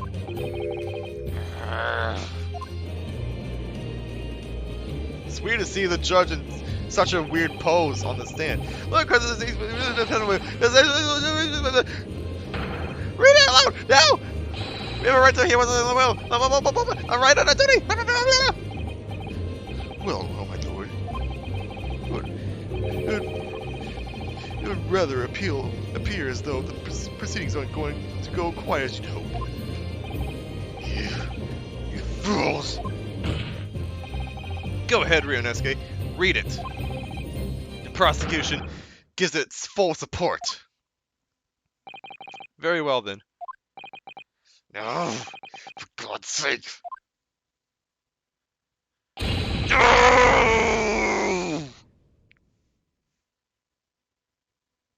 The judge's breakdown. I penned this, my last will and testament, in the final moments before my inevitable, but before my inevitable and willing death. The hour is 11 p.m. I sit at my writing desk in my office. My good friend Asuji sits, stands at my shoulder. He has expressed his intent to invoke the dying ritual of the duel, that I may depart this world with honor, an honor of which I am utterly undeserving. The Japanese are a truly merciful people.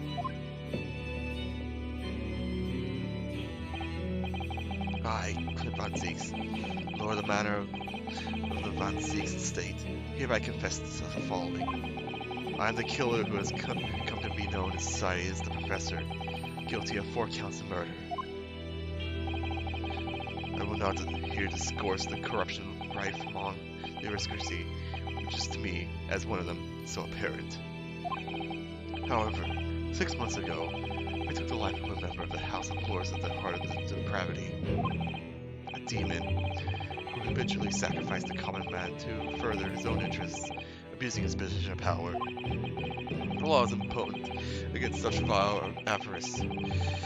Only a fellow demon can rid society of this menace. That demon was my quarry, upon whom I willingly set my great hound. But though I'm a hunter of some experience, I'm a poor felon it seems.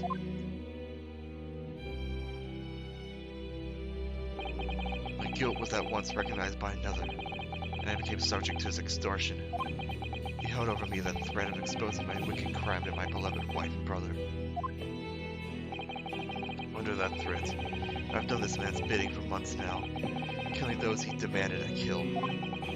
As I watched my former mentor perish with my eyes at the jaws of the hound I commanded, I realized that I had lost the last shred of my decency within me, and sunk to the level of a wild beast.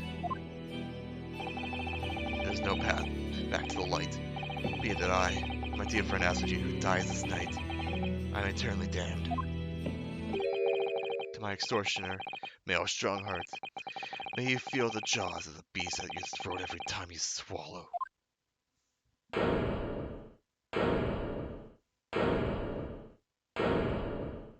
He's smiling. So now we know. Yes, Clint Von Seeks was a murderer, but somebody was directing him and naming his victims. His extortioner, Lord Mayor Strongheart. It was you! But Strongheart, a moment ago, you claimed that what the court had just heard could destroy the justice in this country. But you weren't trying to protect justice at all. All you were trying to do was conceal the secret of your true nature and the countless lives you sacrificed up till now.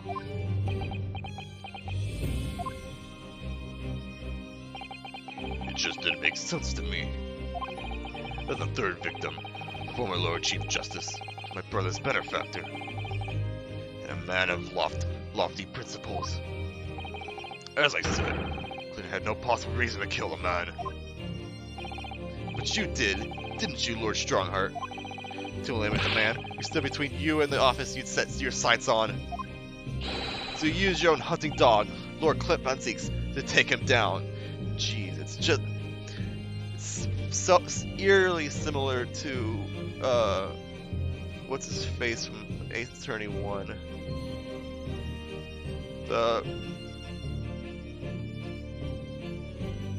Gosh, why can't I think of his name? It's the chief of police in Case 5. Whatever. It had to be done. London's unsavory shadows are deep, and the arm of the law fails to reach their depths. Crime must be cut off at the roots, but the Lord Chief Justice at the time couldn't see that. He was weak. Lofty principles, you say? Tantamount to cowardice if you ask me. Which is why I took his place. In order to fight the crime, he was allowed to spread like wildfire. By murdering the man. The Reaper. The Professor. The name makes no difference. As I've explained countless times already, it was all done for the furtherance of law and order in London. Objection! Are you going to legitimize the murder of my father now, too? Ah, Genshin Asuji. Well, that was unfortunate. I had fully intended to send him back to Japan, as we'd agreed. I don't believe you! It was you, wasn't it? You killed him! No, it wasn't me who took your father's life. Then who? The night following his mock execution, went to Logate Cemetery at 3 in the morning with Jigoku. Judge Jigoku? There had to be a collaborator on the Japanese side to manage Asuji's treatment after his repatriation. Jigoku had a fierce ambition, made it easy to manipulate. 10 years ago, after he stood trial for the destruction of the witness stand, I had words with him. When I told him the position of Minister of Foreign Affairs could be his, he couldn't agree fast enough. I knew it was him who killed Asuji. Say Shiro, you fool! As you know, Asoji escaped the prison in a closed casket and was subsequently interred. We intended to dig him out of his grave before he ran out of air. But sadly, all did not go to plan.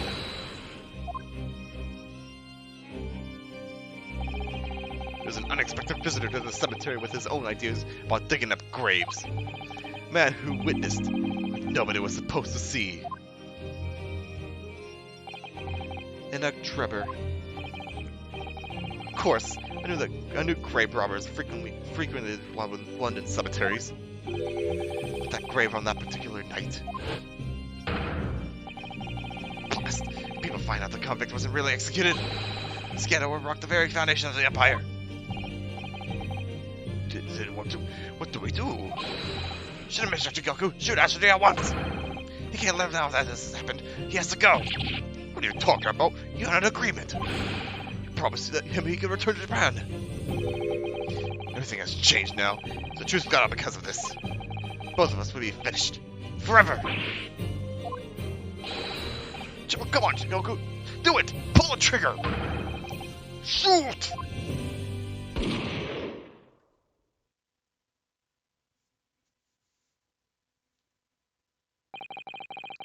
Jigoku shot Asoji from the shadows. The grave robber was so close, the blood sprayed over his coat. He fled as fast as his legs would carry him. Then Jigoku and I put Asoji's body back in the grave from which he had just emerged.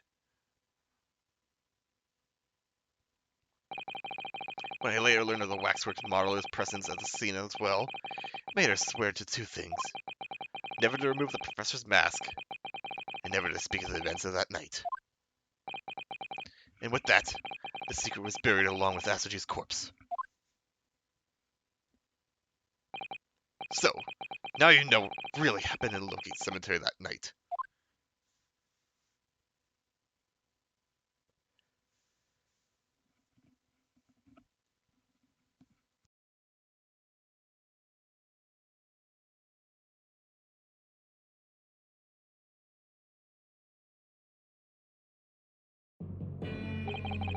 It was Jigoku, your Japanese acquaintance, who killed Asoji in the end, you see.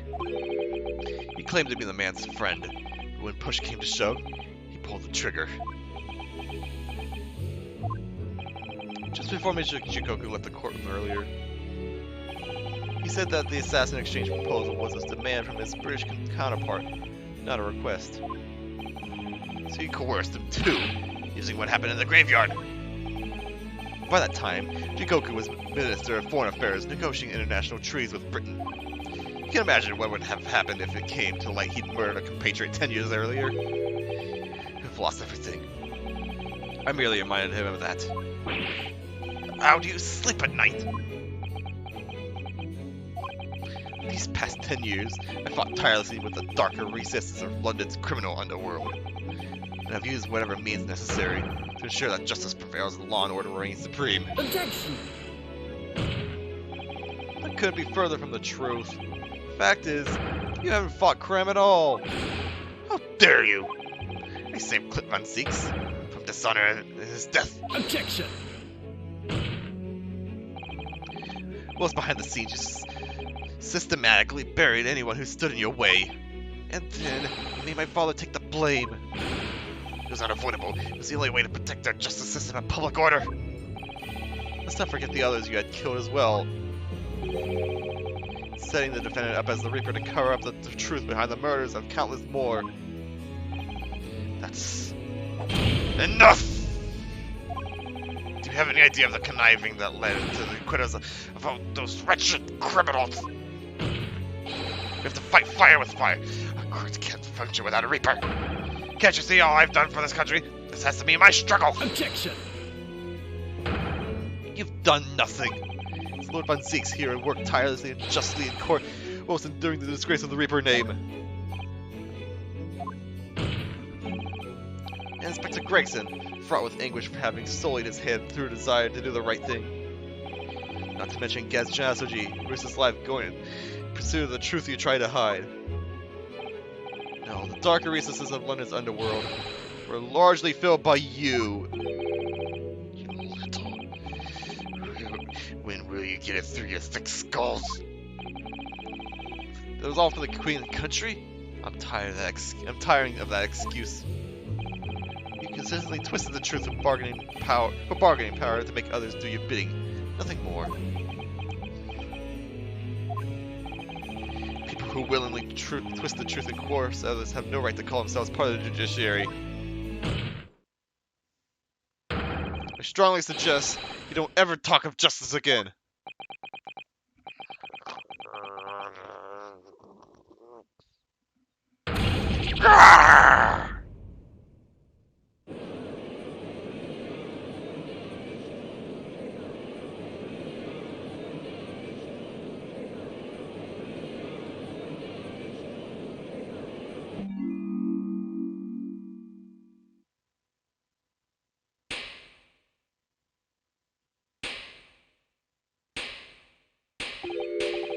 Well, well, well. Dear me, my good fellows, dear me. Hey, he's clapping like him now, too. Well, it deserves a round of applause, I think, for a quite marvelous performance. Wait, what are you talking about? This is thoughtfully grave expressions. That beautiful pronounced quick English. Really, our friends from the Far East are quite the picture of an industriousness. Fraud. Keep your mockery. Please, don't misunderstand. It really is exactly what you've both said. What are you trying to say? I've occupied the darker recesses of London's underworld and... how'd you put it? Done nothing? This is a little embarrassing to have it pointed out quite so starkly, but yes, I really have done nothing, which means I could be indicted for nothing. No. What? Jesus, not over yet. It's true. Personally, I've committed no crime. I've merely been surrounded by fools who acted very rashly indeed. Objection! You can't get away with that. You've consistently preyed on people's weaknesses. And what? Threatening them? You sure it wasn't just bargaining? Damon Gann, that's what his name is. I just now remembered. I would like to address all the good lords, ladies, and gentlemen of the judiciary here present. You all know of these dark recesses in our great capital. And deep down, I believe you also know that to fight those who dwell there requires at least some of us to occupy the darkness ourselves. So let me appeal to your good sense now. Consider the situation with me. If this catalog of horrifying revelations were to become common knowledge among the 6 million inhabitants of London, what might happen? To learn the infamous murder of royals and nobles was a respectful member of the aristocracy himself. The evidence was fabricated in the scapegoat's trial amid secret negotiations with prosecutors to effect a jailbreak. That the Reaper of the Bailey was an organized group of assassins managed by a Scotland Yard inspector. And finally, that was all masterminded by the Lord Chief Justice himself. If the general public knew the truth, all faith in the police and the prosecutor's office would become completely lost, without doubt. Public order in the capital would completely break down and be cast away to the lawless days of the last century. Precisely.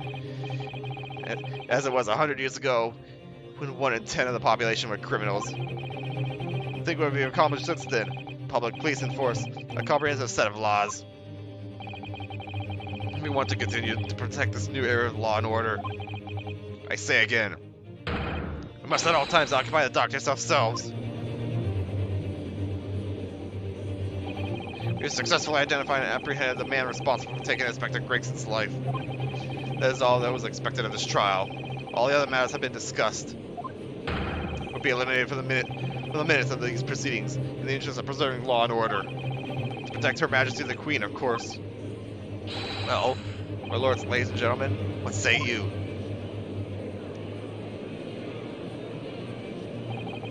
Decent point.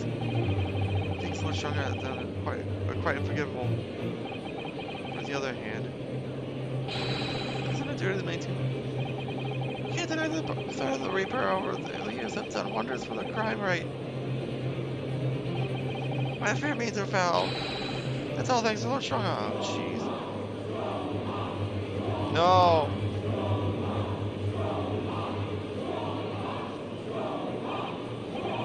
Are you hearing this? Is the way the British judiciary?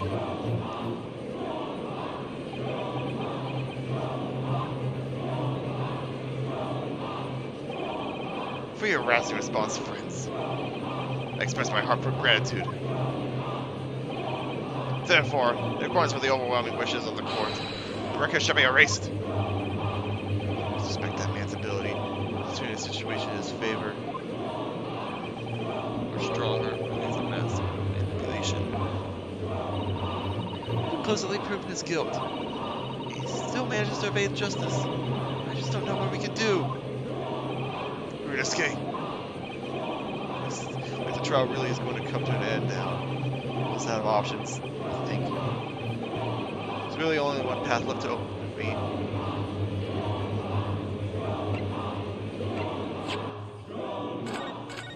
Oh jeez, they're yelling Strongheart in the save menu.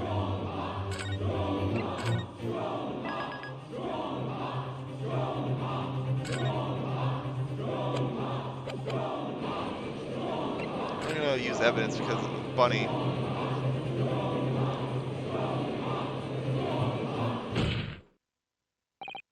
Yes, isn't it only too well?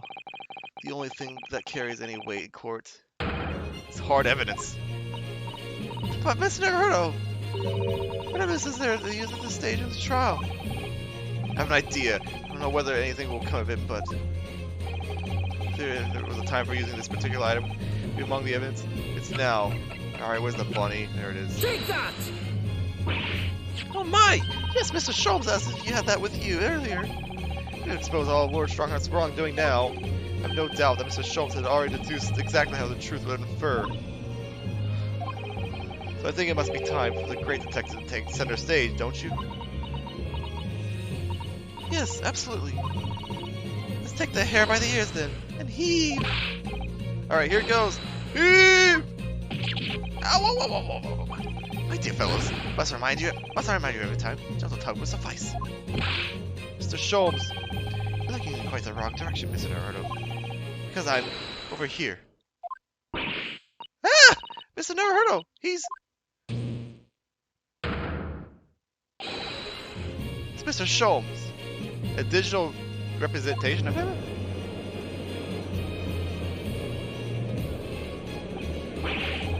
Wait, I wasn't expecting you back, Sholmes. Delighted to be here again, Lord Strongheart. What? What is the meaning of this? Bailiff, seize him! Put the man in irons! This is a close court. You've been warned once already, man. What the? We gotta get a hold of my lord! We just go right through him! What the heck are you doing? I'm afraid your efforts are wasted. You see, the great detective you see before you is composed entirely of light and shadow. An image, if you will. Mr. Naruto, I must congratulate you on your fine deductions. Mr. Sholmes, what on earth is... You familiar, I wonder, with the invention known as the telephone? Well, yes. I hear that some public telephones have been installed recently in Tokyo. The sound of the speaker's voice is converted to an electrical signal and transmitted instantly to another place. Quite. Sounds are transmitted. Could not images keep them company, I'm amused. I understand that I did some modest experimentation to develop such a device, specifically for this very day. Modest experimentation, Mr. Sholmes? What a modest description! Somewhat incidentally, I thought we might just as well transmit an entire scene. Somewhat incidentally, Mr. Sholmes, you're just being immodest. Do you mean to say you're not actually here, Sholmes? Ah, I knew my trusty partner would have no trouble grasping the concept. Except he's grasping the stand to steady himself after your shock arrival. Poor father. Excuse me. Would have hoped that he might have been forewarned, being the great detective's great partner. Leave my courtroom at once! Get out, or I swear to you! Dear me, you on the other hand, Strongheart, appear to have very poor grasp of the situation. Allow me to reiterate. I'm not here, which would, I hope, lead naturally to one asking. Where exactly are you? The very question I was awaiting. I'm at present enjoying the air in a rather splendid garden. Garden? Not just any garden, you understand. A garden at Buckingham Palace. What? You can't be Buckingham Palace! It's Buckingham Palace, Mr. Sato. Never heard of it. Really? You've been in London this long, you haven't heard of Buckingham Palace? Do you ever read the news, Mr. Naruto? Mr. Sholmes? Is Iris with you there? Ah, well now. Iris is currently enjoying some tea. With Her Majesty. Her Majesty? Not just with Her Majesty, you understand. Her Majesty, the Queen of the British Empire. What? What? What on earth is this all about? Buckingham Palace? It's Her Majesty the Queen's residence in London, Mr. Naruto. You seriously don't know? Order is quarter, immediate silence! Her Majesty the Queen, you can't be. I mean, no! This is some sort of unforgivable, distasteful trick by a third-rate detective, that's all! Forgetting this distasteful trickery. What an apt description. Closed court session attended by elite members of the judiciary is a rare event. I presume that Her Majesty would be more than a little curious about the proceedings. So, I decided to show her. Everything. From start to finish. Huh? You showed her? Indeed. By the dint of Sholmes' remote cinematographer pack. You meddling! This is some kind of nightmare. Just as I appear to be standing up before you, regaling you with a tale of my latest invention. No doubt you've inferred that the reverse is also true. You don't mean... Her Majesty has seen and heard every moment of the proceedings. I assume there would be no objection. After all, every trial in this country is conducted under the auspices of Her Majesty, as you know. You... I confess, I'm quite impatient to hear Her Majesty's opinion about the unforgivably distasteful trickery in which you've been engaged over the past 10 years. No! I was merely... Oh, I'm sorry to keep you all waiting. Vicky and I had so much to talk about. Vicky? Iris, there you are. In fact, I have a little message from Her Majesty. A message? Well then, if anyone is sitting comfortably then. Forthwith with immediate effect. All authority previously afforded to Male Strongheart is hereby revoked from evermore. Furthermore, you will be prosecuted for crimes against this country in a public trial by jury in the coming days. Public trial? So, it seems that Her Majesty doesn't believe we need to fight fire with fire. Justice in this country need be administered from the shadows at all. Male Strongheart, the darkness you fostered, concealed, your despicable actions in these last 10 years is a thing of the past now. After today, your brand of law and order has no future, because no longer are you the Lord Chief Justice. In the eyes of the law and of Her Majesty the Queen, you are nothing but a criminal.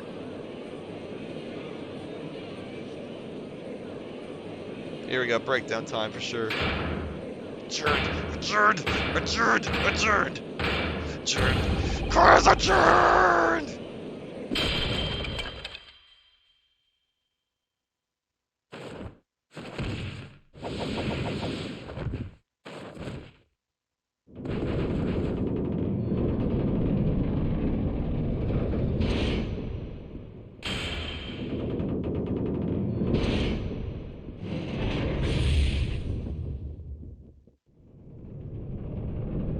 Uh-oh.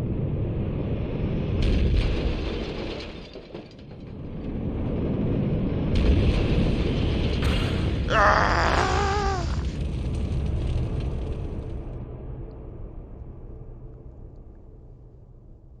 Well, someone got the fireman.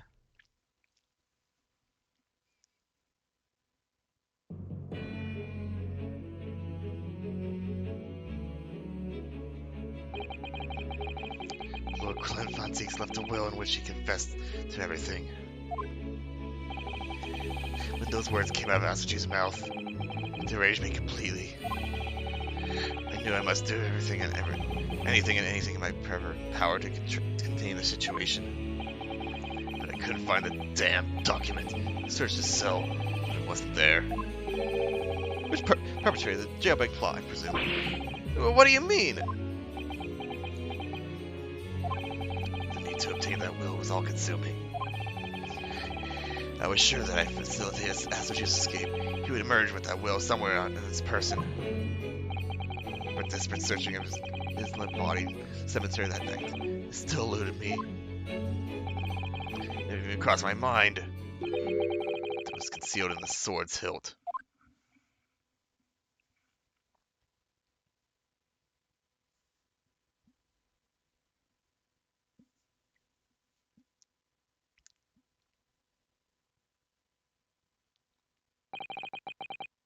Which pains me now is that my brother left this world without a word to me. Sorry, Lord Von Zeeks. In point of fact, I think perhaps that isn't the case. Sorry? How can that be? There's more to his last will and testament. What?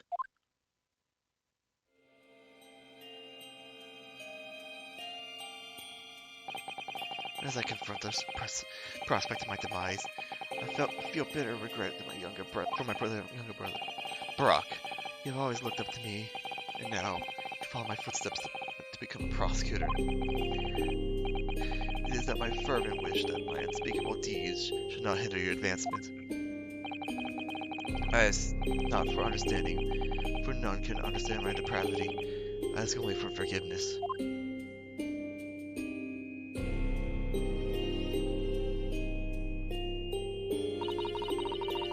Asuchi is a fine detective, and a hunter worthy of respect. He has agreed to honor my final two wishes. The first is that this document survives. The second, I cannot commit to paper. I've confessed my sins to my wife. May she find resolution in my death. With my eternal gratitude to my Japanese friend, who is my crew, Clint Von Zeeks.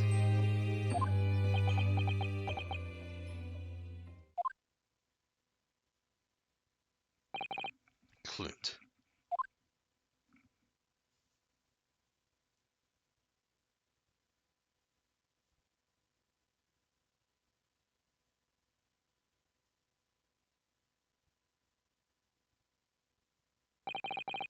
Mel Strongheart.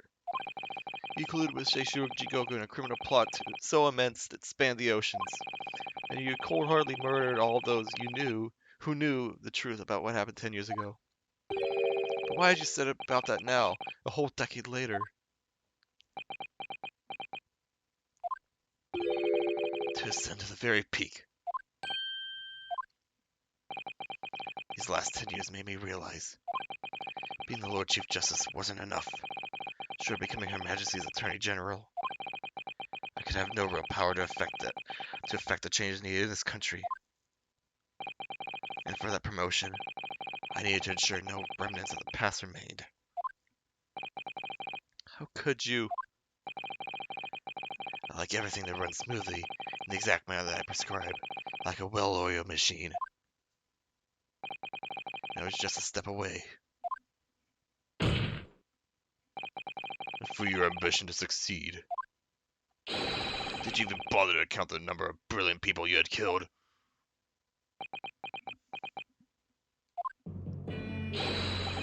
Ah, Mr. Reaper, are you not forgetting something? Such as? You've very much adopted your usual prosecutor-like demeanor in the proceedings now. But the reality of the situation is that you are the defendant in this trial. Ah! However, the presiding judge would appear to have fallen from the bench, as it were. May I suggest, therefore, that we entrust the final education to an old friend. Hey, the old judge is back! My lord! As a member of the judiciary, I've been following the proceedings from the gallery. I must say, I shan't ever forget the extraordinary battle between the good and evil that I witnessed here today.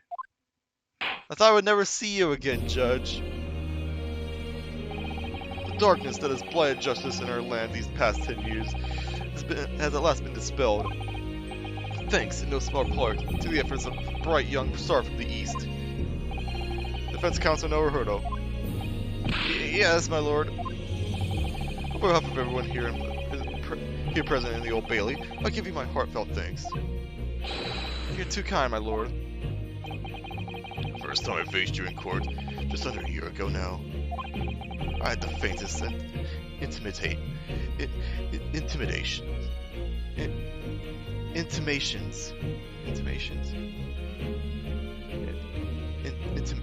Whatever.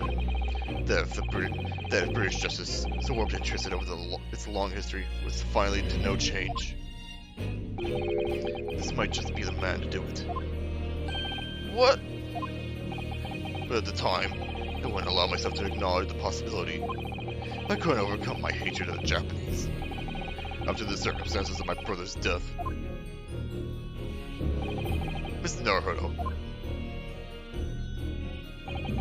allow me to apologize for countless discourtesies on my part. You are a lawyer of boundless talent. Oh, Lord Von Seeks.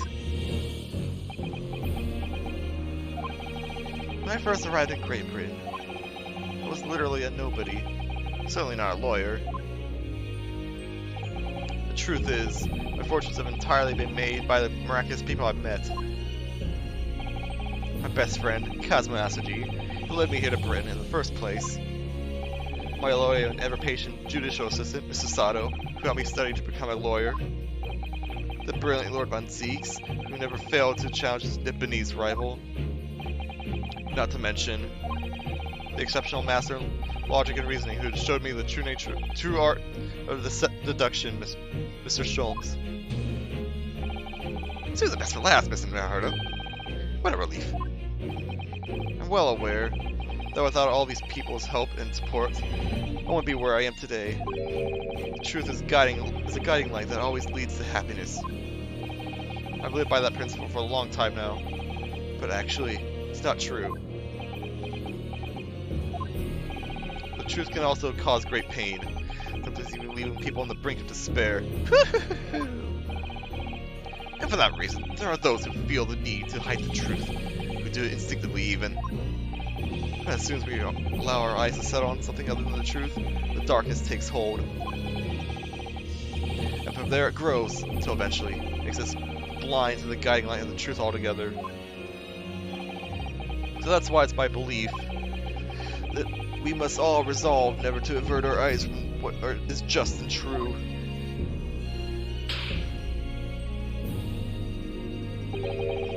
So that we can continue to walk the straight and narrow path ahead.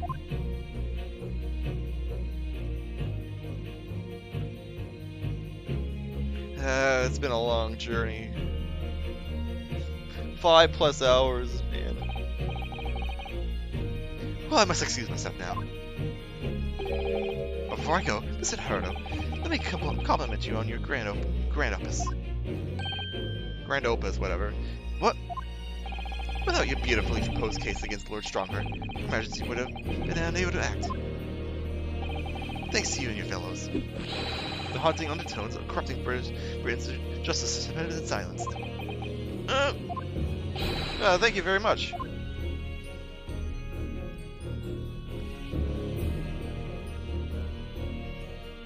So, tell Pascal gets some more. Well then, it would appear that this long trial has finally come to an end. My apologies for any anxiety caused, my lord.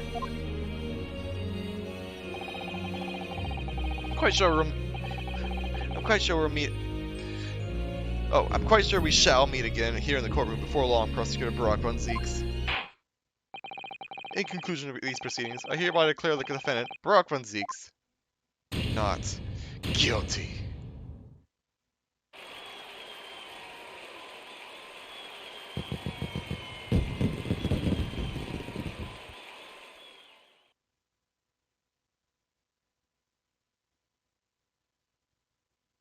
That is all. Course adjourned.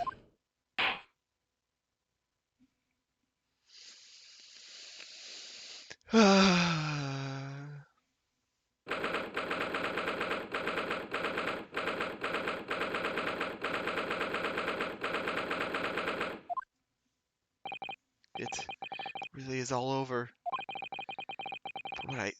But did I have sacrificed too much? Mr. Naruto, I really must congratulate you. It was a truly splendid performance. Honestly, couldn't be happier for you. Oh, thank you very much. I really couldn't have done it without you at my side through it all, Mrs. Sato. Oh, your kind words mean so much to me. It really was a very splendid show, that, Naruto. I thought you'd be smiling from ear to ear. You look like rather glum. Well, of course I'm delighted. Oh, jeez, I bumped my mic. Oops. Well, of course I'm delighted about the verdict. But exposing the truth, I'm afraid I've caused my client a great deal of pain. Really not sure that's what a lawyer ought to be doing. Oh well, in that case, quite sure that when you see Lord Von Zieg's smiling face, I think you will see much better.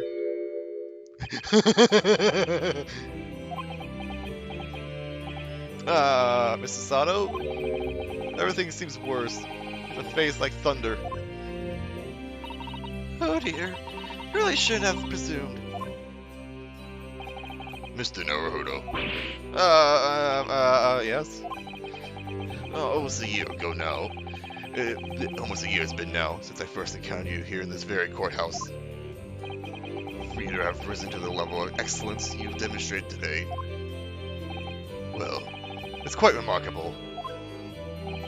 But I exposed the most unpalatable truth you could ever have imagined in court today. I feel as though I've robbed you of something you held so dearly. What was it he said? To fight those who dwell in the darkness requires at least some of us to occupy the darkness ourselves. But that's just a feeble excuse of a coward. Only those with a steadfast eye for the truth have what it takes to fight the dark forces of crime. You made fine work of establishing that fact in court today. Oh. Well, thank you. What magnanimous words. Quite sure that Kazuma-sama would have a smile on his face at this very moment if he were here. Kazuma. Oh, hi. Mrs. Sato. There's another face like thunder here. Oh my! And he really was here. Lord Von Zieks. Allow me to congratulate you on your acquittal. Congratulate me, or curse me. You failed to bring down the Reaper. I owe you an apology. No, it is I who should apologize. Your father, Kenshin. If I had been stronger, perhaps made an unforgivable error of judgment. I can never offer no excuse. I can offer no forgiveness. That said, I suppose you fought for justice and the truth. For that, at least, I can't withhold respect. Your words mean no more to me than you could know. I will hold them dearly. Kazuma-san. I must say, there's one thing that's still bothering me. What's that? That will that Lord Von Zieks wrote before his duel with my father. Hmm.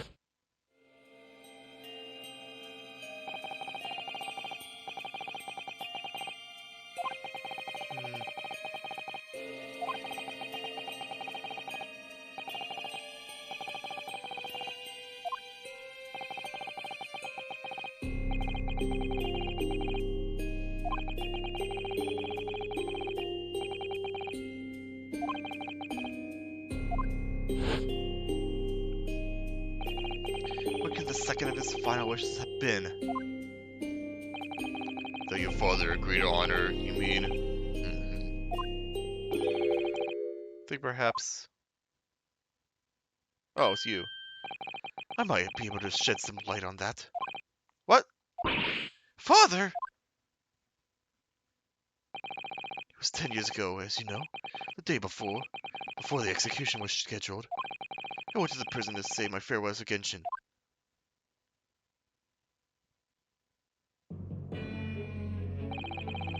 Why don't you bring about more of a fight, Genshin?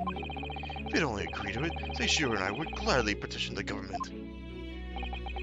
We've been through this already. You don't need to worry about me. Anyway, Eugen, I have a favor to ask of you. Something of great importance.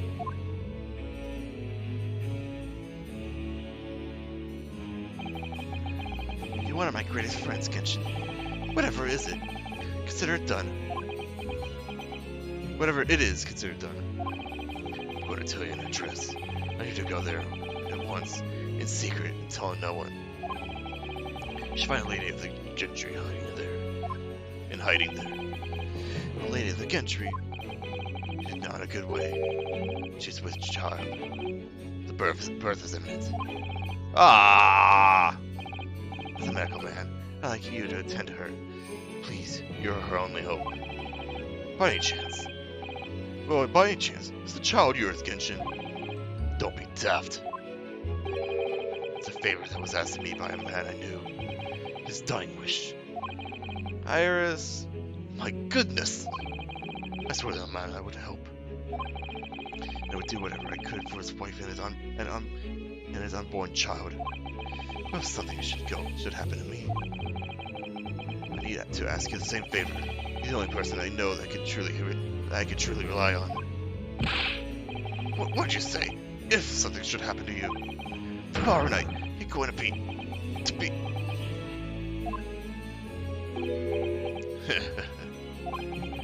You never know, though, do you?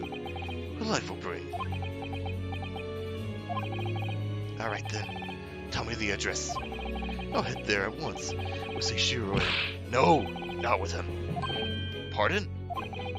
There's a favor I'm asking of you, and only you, Eugen. Right, I see. Very well then.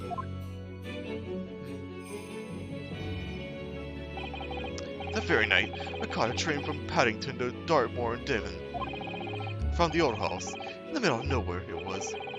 An old hunting hound lay asleep in the grounds.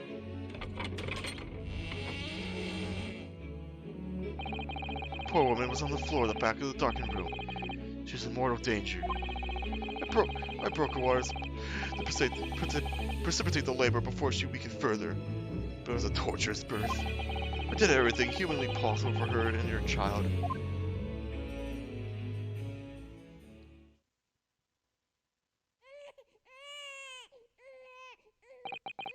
And in the end, I was lucky enough to welcome a new life into the world. But tragically, my efforts to save the mother's life were in vain. I held the healthy newborn girl in my arms and wept for her longer than I cared to remember. Eventually, in something for days, I looked around in the room.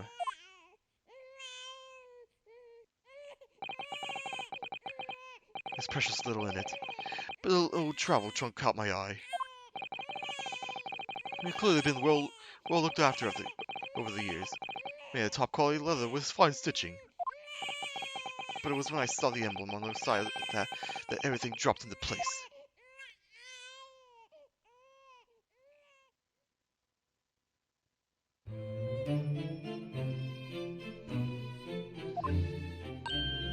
Baskerville! You mean the woman was the wife of Lord Clint Von Zeeks? That's right. The newborn was his daughter. But that makes no sense. Why on earth would Clint have entrusted the child to my care in that case? I was completely unaware that he even had a daughter. Suppose you really have any choice. What? Well, your brother said that he confessed everything to his wife. So she must have been beside herself with worry for her child. If the true identity of the professor were ever to be made public, the girl would be forever branded as the daughter of an infamous mass murderer. Ugh! So the only solution was to distance the young girl from the Von Zieg's family as much as possible. I don't believe it.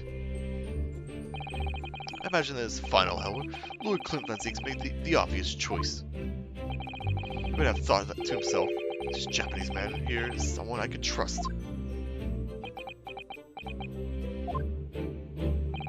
I honor my promise to Genshin, of course.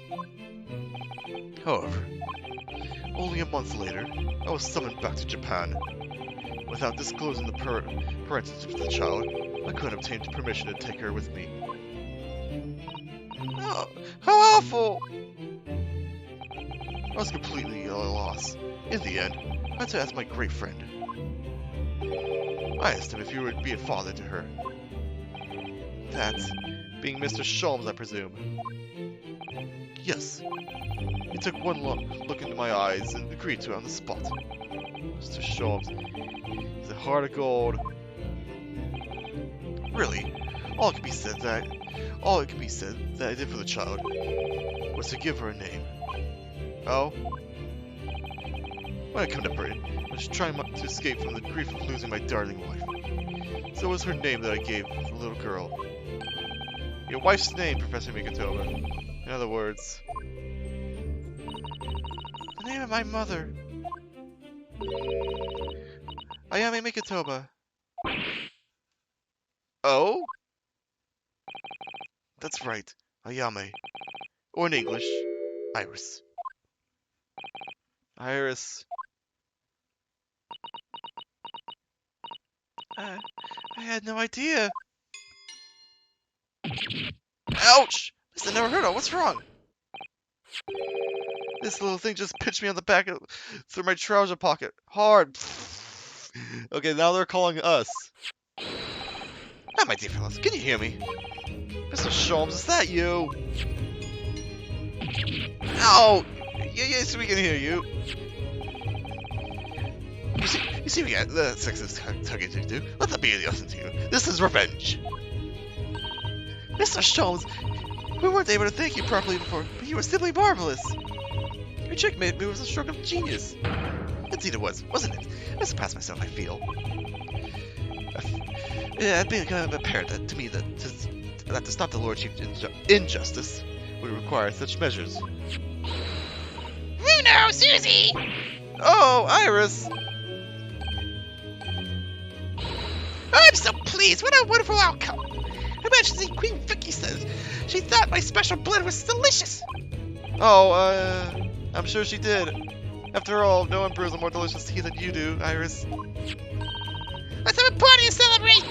And Mr. Reaper, he said we must come too. What? I'm afraid I couldn't.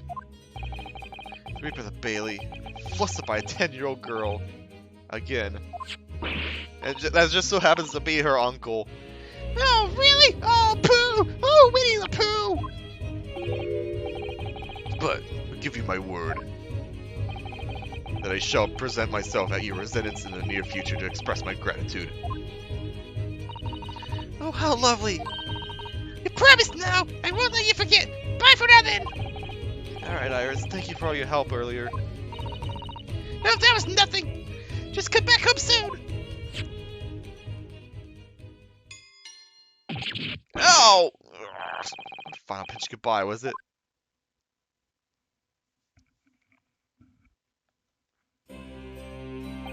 Well, I think I have to be leaving. Lord Von Zieks, would you care to accompany me? certainly.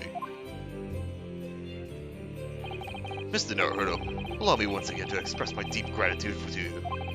I believe you saved my life.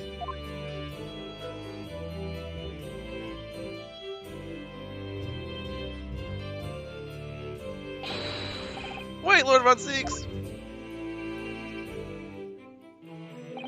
Yes?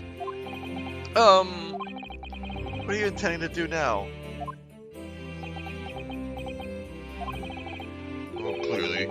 I should have to resign from the prosecutor's office. Oh no! I intend to publicize the full truth about the professor case.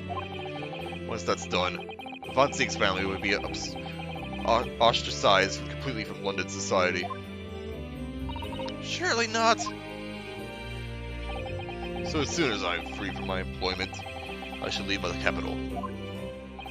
Oh, I see. Don't be a fool. I knew it was you. Are those the actions of a man once feared of the mighty Reaper the Bailey? I beg your pardon. For the past 10 years, you've endured that pseudonym and been cast as one of the dark forces yourself. Now that you've finally been freed from that disrepute, your battle is just beginning, surely. Well, I certainly never expected to hear those words from your lips. I waited a very long time to come to London. Now I'm properly here. Now I'm properly here. I intend to learn all I can. Anyway, goodbye for now. We're just gonna hurt him. Cosma Asoji. Seems as though he's really matured suddenly.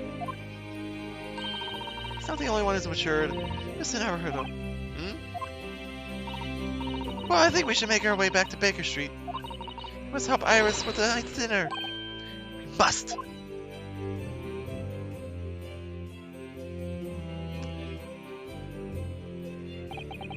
It was then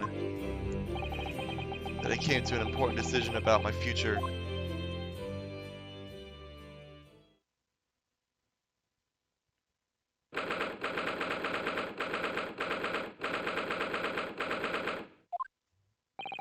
I'm home! Ah! Oh great, you got that gun back. About time you got here. We've been waiting for ages, Oda. Oh, what are you doing with that colorful piece of history? It's a party, ain't it? You gotta go off of a bang. I mean, fireworks, ideally. When you ain't got fire, smoke's the next best thing, ain't it? It's a girl on Fresno Street who could help you with that, I think. Right, I remember that. You don't have to reload that thing every time I speak. Really must hear this. This is the most extraordinary thing. I assure you, it will defy your expectations. Take down every detail now, Ikitoba. Now, the world-famous great detective regaling his partner with the tale of his adventure. A sight to behold. Would you care to hazard a guess? Where do you suppose the fiendish runaway has concealed himself? Would you believe? Inside the trunk I found abandoned in his cabin. I would believe it, yes. I say, Mikitoba, the detective not a hint of surprise. I wonder why that is. Maybe because I was there at the scene as well, Sholmes. What? You were? Why the deuce didn't you say so before? Not quite the sight I was expecting to behold, but still. It's hard not to feel privileged to see it. Hello, Mr. Sholmes, Mr. Mikitoba. Finally back from the Bailey. Not a moment too soon. A feast prepared by Iris, Mr. Sato awaits. I really hope this frickin' quail this time. I must say, I haven't seen Susato looking so happy in a very long time. Ah, Bruno, there you are. Dinner's on the table, everyone. Please do come and take a seat. Don't fill me boots.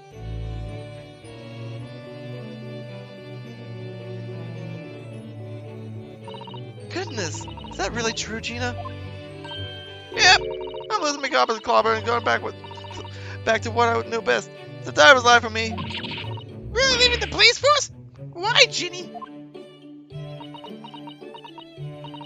Well, boss ain't around no more, so...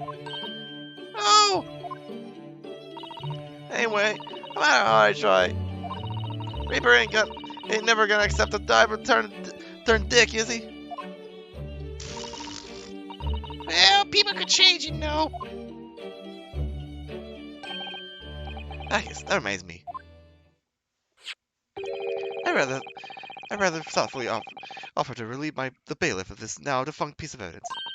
Eh, It's Inspector's pocket watch. And the crown has been reattached. That watch was his pride and joy, a symbol of his great achievements at Scotland Yard. For 10 years without fail, measured every second of the man's remarkable career. And now, it stopped. What do you mean it stopped? Someone needs to keep the memory of Inspector Greggson's career alive. By taking on the great responsibility of wanting that watch every single day again. Yes, it's one of the equally fierce detective spirit.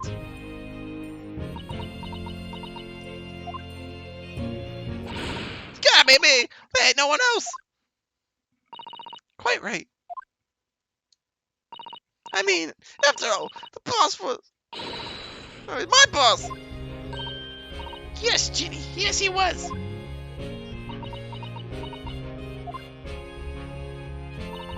Oh yeah, I made you a promise and all, didn't I, Iris? That I became a prog detective one day and tracked down your old man. Oh, about that. Alright, then it's decided. I'll do it, I swear. I find your dad and bring him in his kicking and screaming. I'm not entirely sure that would be appropriate. Yes, I think Gina might be best to, well... I think I'd like you to forget that promise, Jeannie. Iris? Well, obviously I've always wondered about who my real daddy was. Of course I have. I wanted to know where I've come from. I thought it might tell me something about myself. I caused such a lot of trouble trying to find out for so many people. Hurley, Bruno, Professor Mickey. Oh, no, not at all, my dear. Really, you owe no apology to anyone. Well, anyway, I've decided to give up on it.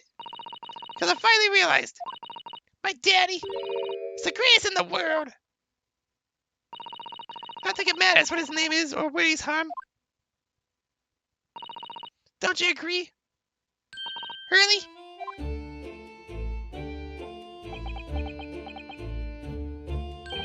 It's every word, Iris. Thank you, Hurley. Thank you, Daddy.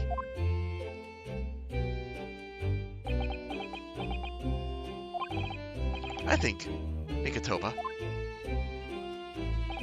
Yes, Sholmes? I think I ought to express my gratitude to you. Oh! For 6 years, you and I solved many a mystery together. And during that time, I remember countless expressions of gratitude for our good services. But a moment ago, I heard the most pleasing expression of gratitude of them all. I should never have experienced it. Were it not for you. You old softy, Sholmes. But I must confess, it's a weight off my mind to hear you say it. Well then, I think this calls for a lengthy violin recital, wouldn't you say? Oh well, the food will go cold. That's the only problem. Maybe next week, Hurley. Are you sure a week is long enough, Iris?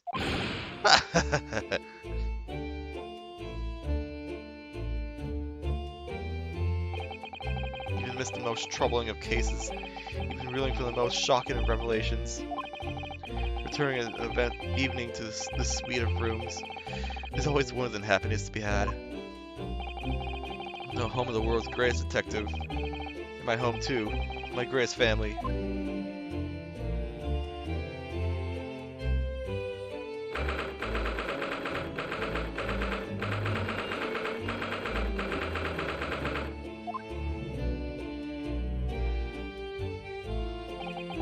This attic room has been my home and office for almost a year now. I've certainly had some unforgettable experiences whilst I lived here. But I think now, time has come. Time to bid this place a farewell. Never heard of... Oh, it's you. No, I thought you were Sasato. Oh, Professor! Are you alone?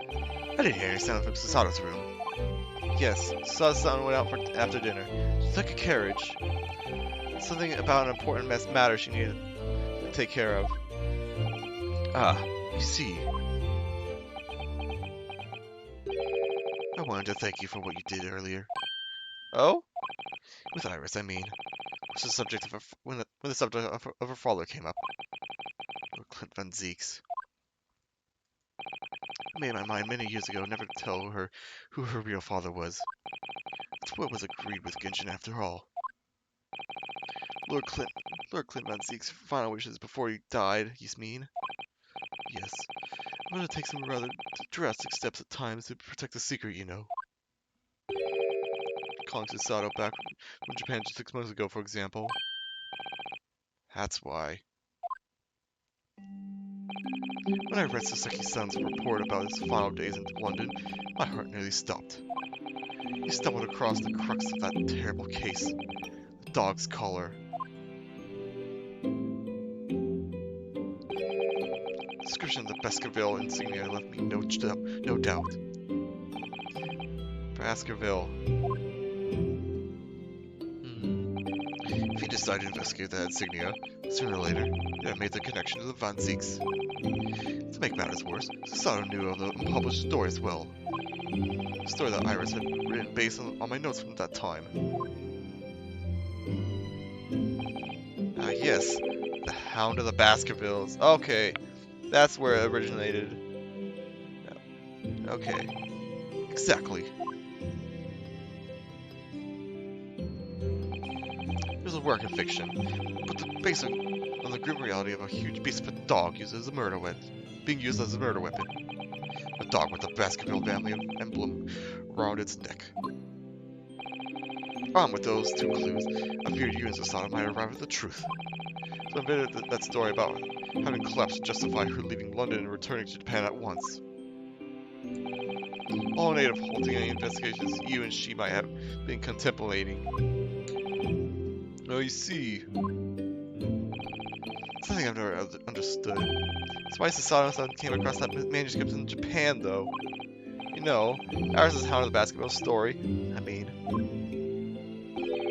Shom sent it to me. That was before Susato left Japan. He was very troubled about what should be done about it, you see. I read about it and carelessly left it on my desk. Which is where Susato came across it, of course. Ah. It was the only case Sholmes and I ever pursued that I didn't record in meticulous detail. I was stunned when I discovered that young Iris had pieced together so much of it from my paltry notes. Sholmes and I discussed the matter, and decided that we couldn't allow the story's publication. At that point, I returned the manuscript by post to Sholmes for safekeeping. So he did all that to stop Iris from finding out the truth about her father. That's right, because Sholmes had told me how astute she'd become. However, having witnessed events in court today, I must say my opinion has somewhat shifted. Oh? I think at some point in the future, time will come for Iris to know the truth. When it does, well, I believe it for the best. I think so too. Actually, Professor, I want to talk to you about something too. Judging from that expression, I'd say you've come to a decision, have you? Yes, I have. I will be returning with you to Japan. Are you quite sure? I'm really only here as a substitute for Kazuma. But he's here in Britain now, as originally intended. Locum student Naruhodo doesn't really have a right to stay, I think. I see. Looking back now, when I first arrived here in February,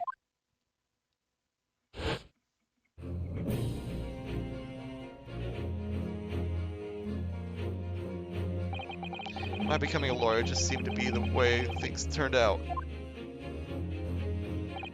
With Kazuma, Susato-san, Mr. Sholmes all gently pushing me in that direction.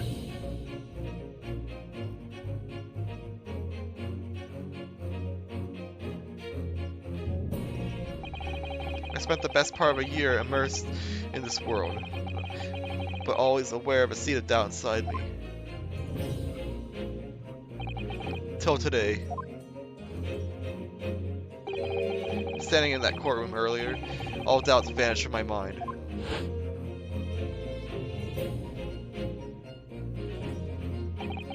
I was totally focused. I was sure of my belief in my kind. I was sure I could see the trial through. And at the end of it, I finally realized no one else chose this path for me. I chose it myself.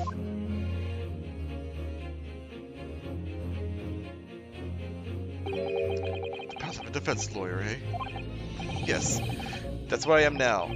That's what I'll be going back with you to Japan as. That's the path I'll be following for the rest of my life. Well, sounds like you've made quite a resolution there. I have. Very well then. I must say, it's extremely welcome news. I shall make arrangements for your return first thing tomorrow. But I don't imagine we'll depart in a few days. For a few days. Now with the symposium having been cancelled now. Such a shame. Never mind. I'm sure there will be other opportunities in the future. Well then, I'll bid you a good night.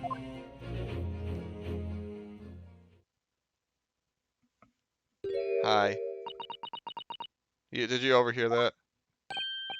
Sato-san! Hi. Just wanted to let you know I'm back.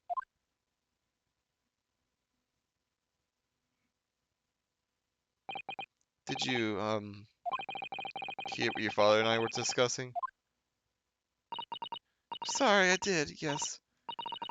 I couldn't help but... Oh. How much did you hear? Well... For the part about Iris's fear with father, I think. In other words, from the beginning. So you made up your mind. You return to Japan and continue working as a defense lawyer. Ah. Yes, I'm sorry. I really should have consulted you about it. I did want to... I did want to early this evening, actually. But you'd already gone out. No, that's quite alright. I already knew that it's what you decided, Hurta-san. You did?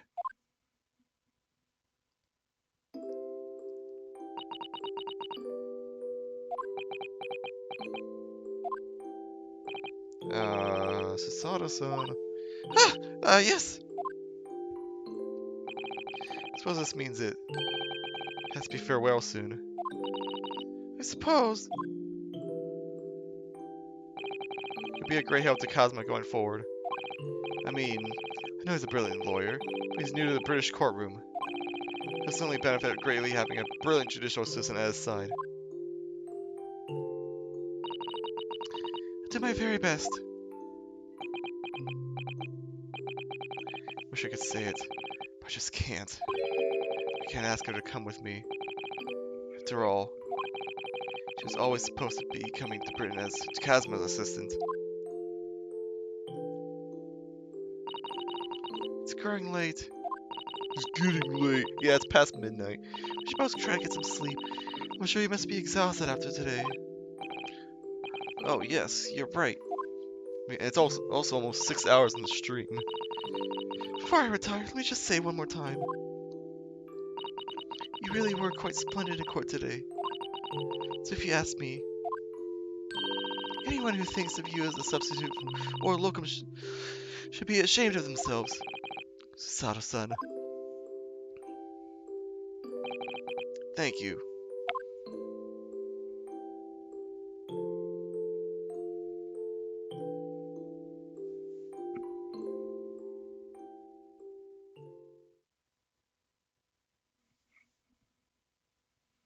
Oh, back here again. 3 days later. Can't believe this day's finally come. You're really leaving then, Runo? I'm afraid so, Iris. Thank you so much for everything. I don't know what I'll do without your wonderful cooking and delicious tea. Oh, I wish you weren't going. But you have to come back and visit. Say you will. Of course. I promise.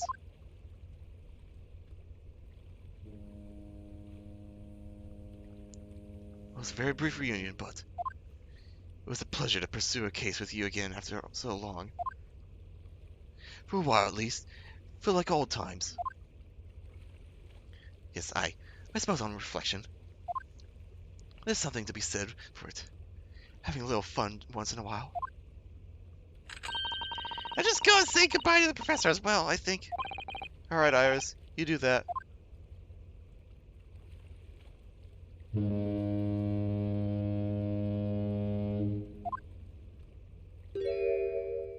スサトさん。 I've just checked, Naruhodo-san. Your luggage is already on board. Such a beautiful morning. Perfect for embarking on a journey, isn't it? Before I set off, I'd just like to say how thankful I am for everything you've done for me. And give my warmest regards to Kazuma, please. Actually, I think you ought to give him your regards in person, don't you? Sorry? Ryunosuke, Kazuma! What are you doing here? do you really think I'd miss my best friend's departure? Thanks. To be honest, I'd been looking forward to our wild time tearing up the streets of Her Majesty's capital, but, Well, we'll have to save that for another time. Personally, I'm looking forward to facing you in court again. Me too. But, we're both defense lawyers, so, I'm going to become a prosecutor. I'll stay in Lord Van Zeek's tutelage for the time being, but before long, I intend to be just as formidable as the Reaper himself. Oh, I see. I see. Actually, Ryunosuke, I have a favor to ask. Name it. I'd like you to take care of this for me for a while. Karuma? Why? Because I've seen it now. I've seen what's inside me, the demon that reared its ugly head that day.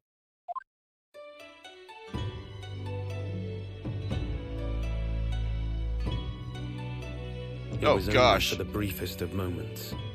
The last time I came face to face with that inspector. But it was unmistakable. I wanted to kill him. Gosh. I've always known there are demons that live inside people.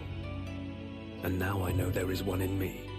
The fact that it very nearly consumed me is something I'll carry with me. Until the end of my days.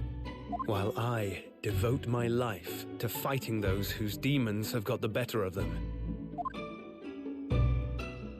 As a prosecutor. So, that's what you've resolved to do, is it? Until I'm ready to face the demon within me. To slay it once and for all. I leave this in your care.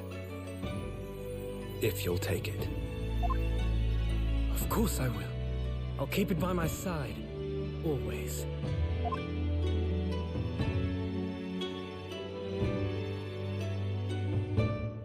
Until we meet again, then. You have your path to follow, and I have mine. Naruhodo-san?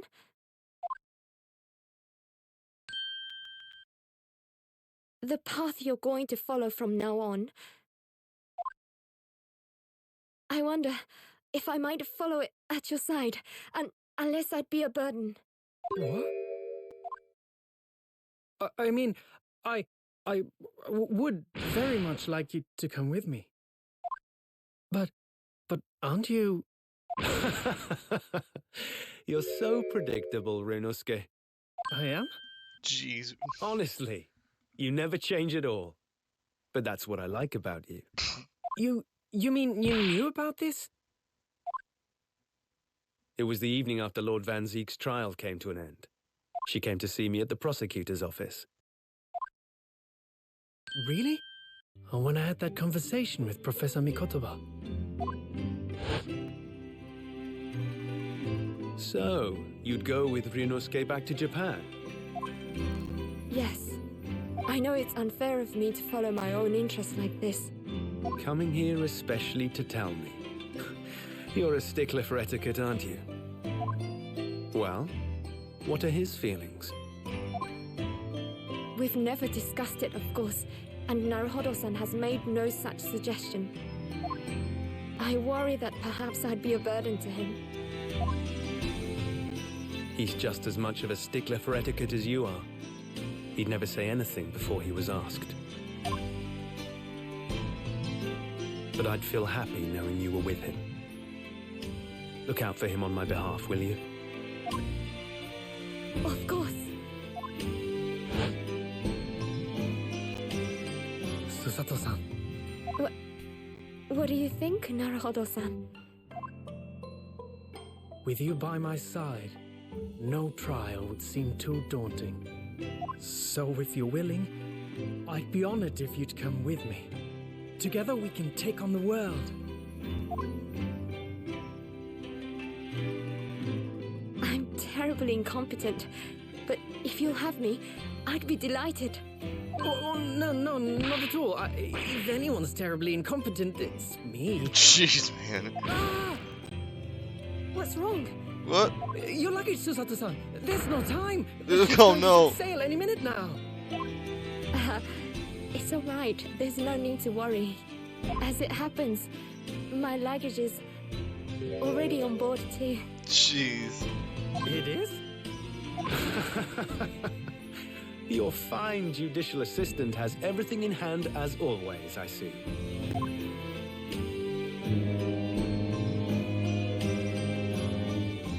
Guess we better go soon. Bruno, your ship's about to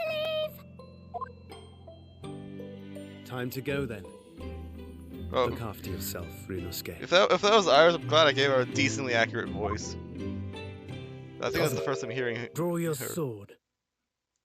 Ah, yes. One last time.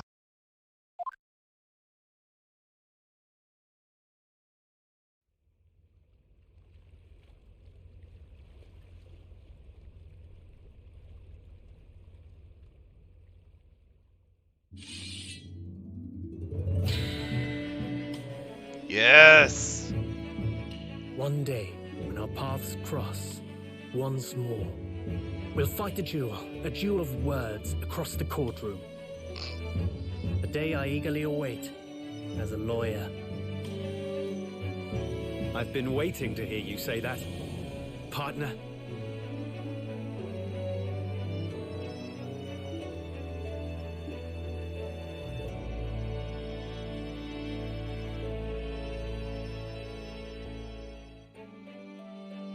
Don't forget me then, Kazuma. As if I could, Ryunosuke. And Mr. Sholmes, thank you so much. I'm very much indebted to you. Indeed, Mr. Naruhodo. I believe you are. I'll never forget all you've done for me during my time in London. Quite. I should like to think you will remember your debt of gratitude. Especially when I visit you in your country. I liked the voice I gave him better. What? The truth is, although many are ignorant of the fact, the world is far smaller than most folk realize. Well, I'd be delighted if you came to Japan one day. Oh yes, would welcome you with open arms, Mr. Sholmes. Oh, that sounds wonderful! I can't wait! In that case, let us conclude that this is to be merely a brief parting, my dear fellows.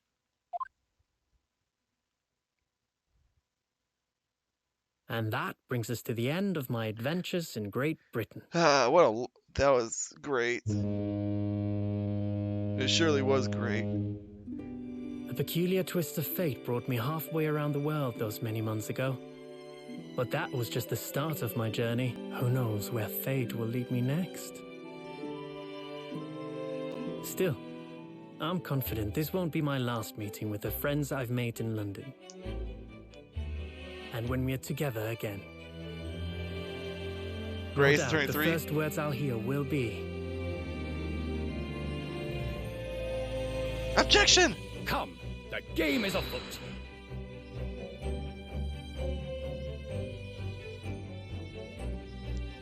The ship, with our friends from the east, sailed steadily towards the distant horizon. But Sholmes' face was alight with joy. The times may change, but a steadfast friendship will remain true, Wilson. We have but to gently close our eyes, and we are with our companions once more.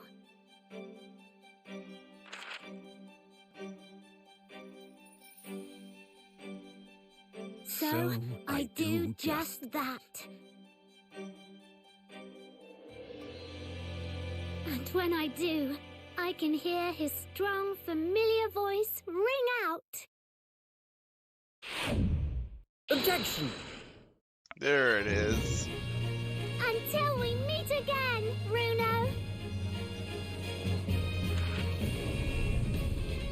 Yes.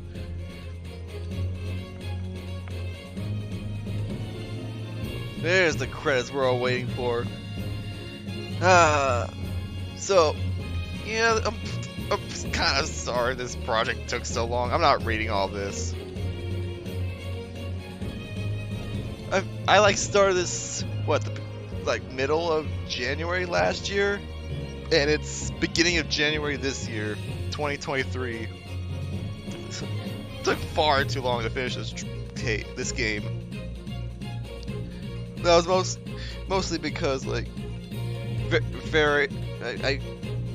there's ways of procrastinating the game. I don't know whether it was due to my schedule, just playing every other week, to of course, obvious stream scheduling, and also there was that 1 month in summer where my computer went down and I couldn't even stream anything until I got the hard drive reinstalled, or not the hard drive, but the driver in my computer reinstalled.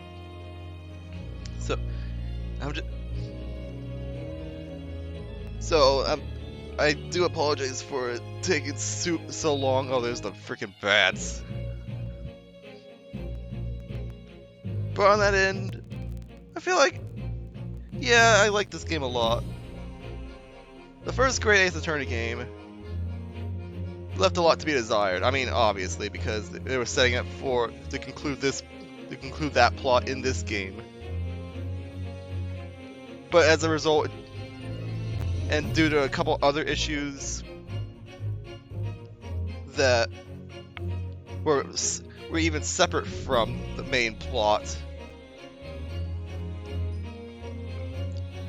I decided that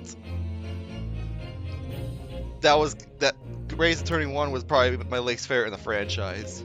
So, sad to say. I mean, it's still Ace Attorney, so it's still good. I still enjoyed it, but there was a lot of issues in that game that just couldn't go ignored.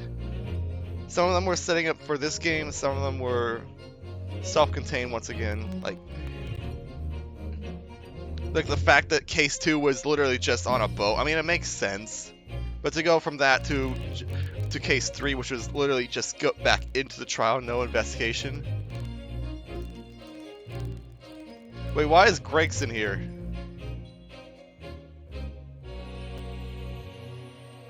I'm sorry, I'm reading this because it's Gregson.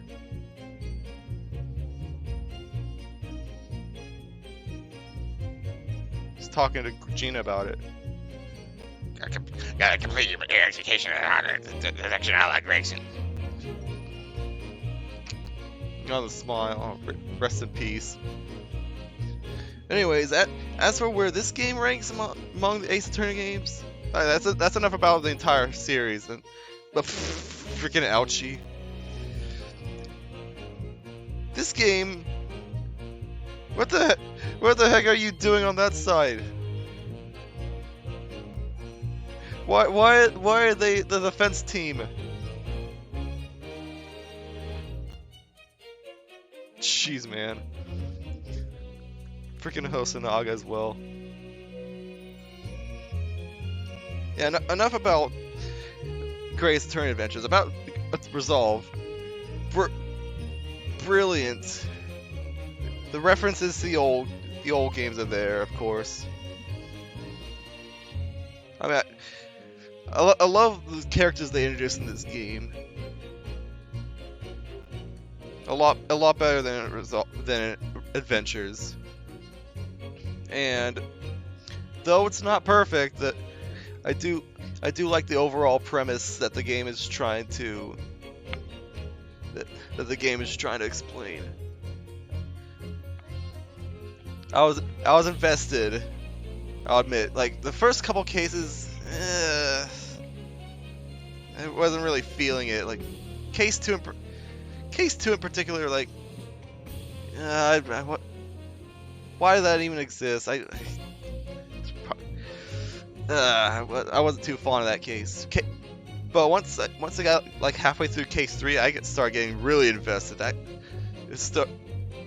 Ironic that the third case was when I started getting invested in this story and what was being set up. And I love how the fourth case and the fifth case aren't just like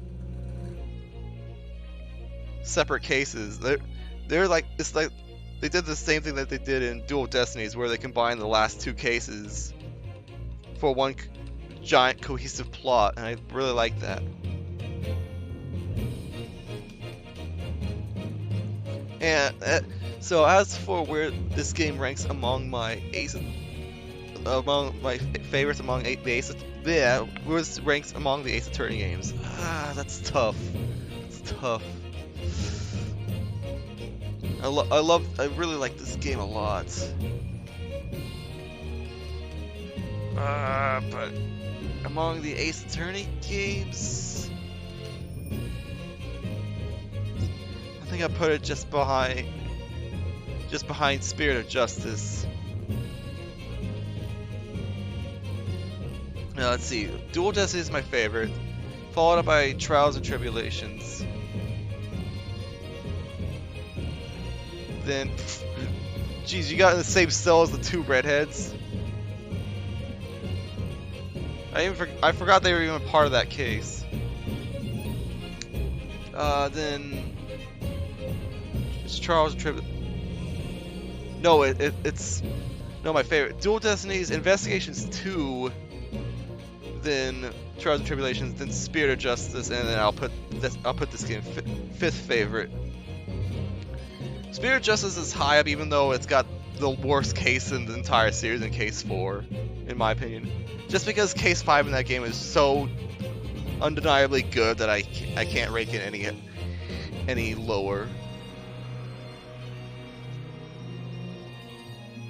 So yeah, while Great Attorney Adventures ranks as my least favorite Ace Attorney game, Resolve is gonna drop in at number 5, which I think is a drastic improvement.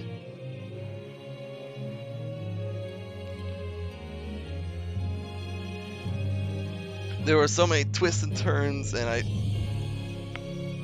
I love the resolve that the game is going for. There I said it. I said the name of the game.